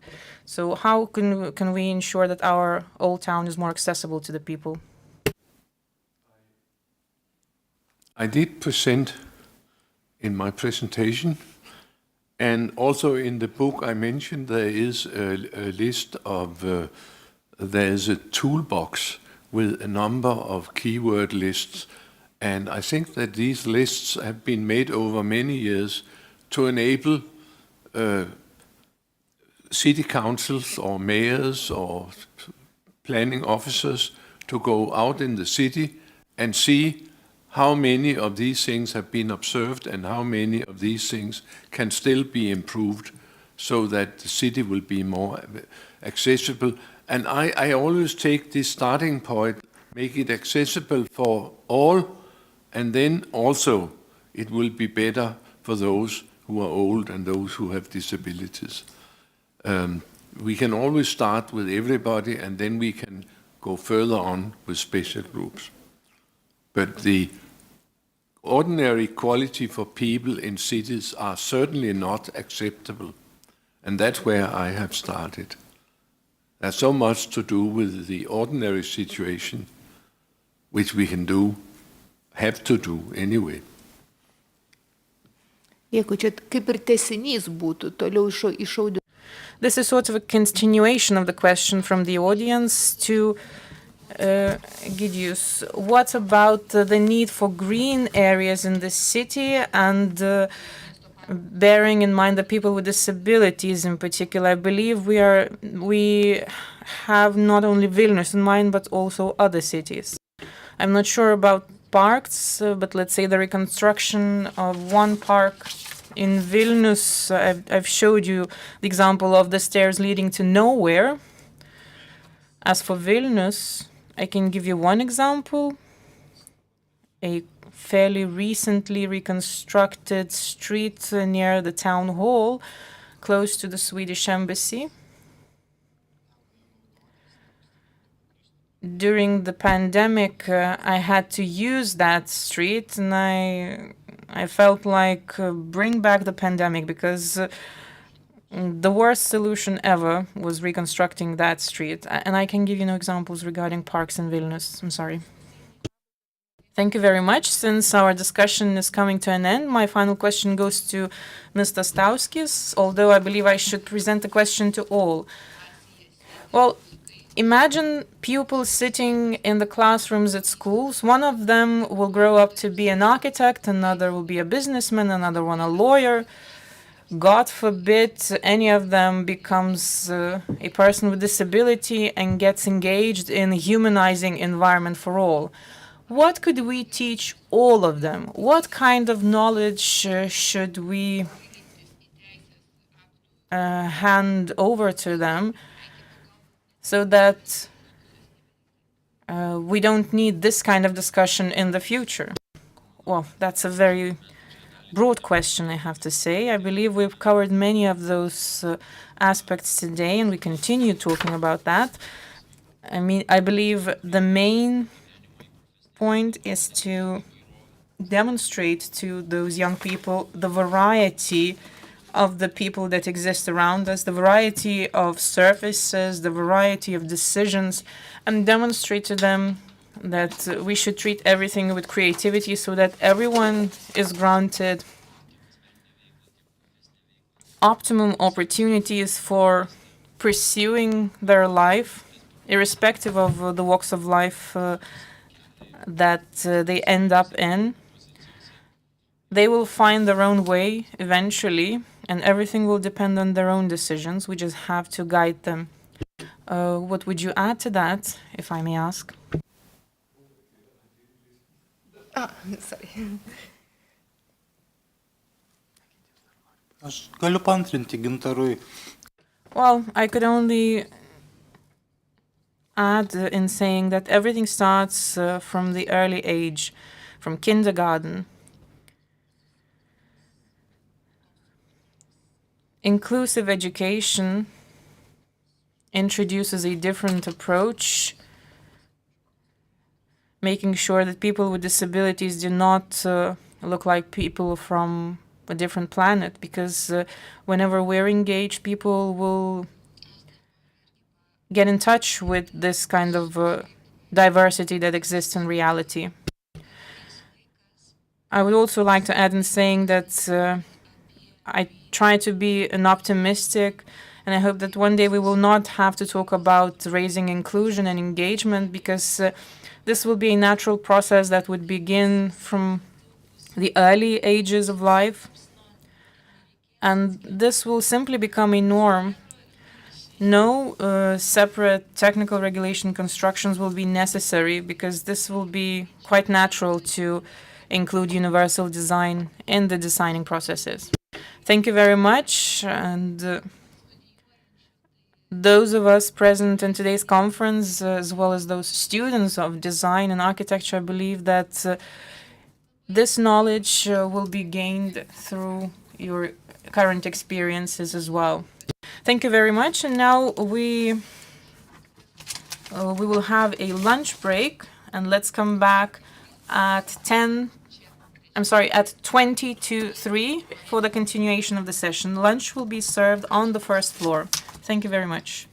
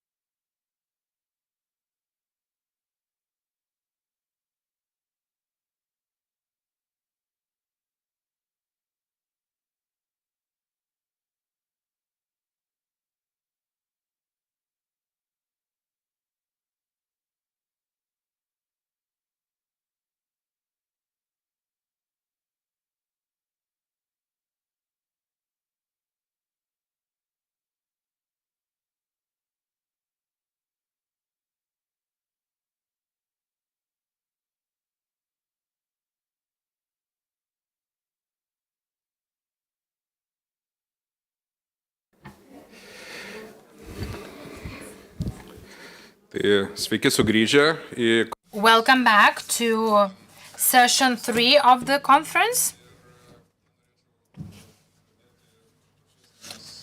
I would like to give the floor to Monika Ošmenskienė, member of the Parliament of the Republic of Lithuania.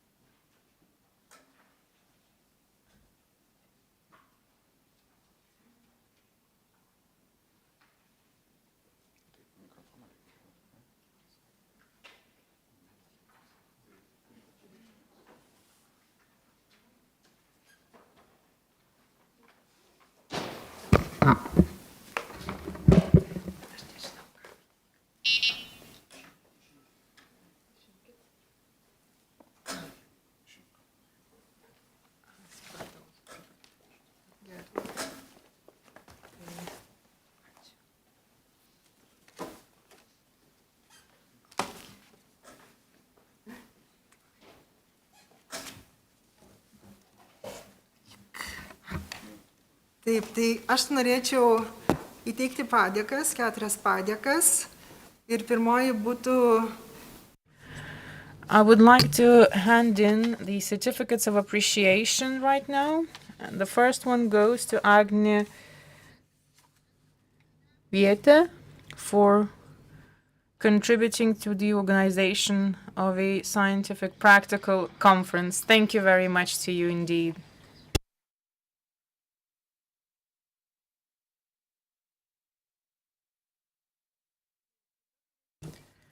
Another certificate of appreciation goes to Professor Liutauras Nekrošius, Dean of Faculty of Architecture of Vilnius Tech University, for his invaluable input in organizing the scientific conference. Another certificate of appreciation goes to Professor Dr. Gintaras Tauskis, the sole and main initiator of this event.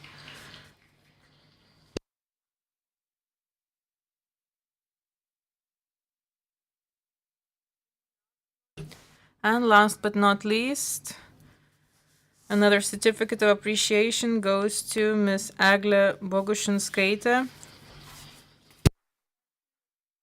Deputy Dean of Vilnius Tech University.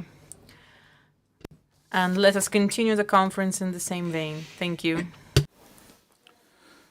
Tai ačiū labai už padėką.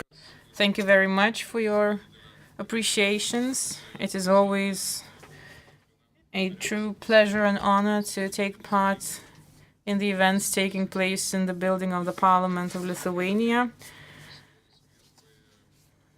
It is not the first time that we are being welcomed here, together with members of society and the representatives of foreign countries.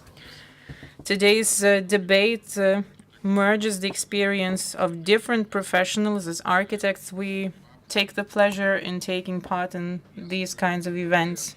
Today, we have already discussed the aspects of inclusiveness and accessibility. And the third session is focused on empowerment of buildings. Whenever we discuss buildings, we tend to take them for granted. I remember once discussing with one municipal representative about a relocation of a school building, and he told us, well, we can build a school even under a bridge. A community is the most important thing. So proper buildings are the ones can make communities more successful. I would therefore now like to give the floor to Ms. Barbara Pampe from Montag Stiftung Jugend and Gesellschaft. She is a representative of Germany. She has devoted many years of her life to communities, school communities included. So please, Barbara, the floor is yours.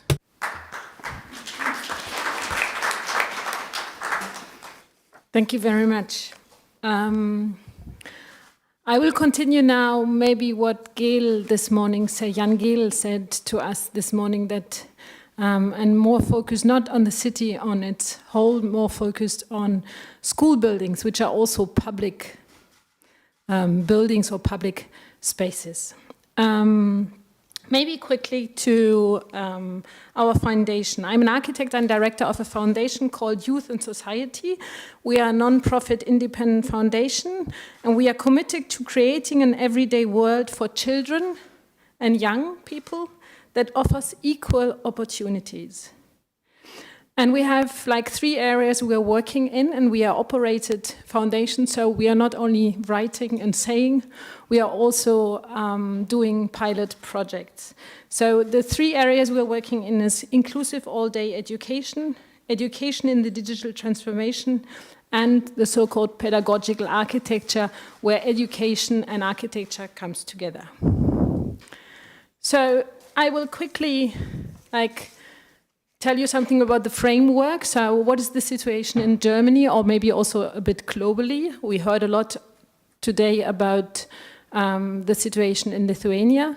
Then I will again focus on the definition of inclusion, because I think this is very important to understand before we look what does this mean for architecture, and especially for school architecture. And then I will talk about 2 levels of inclusion in architecture, and then I brought you also an example from Germany, which is still in the building phase, and it's not yet finished, but hopefully soon. So the situation in Germany is that we assessed the UN Convention on the Rights of Persons with Disabilities already in 2009. The federal states have committed themselves to offering all pupils the opportunity to participate in lessons at general education schools. This is very important because until now, so even I have to calculate 14 years later, we are not at this, still not at this stage. Even we have like already 2 reports done. The last one was just in 2003. And the transformation to an inclusive school system doesn't take or has taken place. Still more than 50% of kids with special educational needs are taught in special schools. So we have a big, so maybe I don't know exactly why you invited me, because we are not playing a bit, I think, a model role, but maybe, as we said this morning, we can learn from mistakes.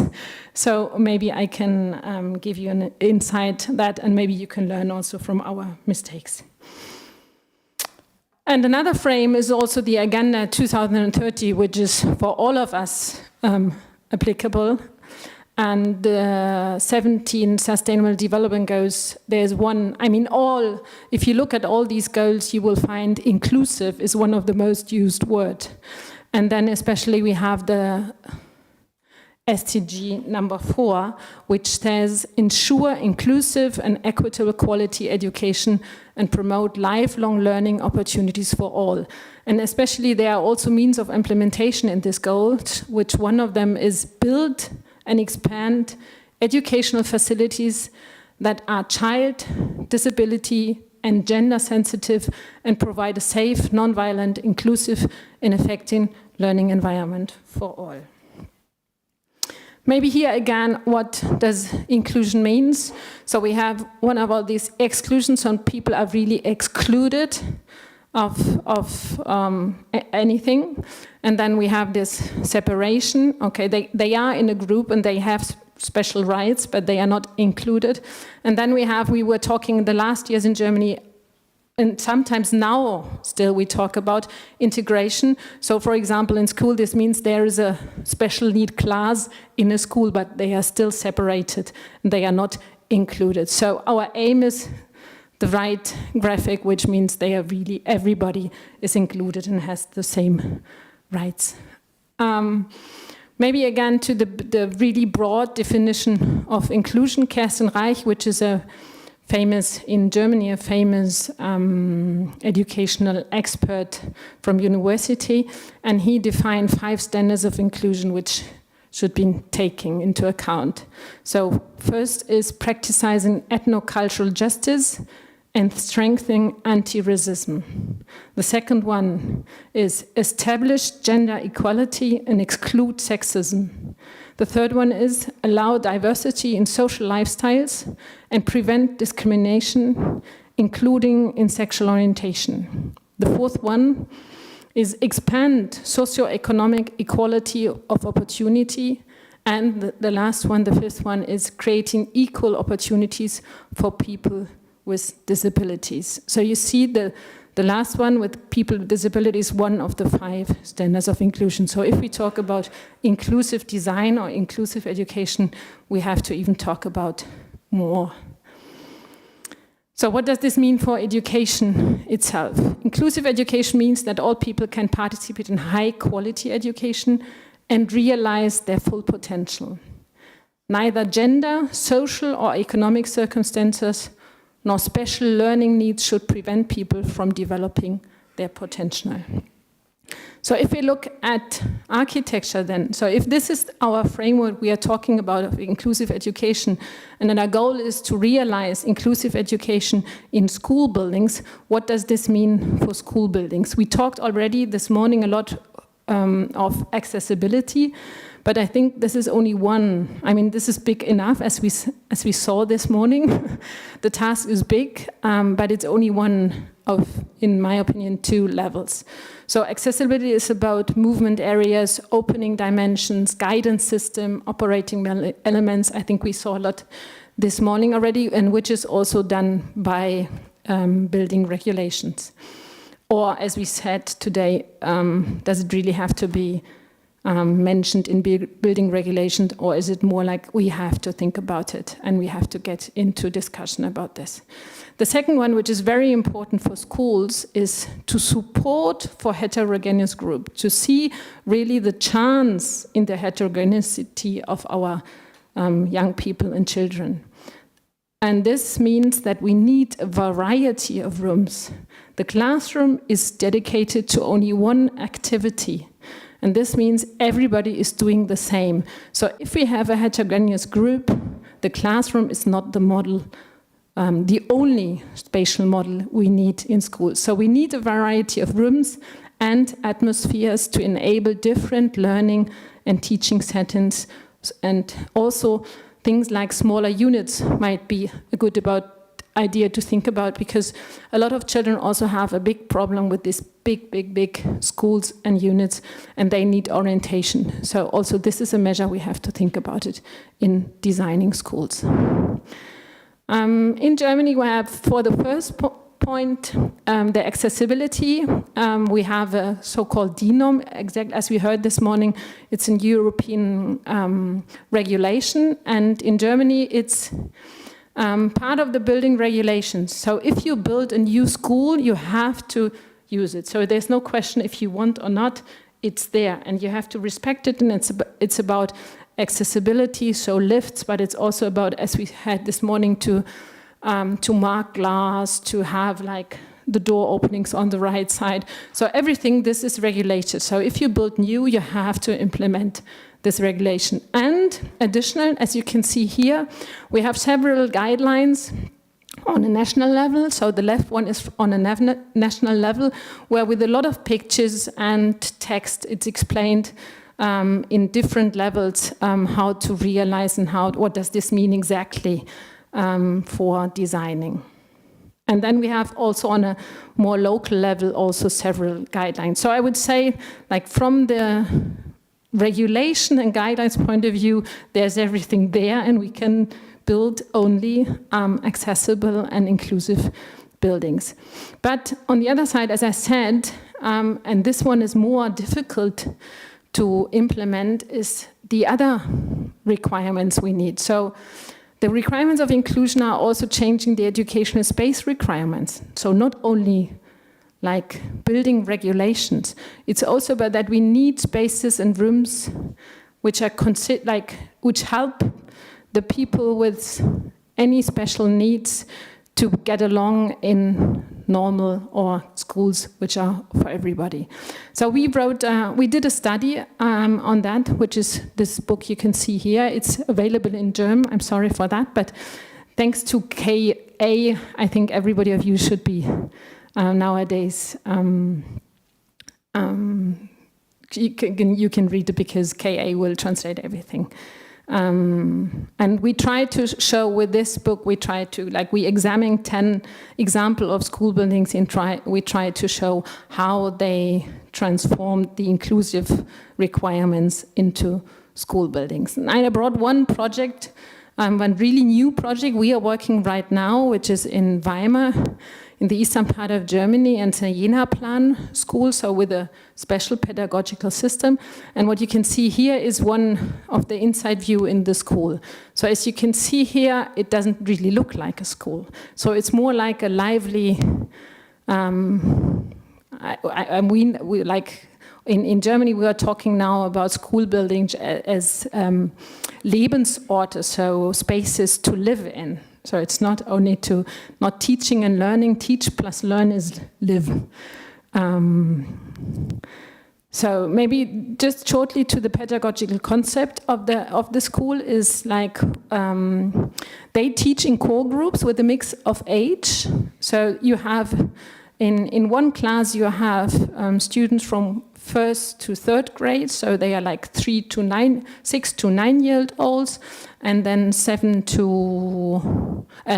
to 13 or 14, and then 14 to 16, and then you have the so-called Oberstufe. So they are always mixed, and then in one group you don't only have like the 6 to 9 years old, so you have also the other one. So you have really like children from 6 to 18 years old, or 16 years old, which kind of work together. We have a lot of internal differentiation. This is needed if you have different needs, and if you're very heterogeneous, they need to differentiate internally. And then, which is like the most important sentence for the school is that it's going to be a hard word for me in English. This is like heterogeneity, right? Of learning groups is a pedagogical chance. So it doesn't avoid things, they take it as a chance, I think, and this is the most important things you can really feel in the school. And they have, this is more an organizational issue, they have openness and structure. So they have communicative learning, children learning from, with, and among each other. And then for them it's very important that there's a support and promotion of independence.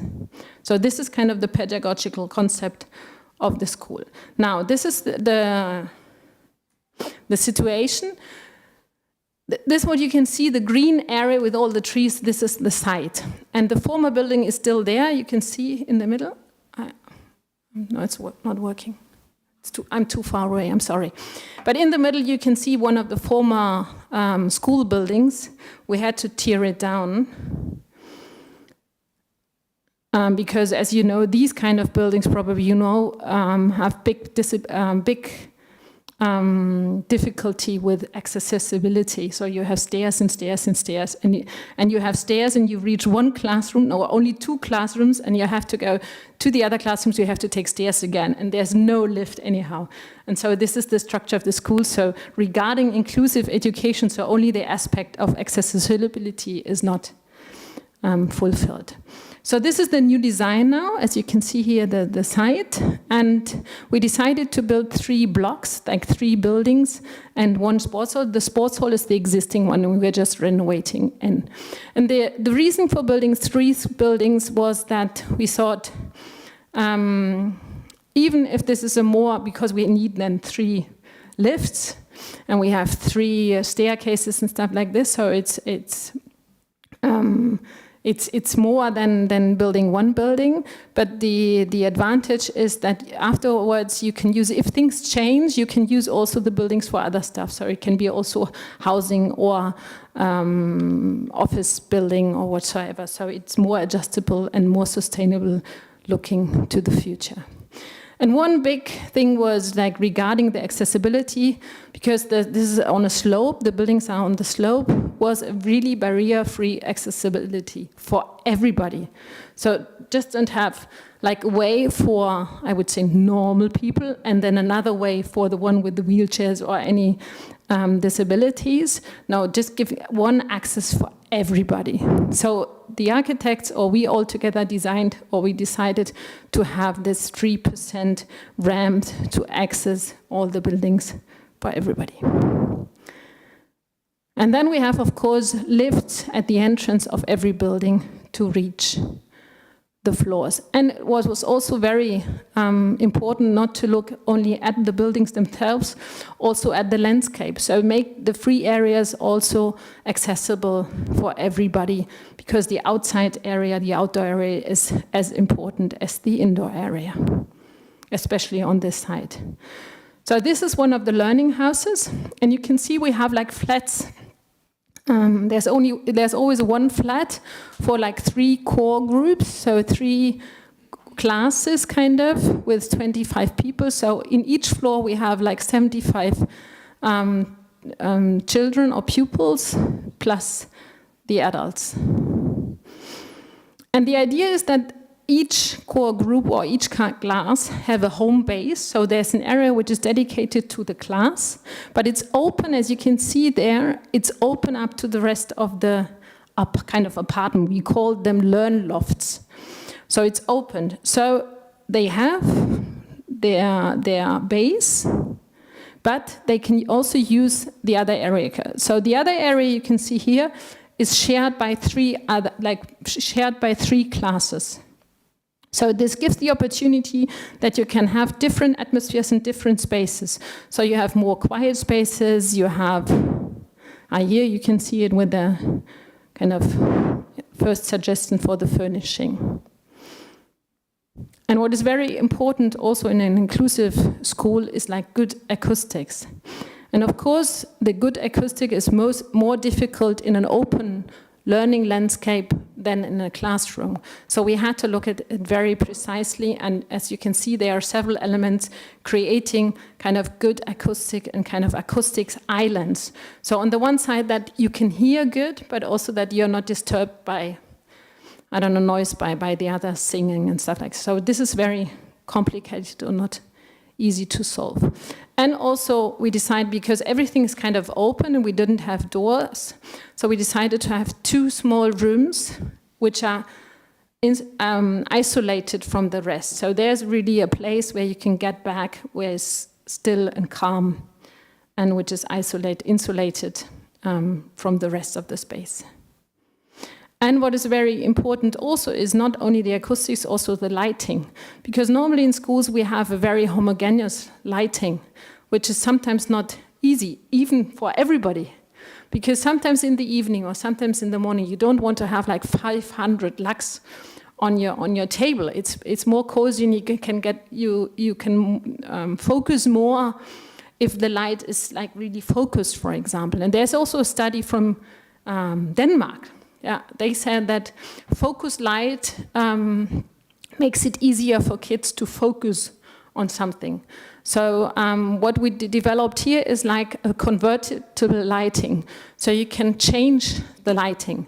So we have a lot of, I don't know how you call this, haken on the ceiling, and you can change the light where you really need it and where you have the desk. So it's adaptable because, as you know, like schools change the whole time. Yeah, they develop, they try something, and they say, okay, this doesn't work, so I take another teaching method. So it's a lively system, school. So you have to react with your building, and this is the most difficult thing, because a building is something very stable. And you take once a decision and then it gets realized. But pedagogic and education is like a very fluent, dynamic system. So you have to think, how can I react? How can a building react to these dynamic processes? And then there's another issue of inclusivity, is not only having a bigger WC. Just think about, okay, what is with gender neutrality, and is it good to have like WCs for students, WC for teachers, for girls and boys? Do we want to differentiate? What is it about the third sex and stuff like this? So we decided to just have 3 toilets, very private toilets, so you really have your privacy. This is what we all miss, I think, in schools, We hate these big toilets where everybody can jump on and look inside and all these problems we have. So they have individual toilets and they can be used. Either the school decides they want to have like girl, boys, I don't know how you say in English. The third. Diverse. Is diverse also? Gender neutral. Okay, we say diverse. So either this, or you can say young, adult, and I don't know, elderly people. So the school is free how to classify the WCs, or they just leave it like this, and then they just have like 3 WCs. And this all, it's not that we, as a foundation, together with the architect, decided about all this decision. This was a long process. We talked with all the schools, with the pupils themselves, with the teachers, and everybody, and we decided for this like gender-neutral WCs. And then we implemented also a small kitchen, because we said it's good to have, if school is really a space for life, so it means like learning and teaching and all the activities, it's good to have also a small kitchen where we can learn about nourishment and eating and preparation together food. And of course there is also important that everybody can participate in preparing food. So also there, then again, the building regulation for accessibility of these kitchen is very important. And it gives also the possibility to get students out of the normal learning situation to do another thing and to working to, I don't know, cut an apple or whatever. So it gives also another atmosphere, possibility of atmosphere in the school environment. Yeah, and now this is I just brought you like fresh pictures from the building site, so it's nearly finished. So next year the school will move into. So here you can see this open space. And you can see one of the boxes.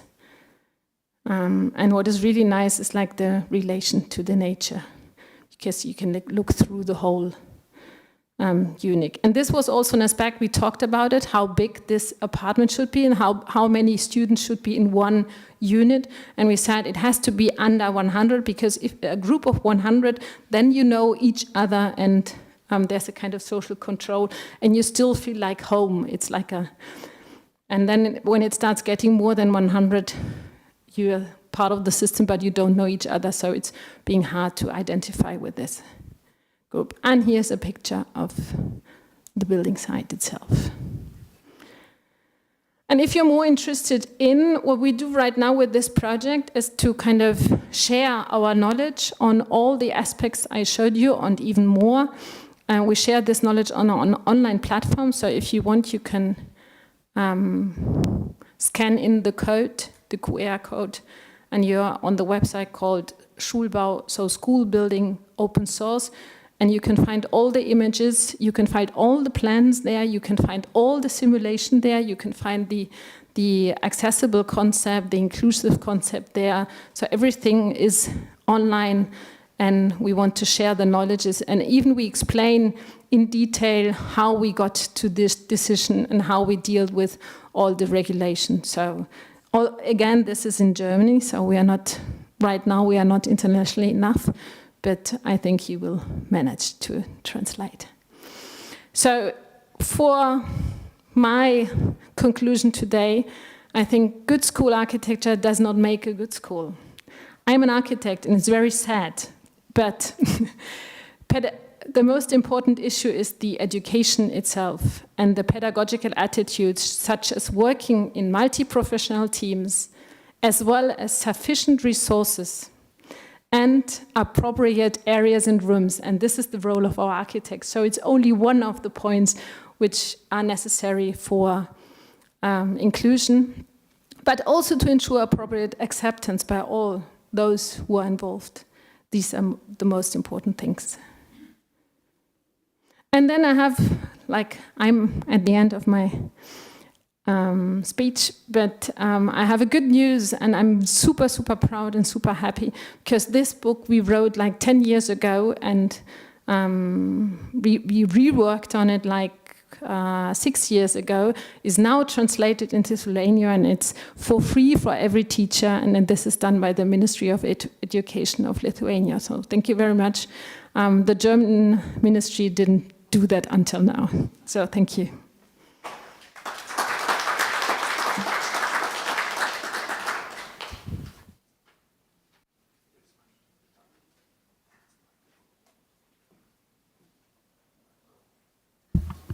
First of all, I'd like to say, wow, that is a great presentation with a phenomenal design for a school. And I'll tell you that some of the things, as I said in my presentation, I often look for specific criteria as to how I evaluate. And I look for active and passive learning. And it was so easy to see in the designs you had where the active learning was taking place and the passive learning.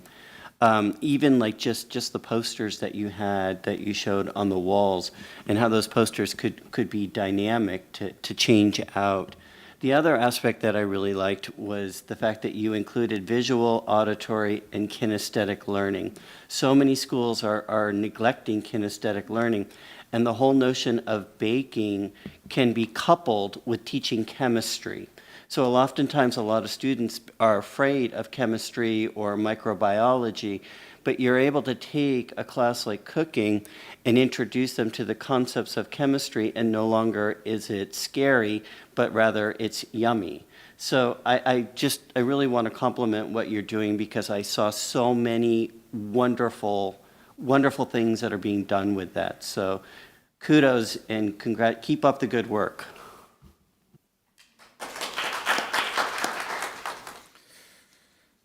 Tai džiaugiuosi, matydamas, kad knyga yra išversta į lietuvių kalbą, labai kviečiu.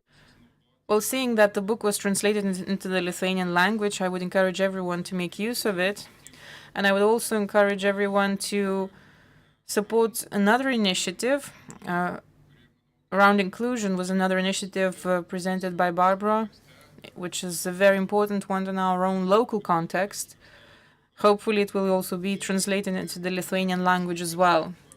Now, for the next keynote speech in this session, I would now like to give the floor to Ms. Monika Ošmenskienė, Parliament of the Republic of Lithuania. Title of her presentation is Me and You, Together Towards Human Environment.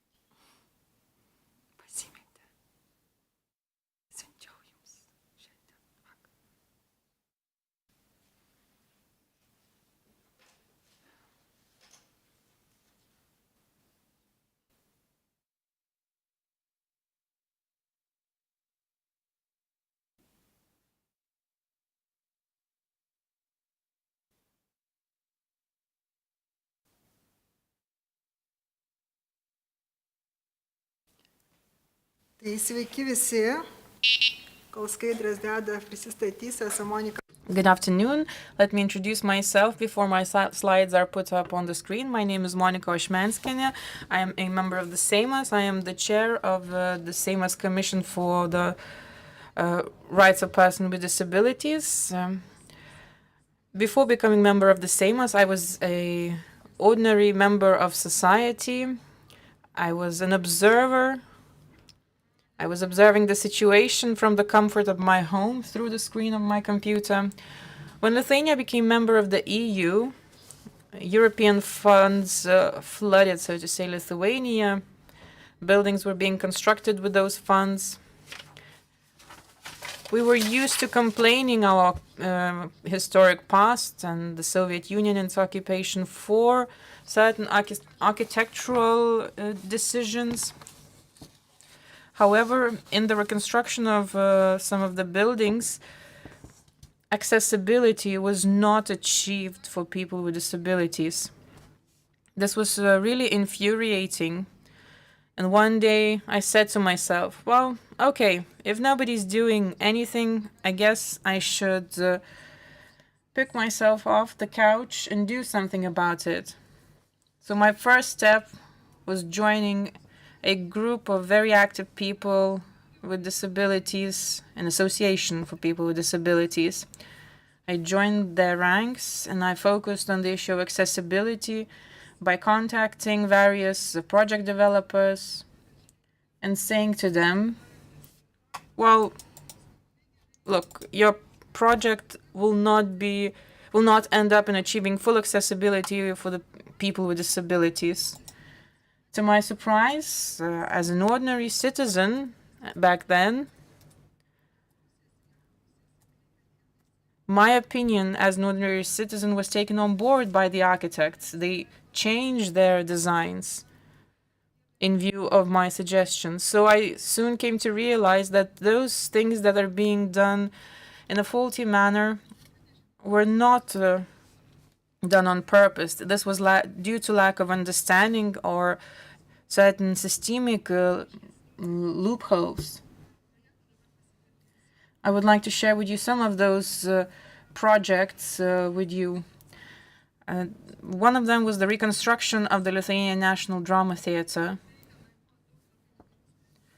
There were many faulty decisions in the process of designing. Let's say they were planning a lift in the project, or the doors were designed only for the staff without taking account of the people with disabilities, because for them only a separate lift was established. Oh, there were many different nuances in the project. So here you can see an episode of one of these meetings focusing on the blueprints in this design. Many changes were made in those discussions. As for the end result, to this day I have not seen the drama theater, and the contractors have contacted me and said that they will show all those changes they've made. However, as for our strategy 2050, this strategy will culminate in an event that will take place in the drama theater. As a member of the same, I contributed to organizing this event, and I've just recently was informed that the premises are completely not adapted to the needs of the people with disabilities. So there you go. European funds were absorbed in the implementation of the building, and there will be an event that we have rehearsed. And in the rehearsals, after the opening of the drama theater, we realized that the premises are not adapted to the needs of the people with disabilities.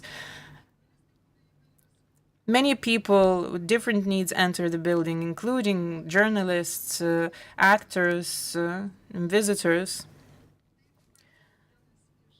Another example.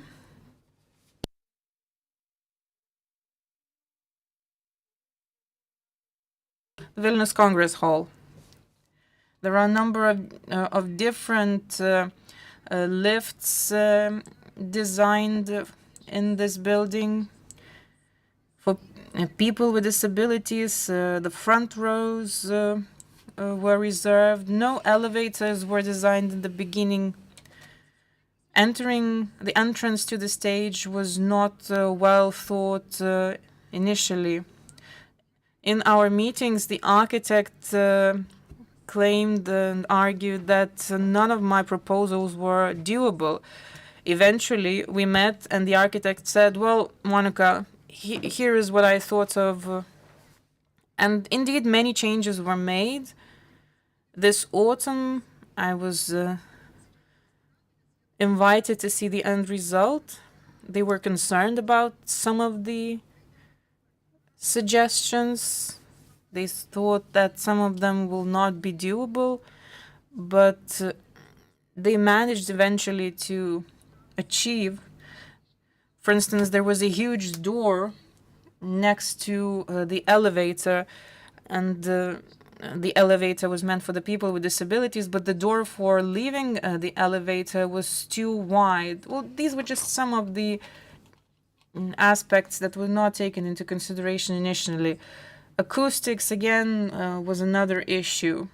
In any case, I would just like to point out that eventually people with disabilities will be able to enjoy concerts in this hall because there's now an elevator installed for people with disabilities, and apparently they had to fight for the funds to have this elevator installed.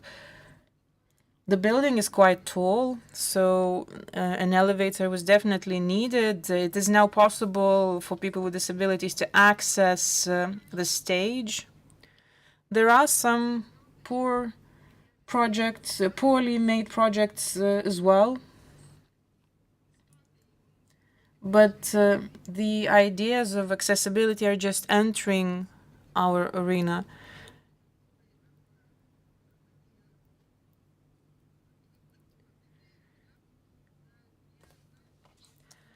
Step climbers on the installment of lifts still poses an issue, because for the people who use wheelchairs, apparently they still have to reach the third floor through the step climber, then they have to use an elevator.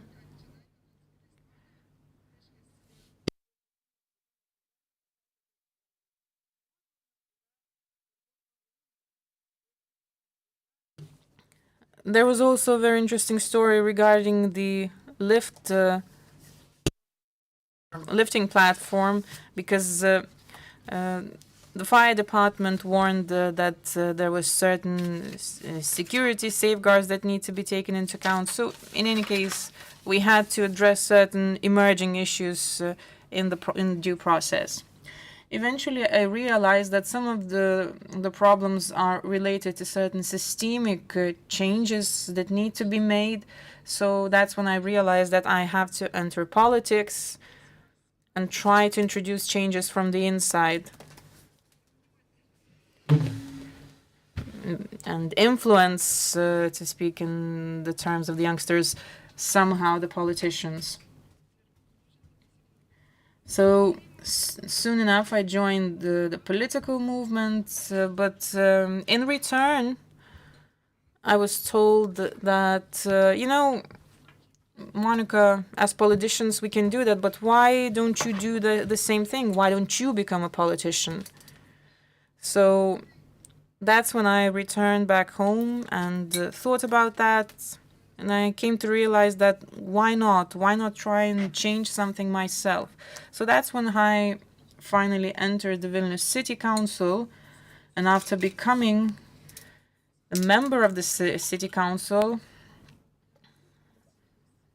I am now able to share with you my experiences of serving as a member of the City Council. So, as a councillor, I was given certain tools at my disposition to introduce certain change. Well, for instance, here we can see a playground that is now suitable for children sitting in wheelchairs. To do that, the Vilnius municipality had to introduce certain planning changes and change certain requirements for installing playgrounds. On the other hand, when you become a politician, other politicians understand that there are certain changes that cannot be ignored simply because of my presence next to them. My point is that you have to be at the forefront of the change. You have to take part in those processes. As a politician, I try to take part in any event that I can so that the organizers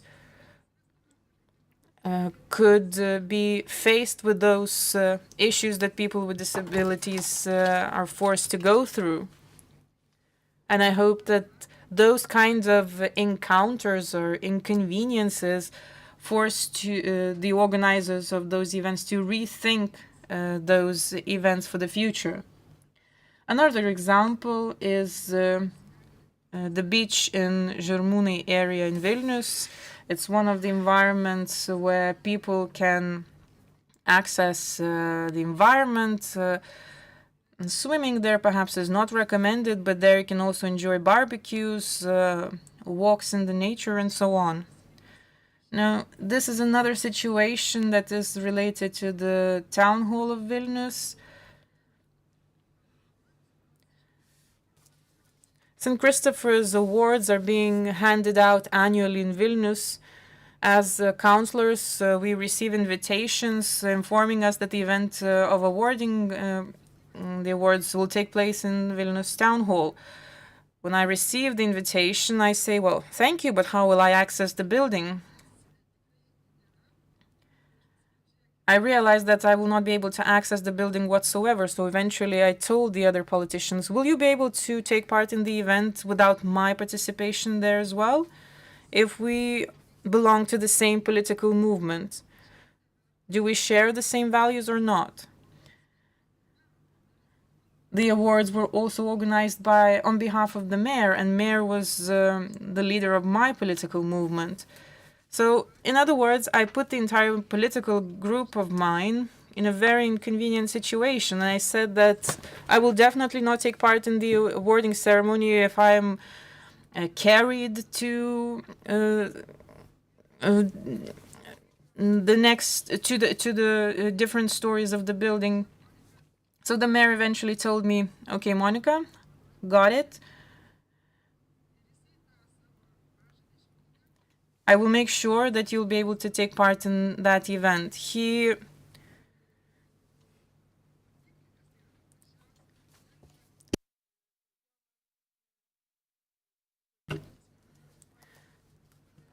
So he fulfilled his promise, and eventually we had this lifting platform installed there. Certainly there were people who said that the building was a cultural heritage, that it will take a lot of time to see certain changes take place, that the lifter is not suitable for the elderly, for the people with a broken leg, or for people with wheelchairs,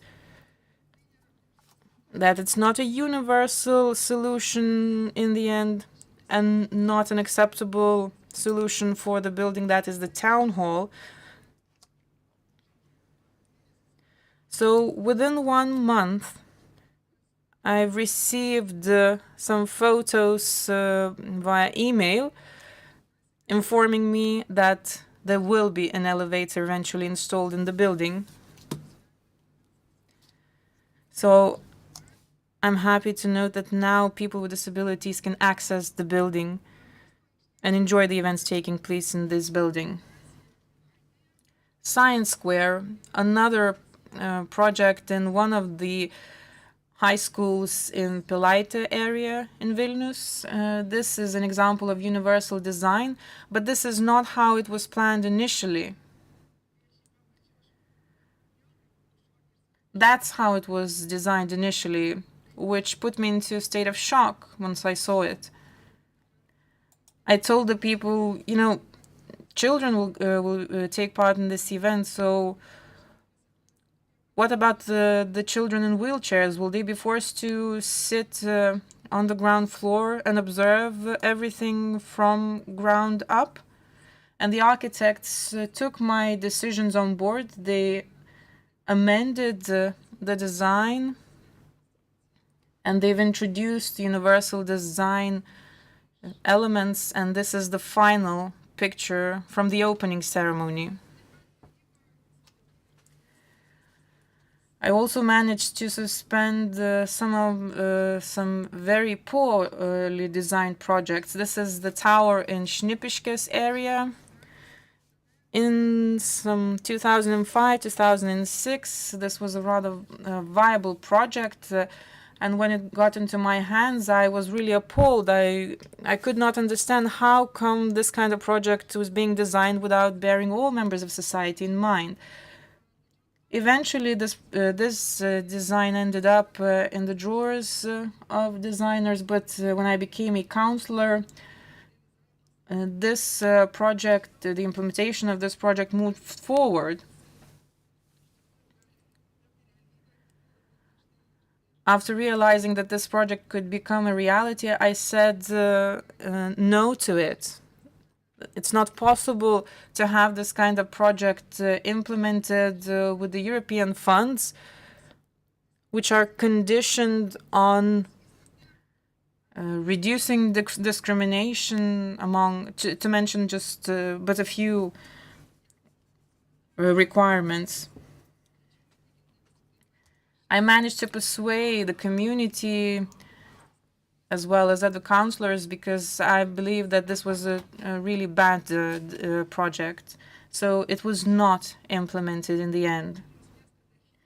However, being member of the city council was just one stage of my path towards systemic changes. So I've decided to take part in the election campaign to become a member of the Seimas. This is quite an explicit photo, which has also reached the media as well. I informed everyone that I will not take part in the debate in a premise that looks just like that. I said a very strict no to being carried into the venue. Like I said before, I said to them once again that I am not going to politics to be carried everywhere. So I invited the politicians taking part in the debate to join my ranks and say that they will not enter this building together with me. To my surprise, the politicians did not even approach me to talk with me.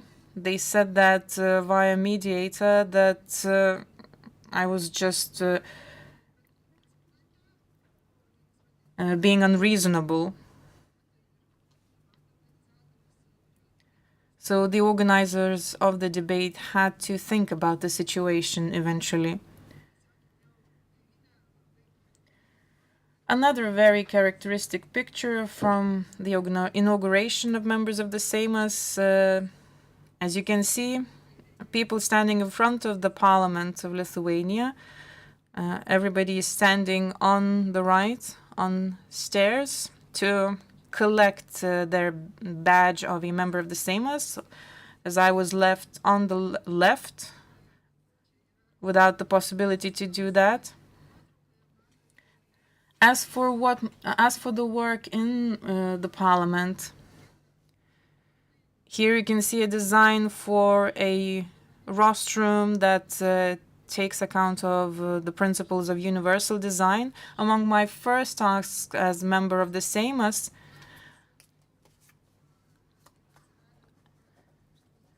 I made sure that the principles of universal design are employed in the Parliament, making sure that there are no cupboards installed in the bathrooms, making it more accessible for people sitting in wheelchair.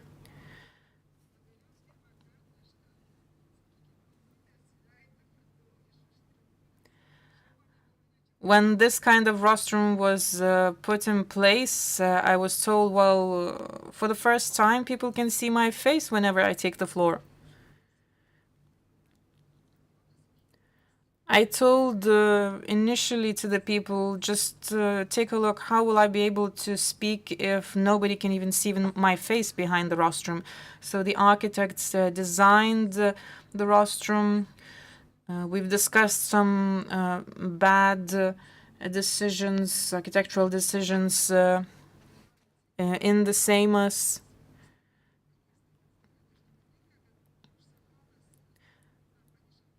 It often happens so that the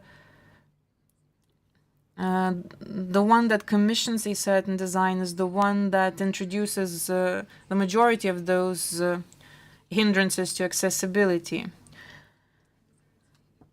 So As for the changes in the parliament, many of them were adopted thanks to the NGOs and their experts who assessed certain design solutions in terms of their accessibility to the people with disabilities. There were quite some positive changes achieved, although I was quite skeptical since the very beginning.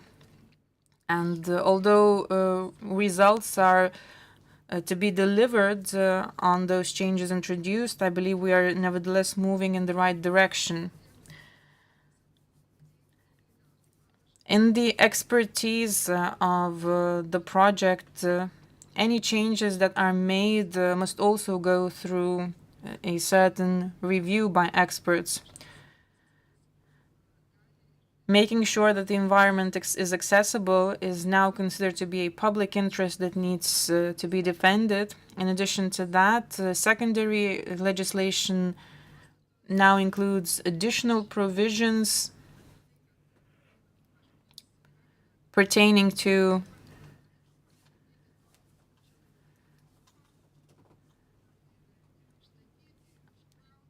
prohibition to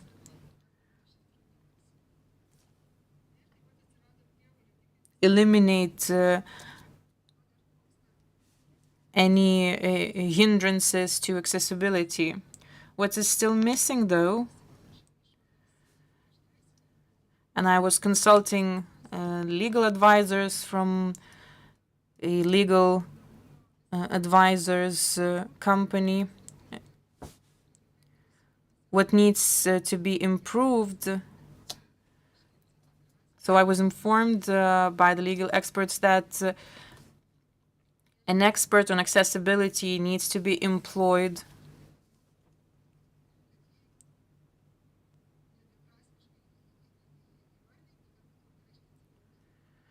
with very clear duties defined.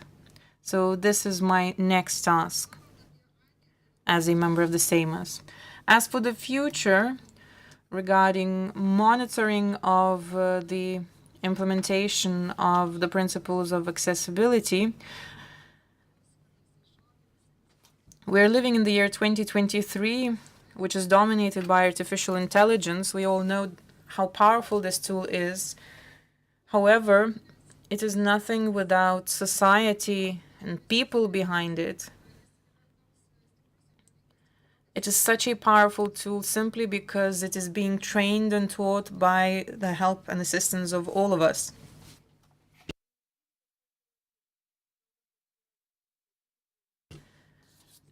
The same can be said about the monitoring of the implementation of the technical regulation of construction. Public sector will not be able to see and observe everything. So any citizen must be empowered to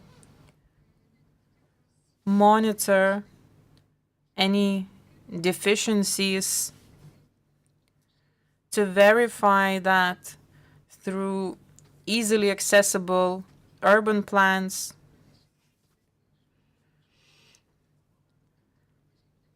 inform about those possible or potential violations,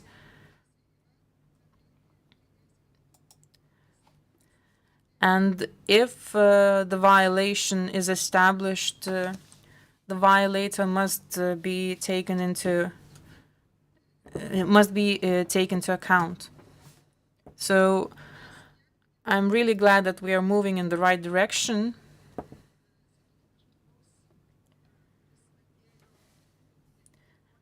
As a person who came into politics to make a change,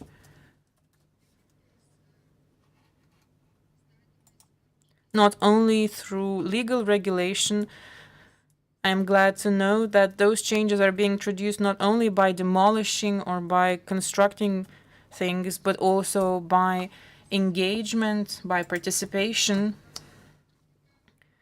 because that's when you enable others to have a better understanding of the issues that you encounter on a daily life.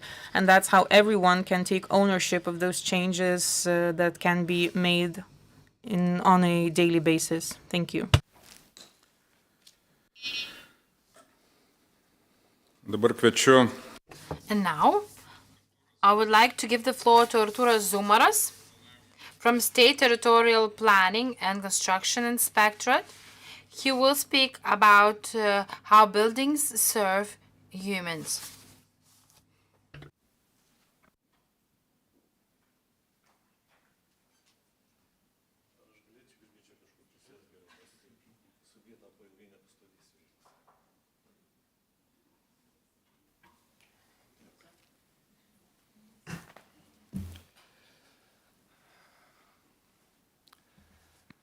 Labai gražiai.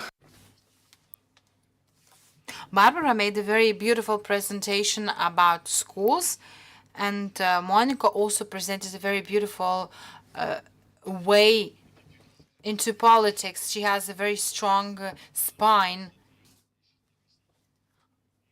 I came to this movement from sports.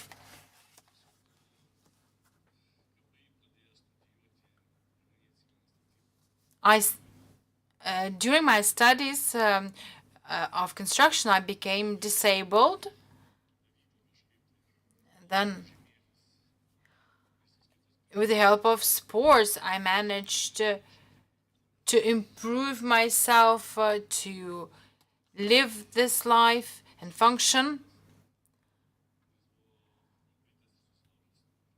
If you heard about the circus performer who was injured but later on managed to recover and become useful in society, he has his own clinic.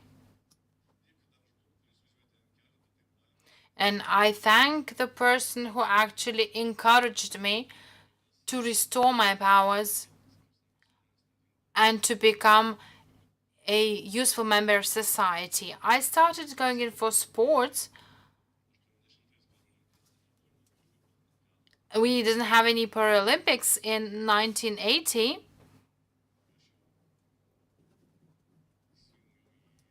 And later on, I joined the national club Draugystė, Friendship. It still exists today.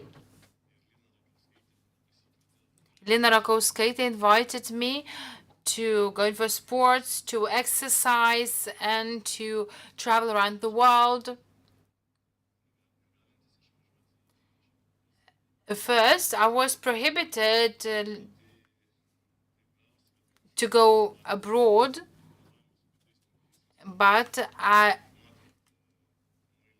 got experience, learned from the experience of other people with disabilities. I left to Poland, then to Eastern Germany, then to Western Germany, and I saw the accessibility for people with disabilities in those countries and the attitudes to people with disabilities, no matter what kind of disabilities. And I saw that these were people that were full members of society, that they're being considered, that they were considered equal members of society. When I returned to Lithuania, I still continued going in for sports. I was approached by Arvydas Poškus, who said that I should join the construction industry.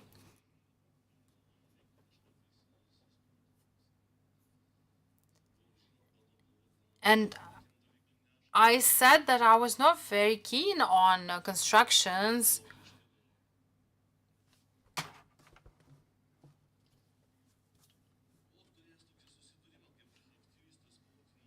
And as an active sports person, I had some cooperation with Mr. Klimavičius. We were engaged in helping to draft the law on the social integration of people with disabilities. The law was amended in 2004. It was a new law based on the background and best practices of other countries, including Germany, the Netherlands.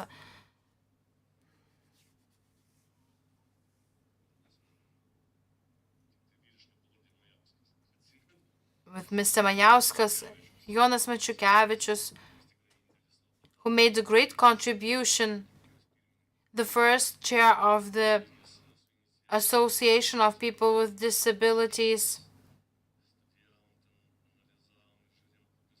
We studied all the necessary legislation that needs to be put in place. So this was my beginning, and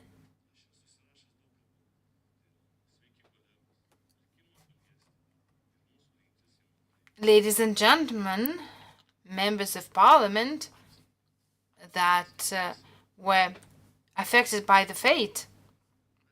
We have our own fate. I had many ideas put down on paper, but it is impossible to manage to say everything in 20 minutes.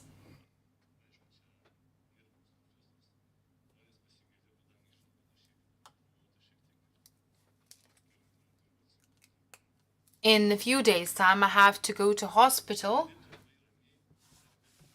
So I was asked to briefly overview my experience and to go through my memories.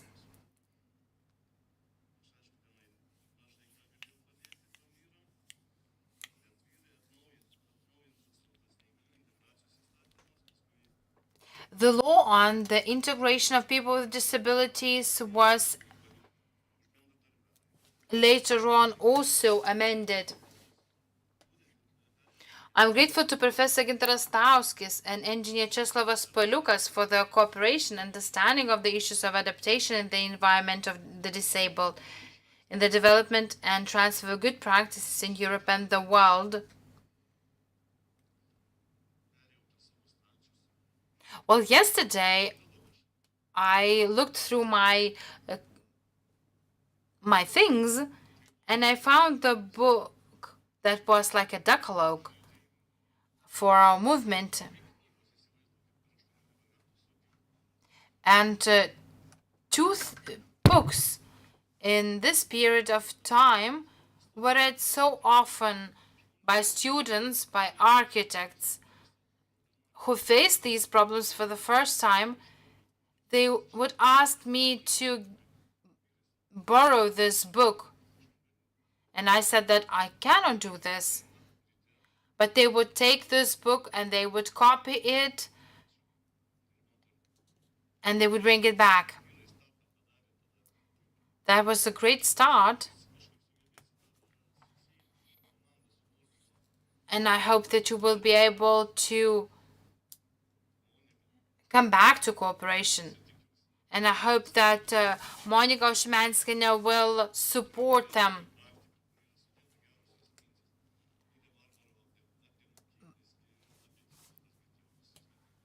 Barbara Pampa spoke about schools, about bridges, and bridges are part of architecture.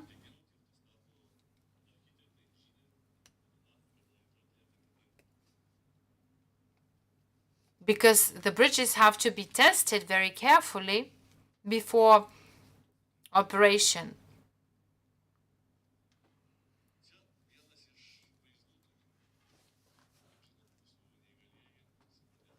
Well, this is the example of how people with the visual impairment can see.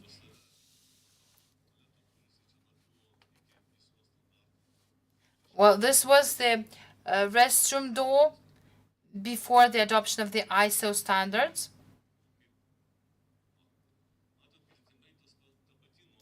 And you can see the same picture where you cannot see this sign of a disabled person. So this was being etched into the wooden door. the sign was etched into the wooden door. And I actually helped the person to make the sign more visible, to use the marker, and to highlight this with the marker. It is clear and understandable now. And this is another example.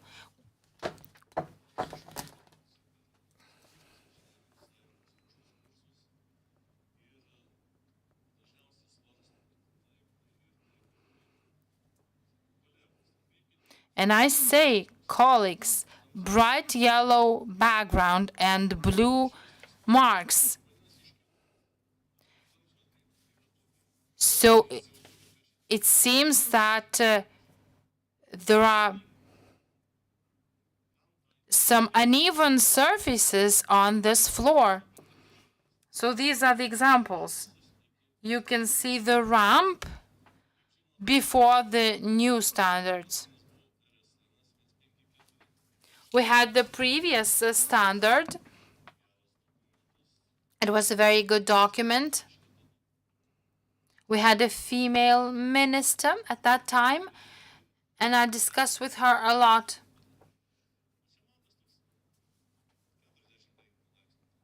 And you can see 45-degree ramp, which is very high. What about people with visual disabilities? Those yellow signs have a different understanding of those yellow elements. So it means that architecture has to be well thought. It has to serve a human being instead of mistaking or misleading. I wanted to put this picture at the end. Some elements for the people with visual disabilities. These are guide strips. We can choose the exit. It is very dangerous, actually.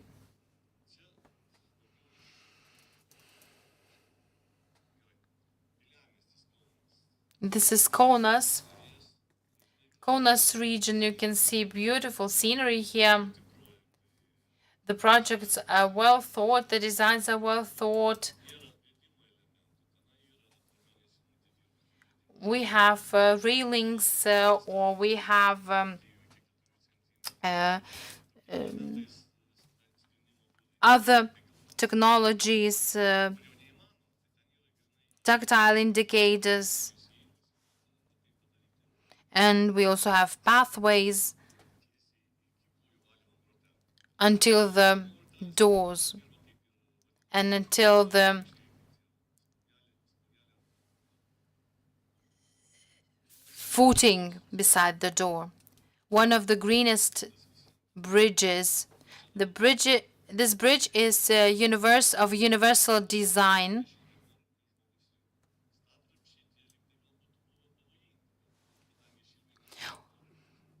The railings protect people from falling.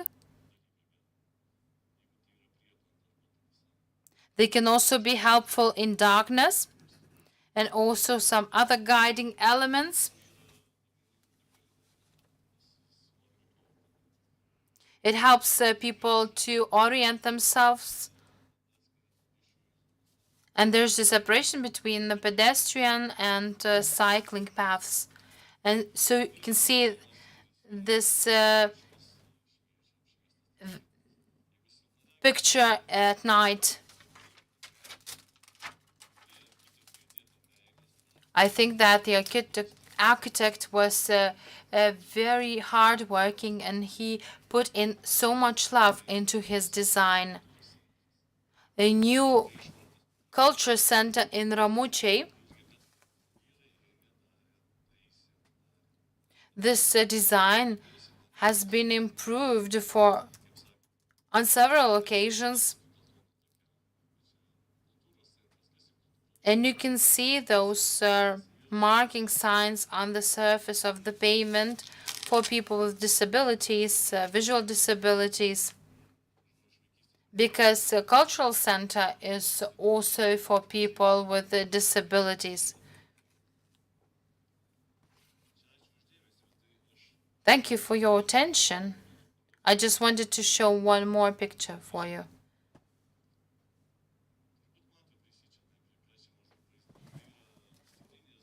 This is a glass door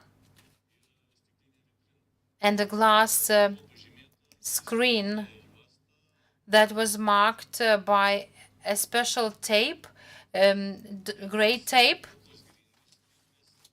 gray floor, gray marking of the surface,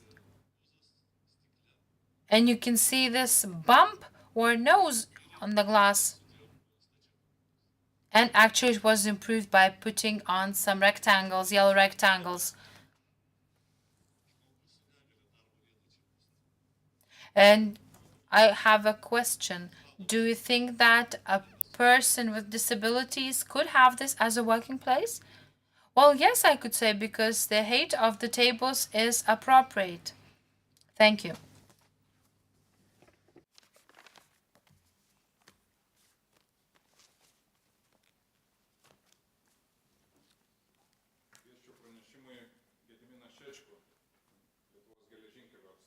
Please turn on the microphone.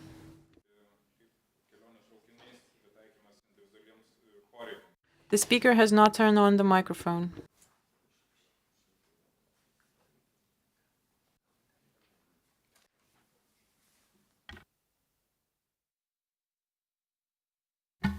Labadiena, ponios ir ponai, esu Gediminas Šečkus, atstovauju Lietuvos geležinkelių. Good afternoon, ladies and gentlemen. My name is Gediminas Šečkus. I represent LTG Link, the Lithuanian Railways company. Let me give you some understanding of our history and our initial work related to our consultations with the people with disabilities, the journey that we have taken, journey towards accessibility, and what is still missing for the future. So our journey to achieving full accessibility started like this. Here you can see a train that has been designed separately from the design of the platform.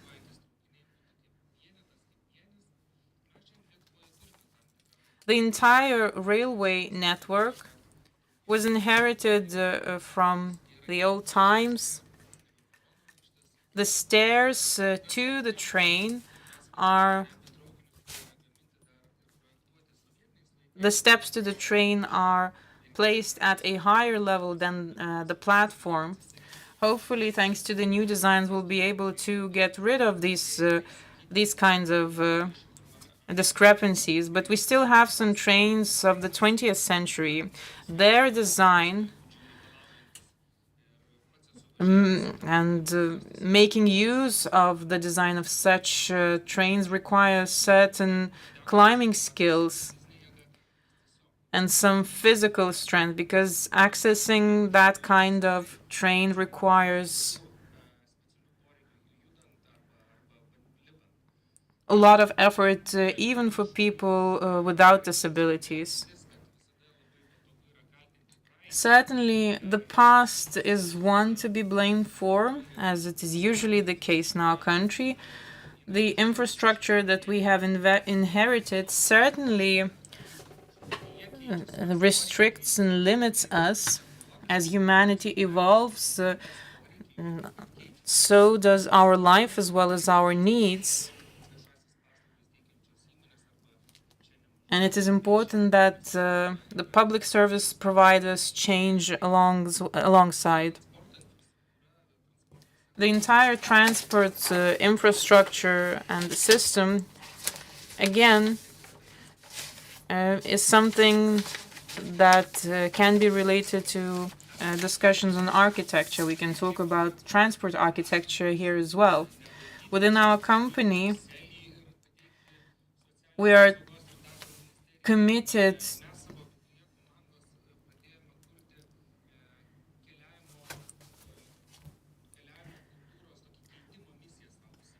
to pursuing a culture of change of travel by trains. The beginning of this change was when I just joined the company. Back then, we realized that over the last 5 to 10 years, the Lithuanian railways have achieved very little in terms of adapting communication by train for people with disabilities. Certainly there were people that were annoyed with the situation. There were people who kept complaining about the existing situation, saying that why bother changing anything by investing millions in order to meet the needs of the few.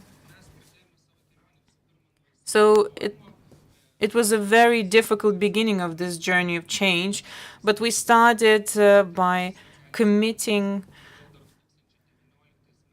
the heads of our company to sign a memorandum of understanding with the Ministry of Communication, Transport and Communication and organizations representing people with disabilities. We've seen the tools that need to be put in place to achieve those commitments. We've looked into the areas of greatest effect, and certainly we needed to start from our trains. It turned out that we did not even know the exact number of trains that were adjusted to the needs of the people with disabilities.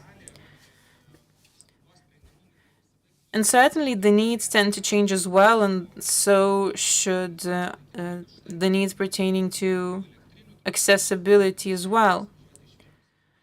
I believe many of you have tried the electric trains running from Vilnius to Kaunas, and you've noticed that those trains definitely meet a lot of criteria for accessibility, but apparently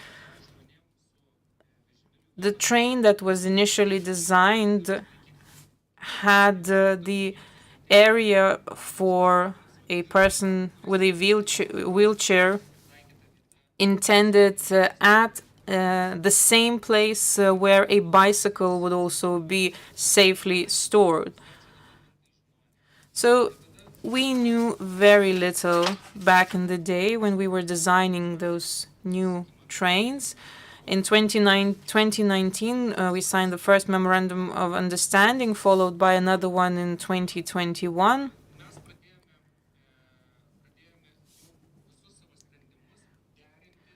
Which meant that all of our decisions had to be aligned to the needs of the people with special needs. We realized that we need to have new trains because our train park was definitely an old one.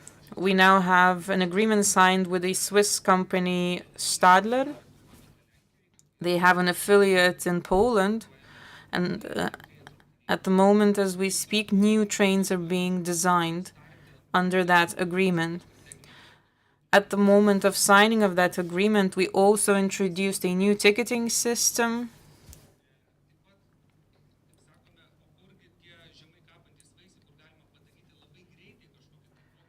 As for the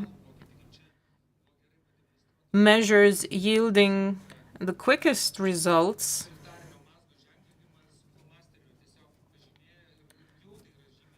something that is similar to those examples, like the door for the disabled that was etched with a sign for the people with disabilities, later marked by markers. So we did something similar to that, and we've introduced braille markings on our trains.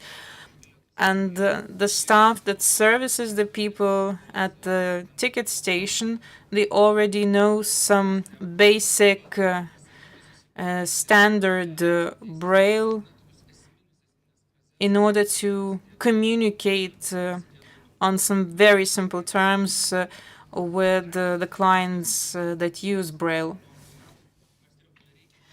In addition to that, since 2019, we meet on a regular basis with organizations representing people with individual needs. During those meetings, we discuss our essential strategic projects, such as those related to the ticketing system or designing of new trains. In the meetings, the representatives of organizers provide us with a certain feedback, demonstrating some of the quite absurd situations that we need to address. So, even though there are some of the absurd situations that we still deal with, I'm happy to note that the number of such situations is going down. And it is important to hold such meetings not to get derailed, so to say, of our commitments. I'm also glad that during such regular meetings we start cooperating rather than making reports. Since the very beginning of these meetings, I remember being quite intimidated to take part in such meetings because you perfectly understand that not everything is 100%. In this picture, for those of you who find it difficult to see what's in them, in the picture on the left you can see people in a very good mood sitting around the table. In the picture on the right you can see a very important person. This is a person that that works on corresponding to the needs of people with individual needs. Our strategy stipulates that all of the decisions that we take have to be reviewed by a person who is in charge of the issues pertaining to the people with individual needs. This is the person who works on a number of different areas. This is what allows us to improve. Another thing that we take pride in is our website, which is adapted to the needs of our customers. Well, it is a very important tool for us because it is the main channel for selling tickets, train tickets. So we've invited the representatives of different organizations, asking them what needs to be done the right way. We didn't want to make any mistakes in the process. I recall the representative of one of the organizations, and I recall myself asking the person, because we had a very poor ticketing system, so I asked the person to provide me with an example, which country would be the best example. So the person said that it's Sweden, so I visited Sweden soon after, and I was told that they managed to service about 100,000 complaints that are connected to their ticketing system, apparently. So that's when we realized that certain issues related to contrasts on the screen, the customization of screen readers, all of that had to be adjusted. Finally, this huge piece of metal, a train, is being designed to serve people for 30 years. This means that the end of life service of a train will expire at the age of 70. I will be a pensioner at that time. So they do serve us for a very long time. So we have to bear in mind in designing which solutions are the best. Is it a lifting mechanism or a ramp? So we have to bear in accessibility aspects in mind. We were even taken to court by one of the designers of the train that the conditions that we requested were related to an interior that does not include internal steps. We were aware of the complaints that we might receive, but we had in mind not only the people with wheelchairs, but people with other impairments as well. Because what is adapted to the needs of people with special needs is also adapted to the people with disabilities. So one of the main requirements of ours is to make sure that people are able to move in and out of the trains without any steps. These are just some of the pilot solutions because our newest trains are only being designed. But we do hope that the trains that will be introduced in our system as of 2026 will be a new step towards servicing people with special needs. Another major project of ours that is being implemented at the moment is the ticket machines that are tailor-made to the customer's needs. We plan to have about 23 of them, and together with the stakeholders, we're making certain decisions. We're selecting what kind of screen contrast must be in place. We have went through the design aspects. We're also discussing with the Association of the Deaf and the Hard of Hearing as to what other changes need to be taken into account. All in all, I'll take pride in the steps that our organization has taken over the years. In the designing process of the ticket machines, we've introduced something that was quite new and not that convenient to the producers. Those machines will be launched next year.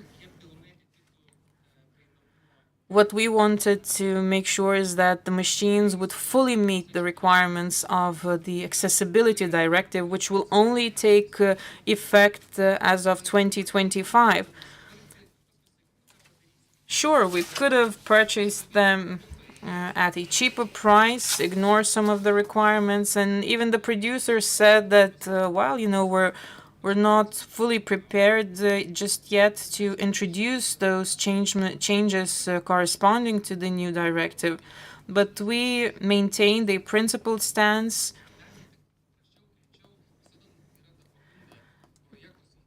There's always a temptation to fulfill and implement projects in a quicker and simpler manner, but as heads of the organization, we said that this is not a matter of discussion. Those machines are going to service people for the next 7 years, even after the directive takes effect, and we know what's the content of the directive. So our machines have to fully meet the requirements of the directive. So we've signed the agreement with the company that's going to design and install them. And those machines will fully correspond to the requirements of the directive. So that was the journey towards accessibility by our company.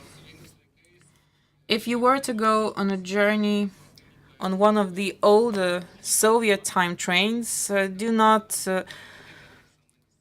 complain about your journey on them, because I do understand that you represent now a different generation, not the one that designed it, but I encourage instead to cooperate with us, and I'm grateful to all of the organizations that approach us with their own suggestions, their own ideas, because that's how we continue growing and moving forward, and hopefully we will be able to continue do that together. Thank you. The speaker has not turned on the microphone. I want to thank you for your presentation, and I see this great progress. I would like to stress to our foreign guests that we had a very huge scandal, that the railways did not follow their commitments, and public organizations were very aggressive, and thanks to that aggressive behavior, aggressive attacks, the railways changed their attitude. So my question is as follows. Was this pushing character welcome? Was it thanks to our pressure that you managed to embark on the changes? I'm really grateful for the changes to you, and I also thank the organizations who exerted pressure. Thank you very much for taking the effort. So this effort was taken as a result of the drastic pressure exerted on by public organizations.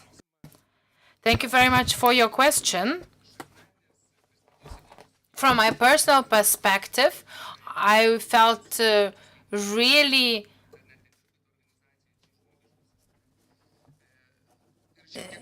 uncomfortable here in the parliament, and actually as a citizen, I wanted to see some progress of my country.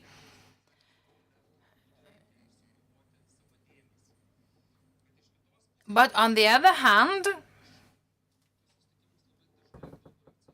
I always focus on those quarterly meetings with the organizations of people with disabilities, and I say that when you don't communicate, you do not know the lives or the needs of those people. And actually, the communities of people with disabilities do not know the realities of railways as well. We have our own challenges as an organization, and the organizations of people with disabilities bring their own needs, challenges, and understanding. And in this way, we're building trust and confidence. And therefore, I say that we started the meetings with a regular reporting, and this reporting turned into cooperation. And I believe that cooperation is a key term.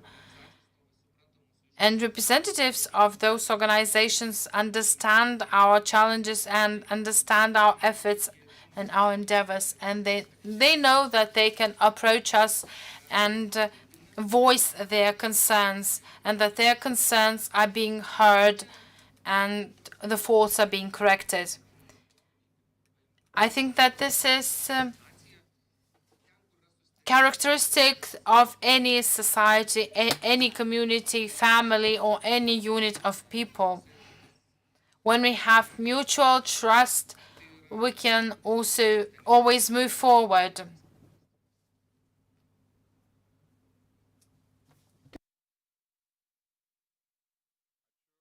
Thank you.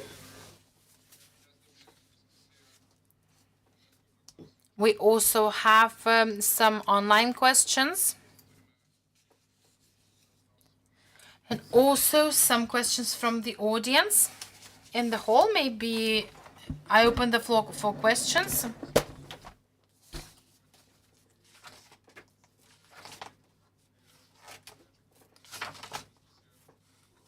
I want to ask Artūras.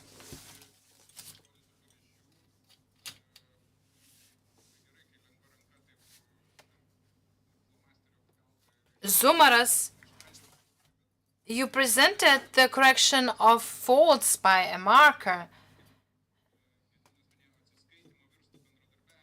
But do you think any possibilities of changing the culture of reporting into the culture of cooperation? Well, actually, the type of work has changed. The department actually was responsible for the affairs of the disabled, and we also had the organizations of people with disabilities.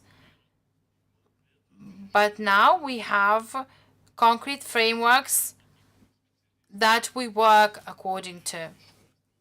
And as experts, we work within this framework by giving advice.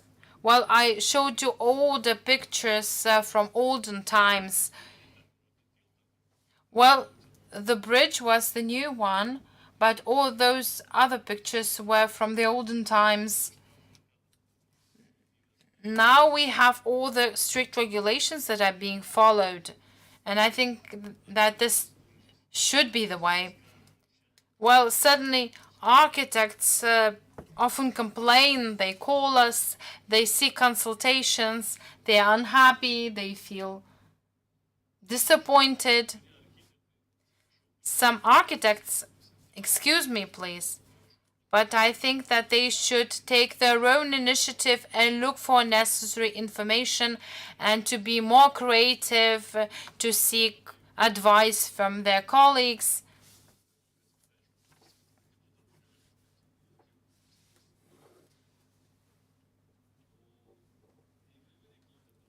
The Department of the Affairs of the Disabled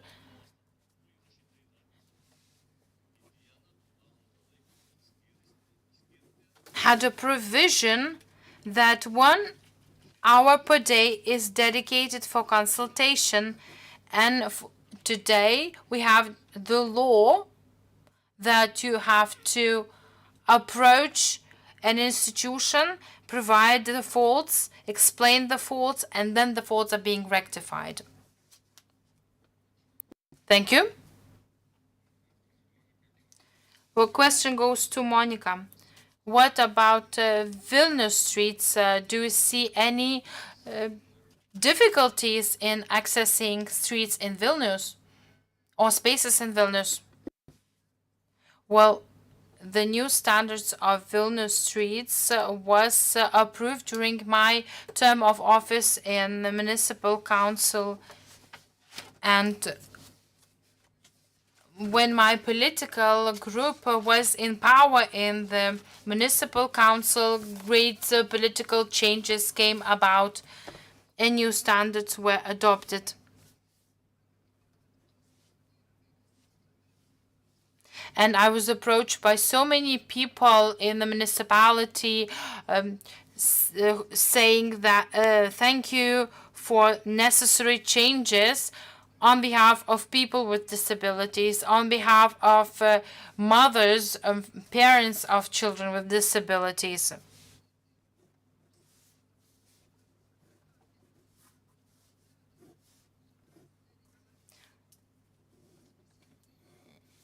Vilnius, as the city, undertook the leadership to have a greater standard.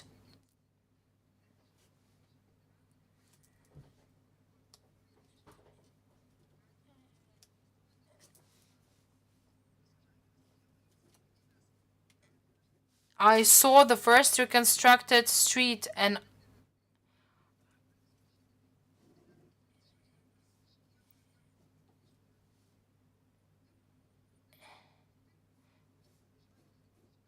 I felt so comfortable. I felt this uninterrupted passing with my wheelchair, and I'm very, very happy. And in Vilnius, we have many spaces that still needs to be improved.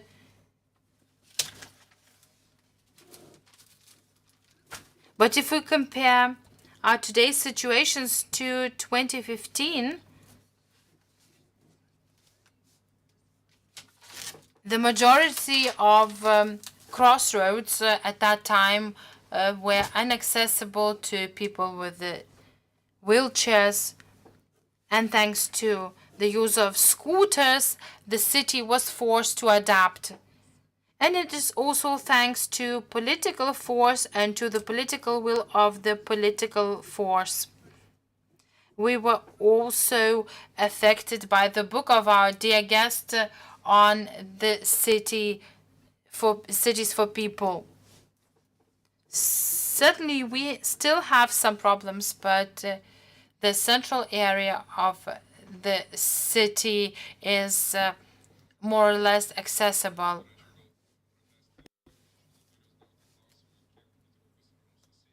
What about the public institutions and our parliament? Is it accessible to people with disabilities?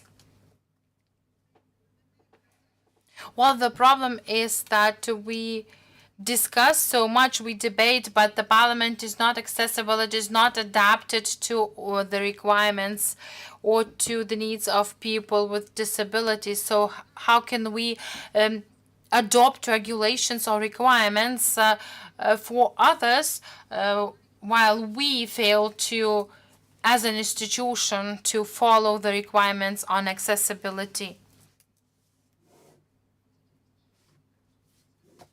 We have a secret room, and some of the meetings of the committees are being held in this secret room, but this secret room is in the basement, and actually I could not access that room. I was offered, well, actually I was offered that I could be carried down to that basement, but I know that this is not very encouraging, because I have a very weighty wheelchair.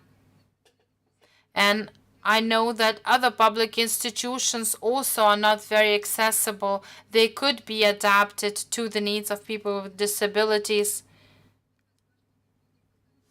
But very often we just have partial funding for some partial projects, for some gradual changes that are not important and not substantial. We have some minor changes that are being made or installed, but in essence, we have no full accessibility. We have to have a full plan of what to be done or what to be changed in order to make, for example, public institutions or this parliament more accessible to people. Unfortunately, we now have programs, and according to those programs, we implement only small projects. My question goes to Barbara.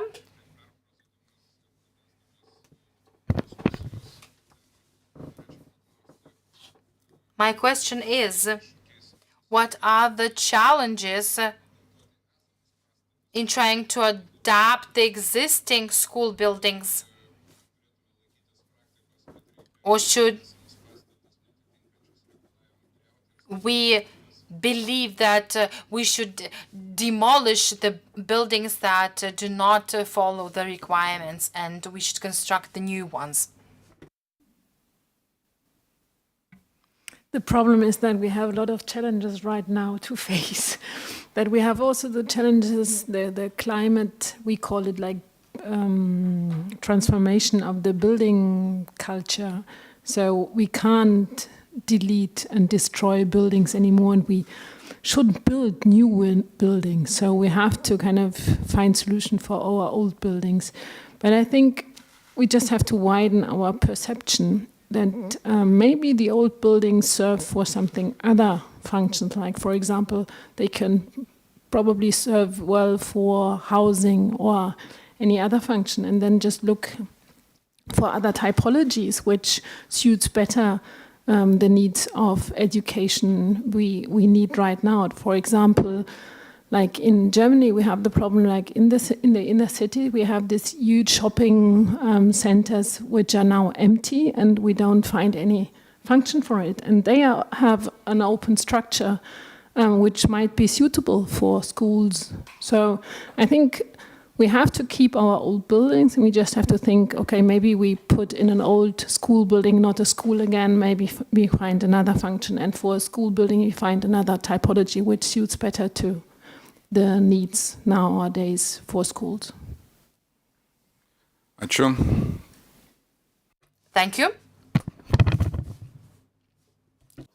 The speaker has not turned on the microphone. The speaker Well, there was a conflict between the society at large and people with visual impairments, because the society did not need the railings, but the railings were needed by people with visual disabilities. Did you hear any aftermath, any outcomes of this conflict? Dėl 3 centimetrų. I don't know if I exactly understand.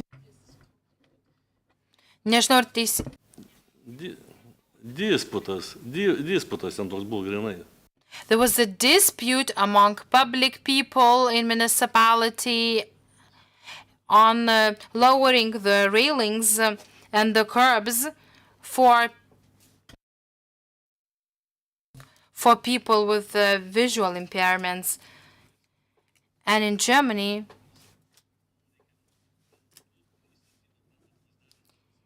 people with visual impairments asked for curbs of 2 or 3 centimeter curbs.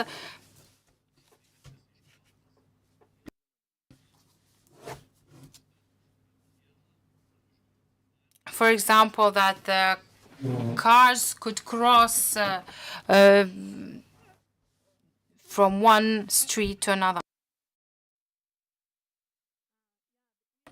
Conflicts in in a lot of building things, because there's like from the disabled position there is this view, and then you have the heritage view, and for example, when we talk about existing building, they say, okay, we have to keep this because it's like building heritage, and then there's somebody else coming and saying, so I think we have to sit together on a table and talk about all the requirements we have and to find a solution. Often the solution is not the best for everybody, but I think these are in my experience, these are the minor problems. Like the bigger problems, as Monica also said, are like the understanding that we have to talk about it, that we have to get the people on the table and discuss with them to get their view, because sometimes I have my perspective, and maybe I forgot because it's not in my daily life. I forget the perspective of the other. So in my experience, the best thing is to sit together, to talk about it, and to look at the perspective, and then try to find the best solution. Of course, sometimes we will not find, as the problem with this 2 centimeters, and I don't understand Lithuania, so.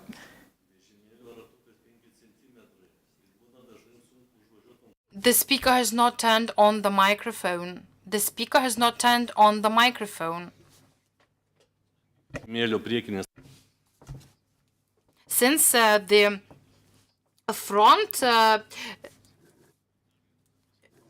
front wheel of the wheelchair is 2.5 centimeters and the curb is 3 to 2 centimeters. So this curb is too big for people with wheelchairs. But people with visual impairments opposed to that. They need those higher curbs because these are used as signaling for crossing.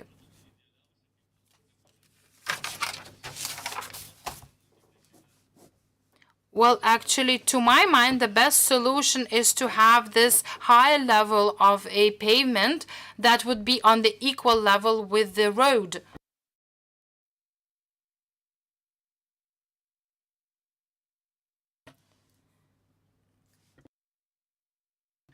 The speaker has not turned on the microphone. The interpreters cannot hear the speaker.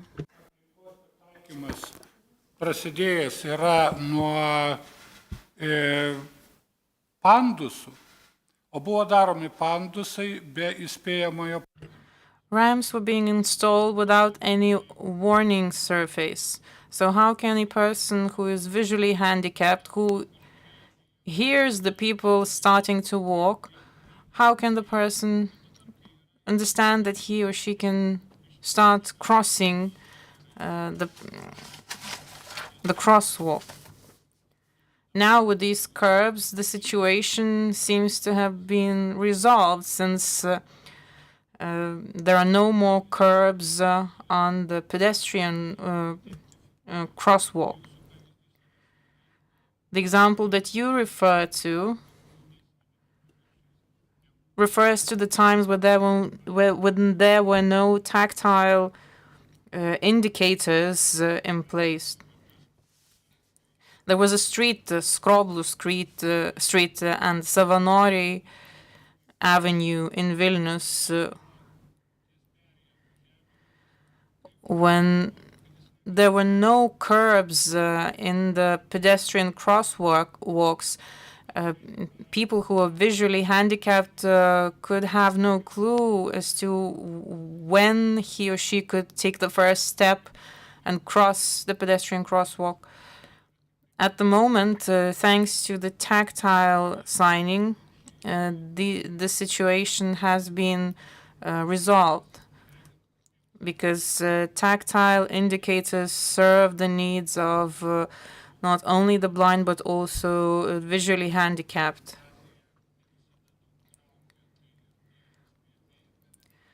The warning signage and the warning surfaces on the pavement also make it quite difficult to orient. But again, what you are referring are the examples of the past. Ačiū už diskusiją. Aš pabaigai dar.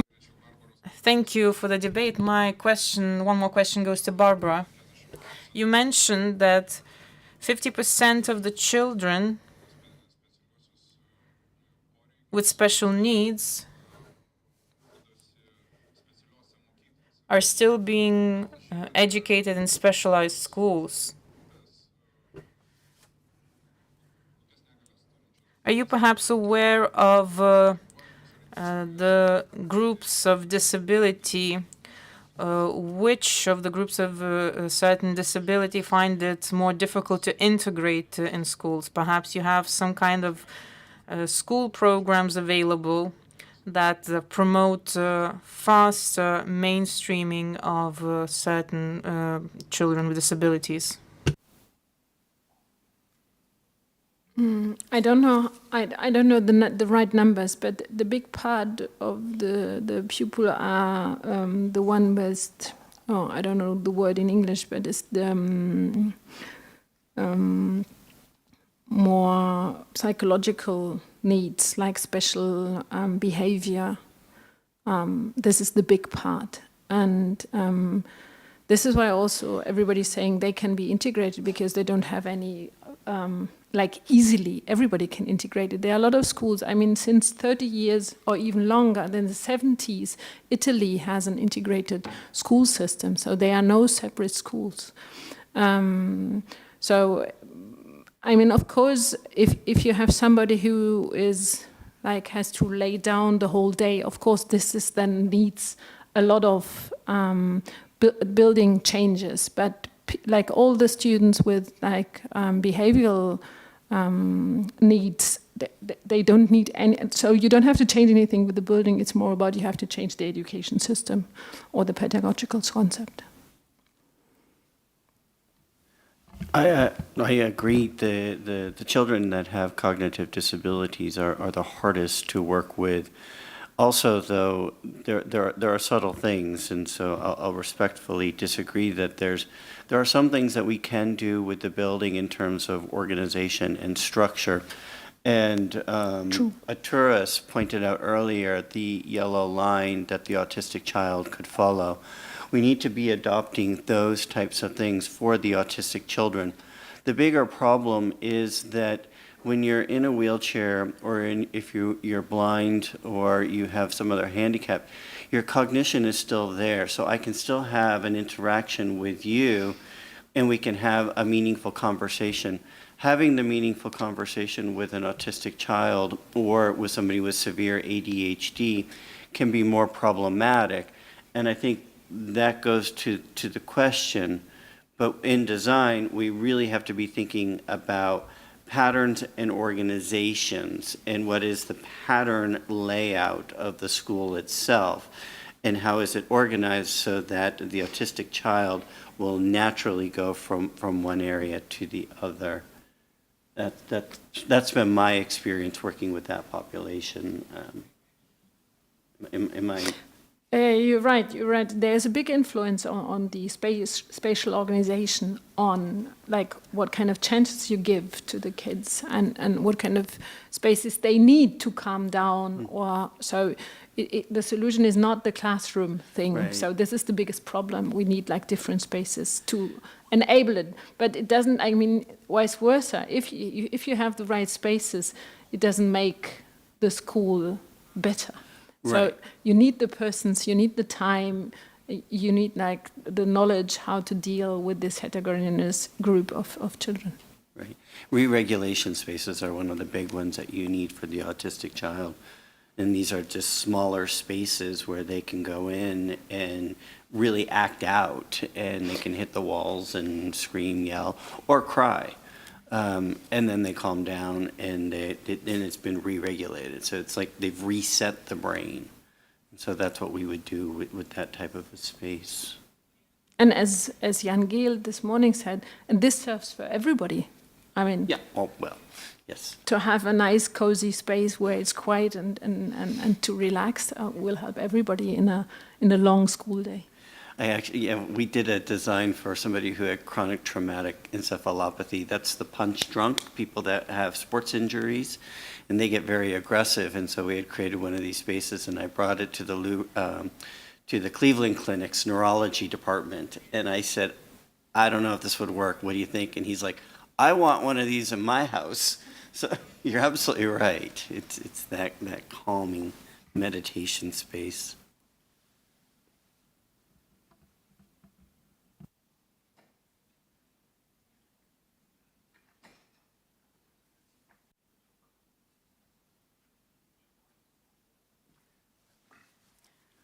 Mėly kolegos, manau, turėjom šiandien Dear colleagues, we had a very useful conversation today. šito viso vandenyno temų. From the pool of subjects that we could have covered today, we've only managed to brush the surface, I have to say. We managed to gather here many experts of the field, including our foreign experts, to whom we're truly grateful. We were happy to have this event organized in the premises of the Parliament, a venue where legal regulation is being adopted, and an area, a building where many regulations that affect the daily lives of our specialists are being adopted. So thank you to the members of the Seimas who contributed to organizing this event. Today's discussion has demonstrated that debates and discussions are needed and must be continued. Now, we will not make a break at this point. We will try to continue such events in the future. We're grateful to the supporters of today's event. 3 companies have demonstrated their products that are essential in addressing the issues of inclusion and universal design.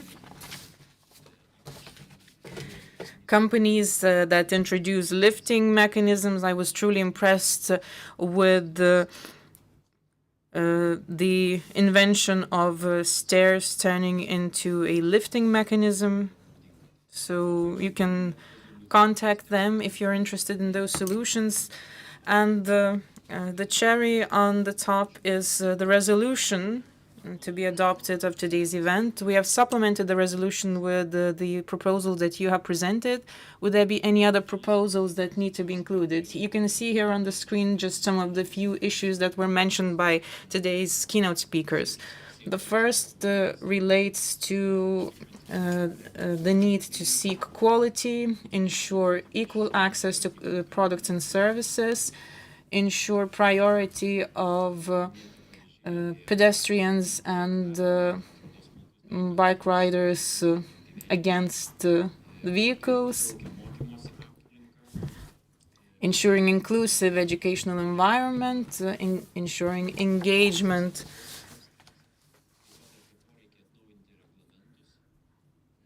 and inclusive and accessible learning environment for all, creating legal, organizational, and other conditions for meaningful and effective involvement of all stakeholders in urban planning and the design of important complexes for the improvement of accessibility for all people. We've also indicated the main stakeholder institutions that you can find on the right, and institutions that we will address with our resolution. If there are any other additional proposals that you would like us to include in the resolution, so please. Yes, if I may, I would like to propose the following. Transport via trains and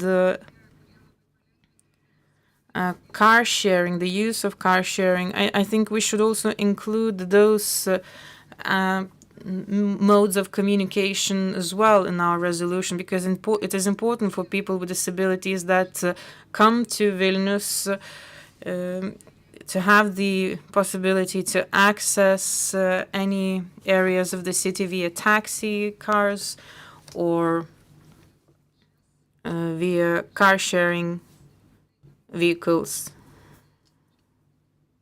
So if there's a possibility to include this proposal, I would be grateful. Thank you very much. We will make the necessary amendments, and the organizers of the event, I believe, will include these amendments in the final text of the resolution. Are there any other suggestions, proposals?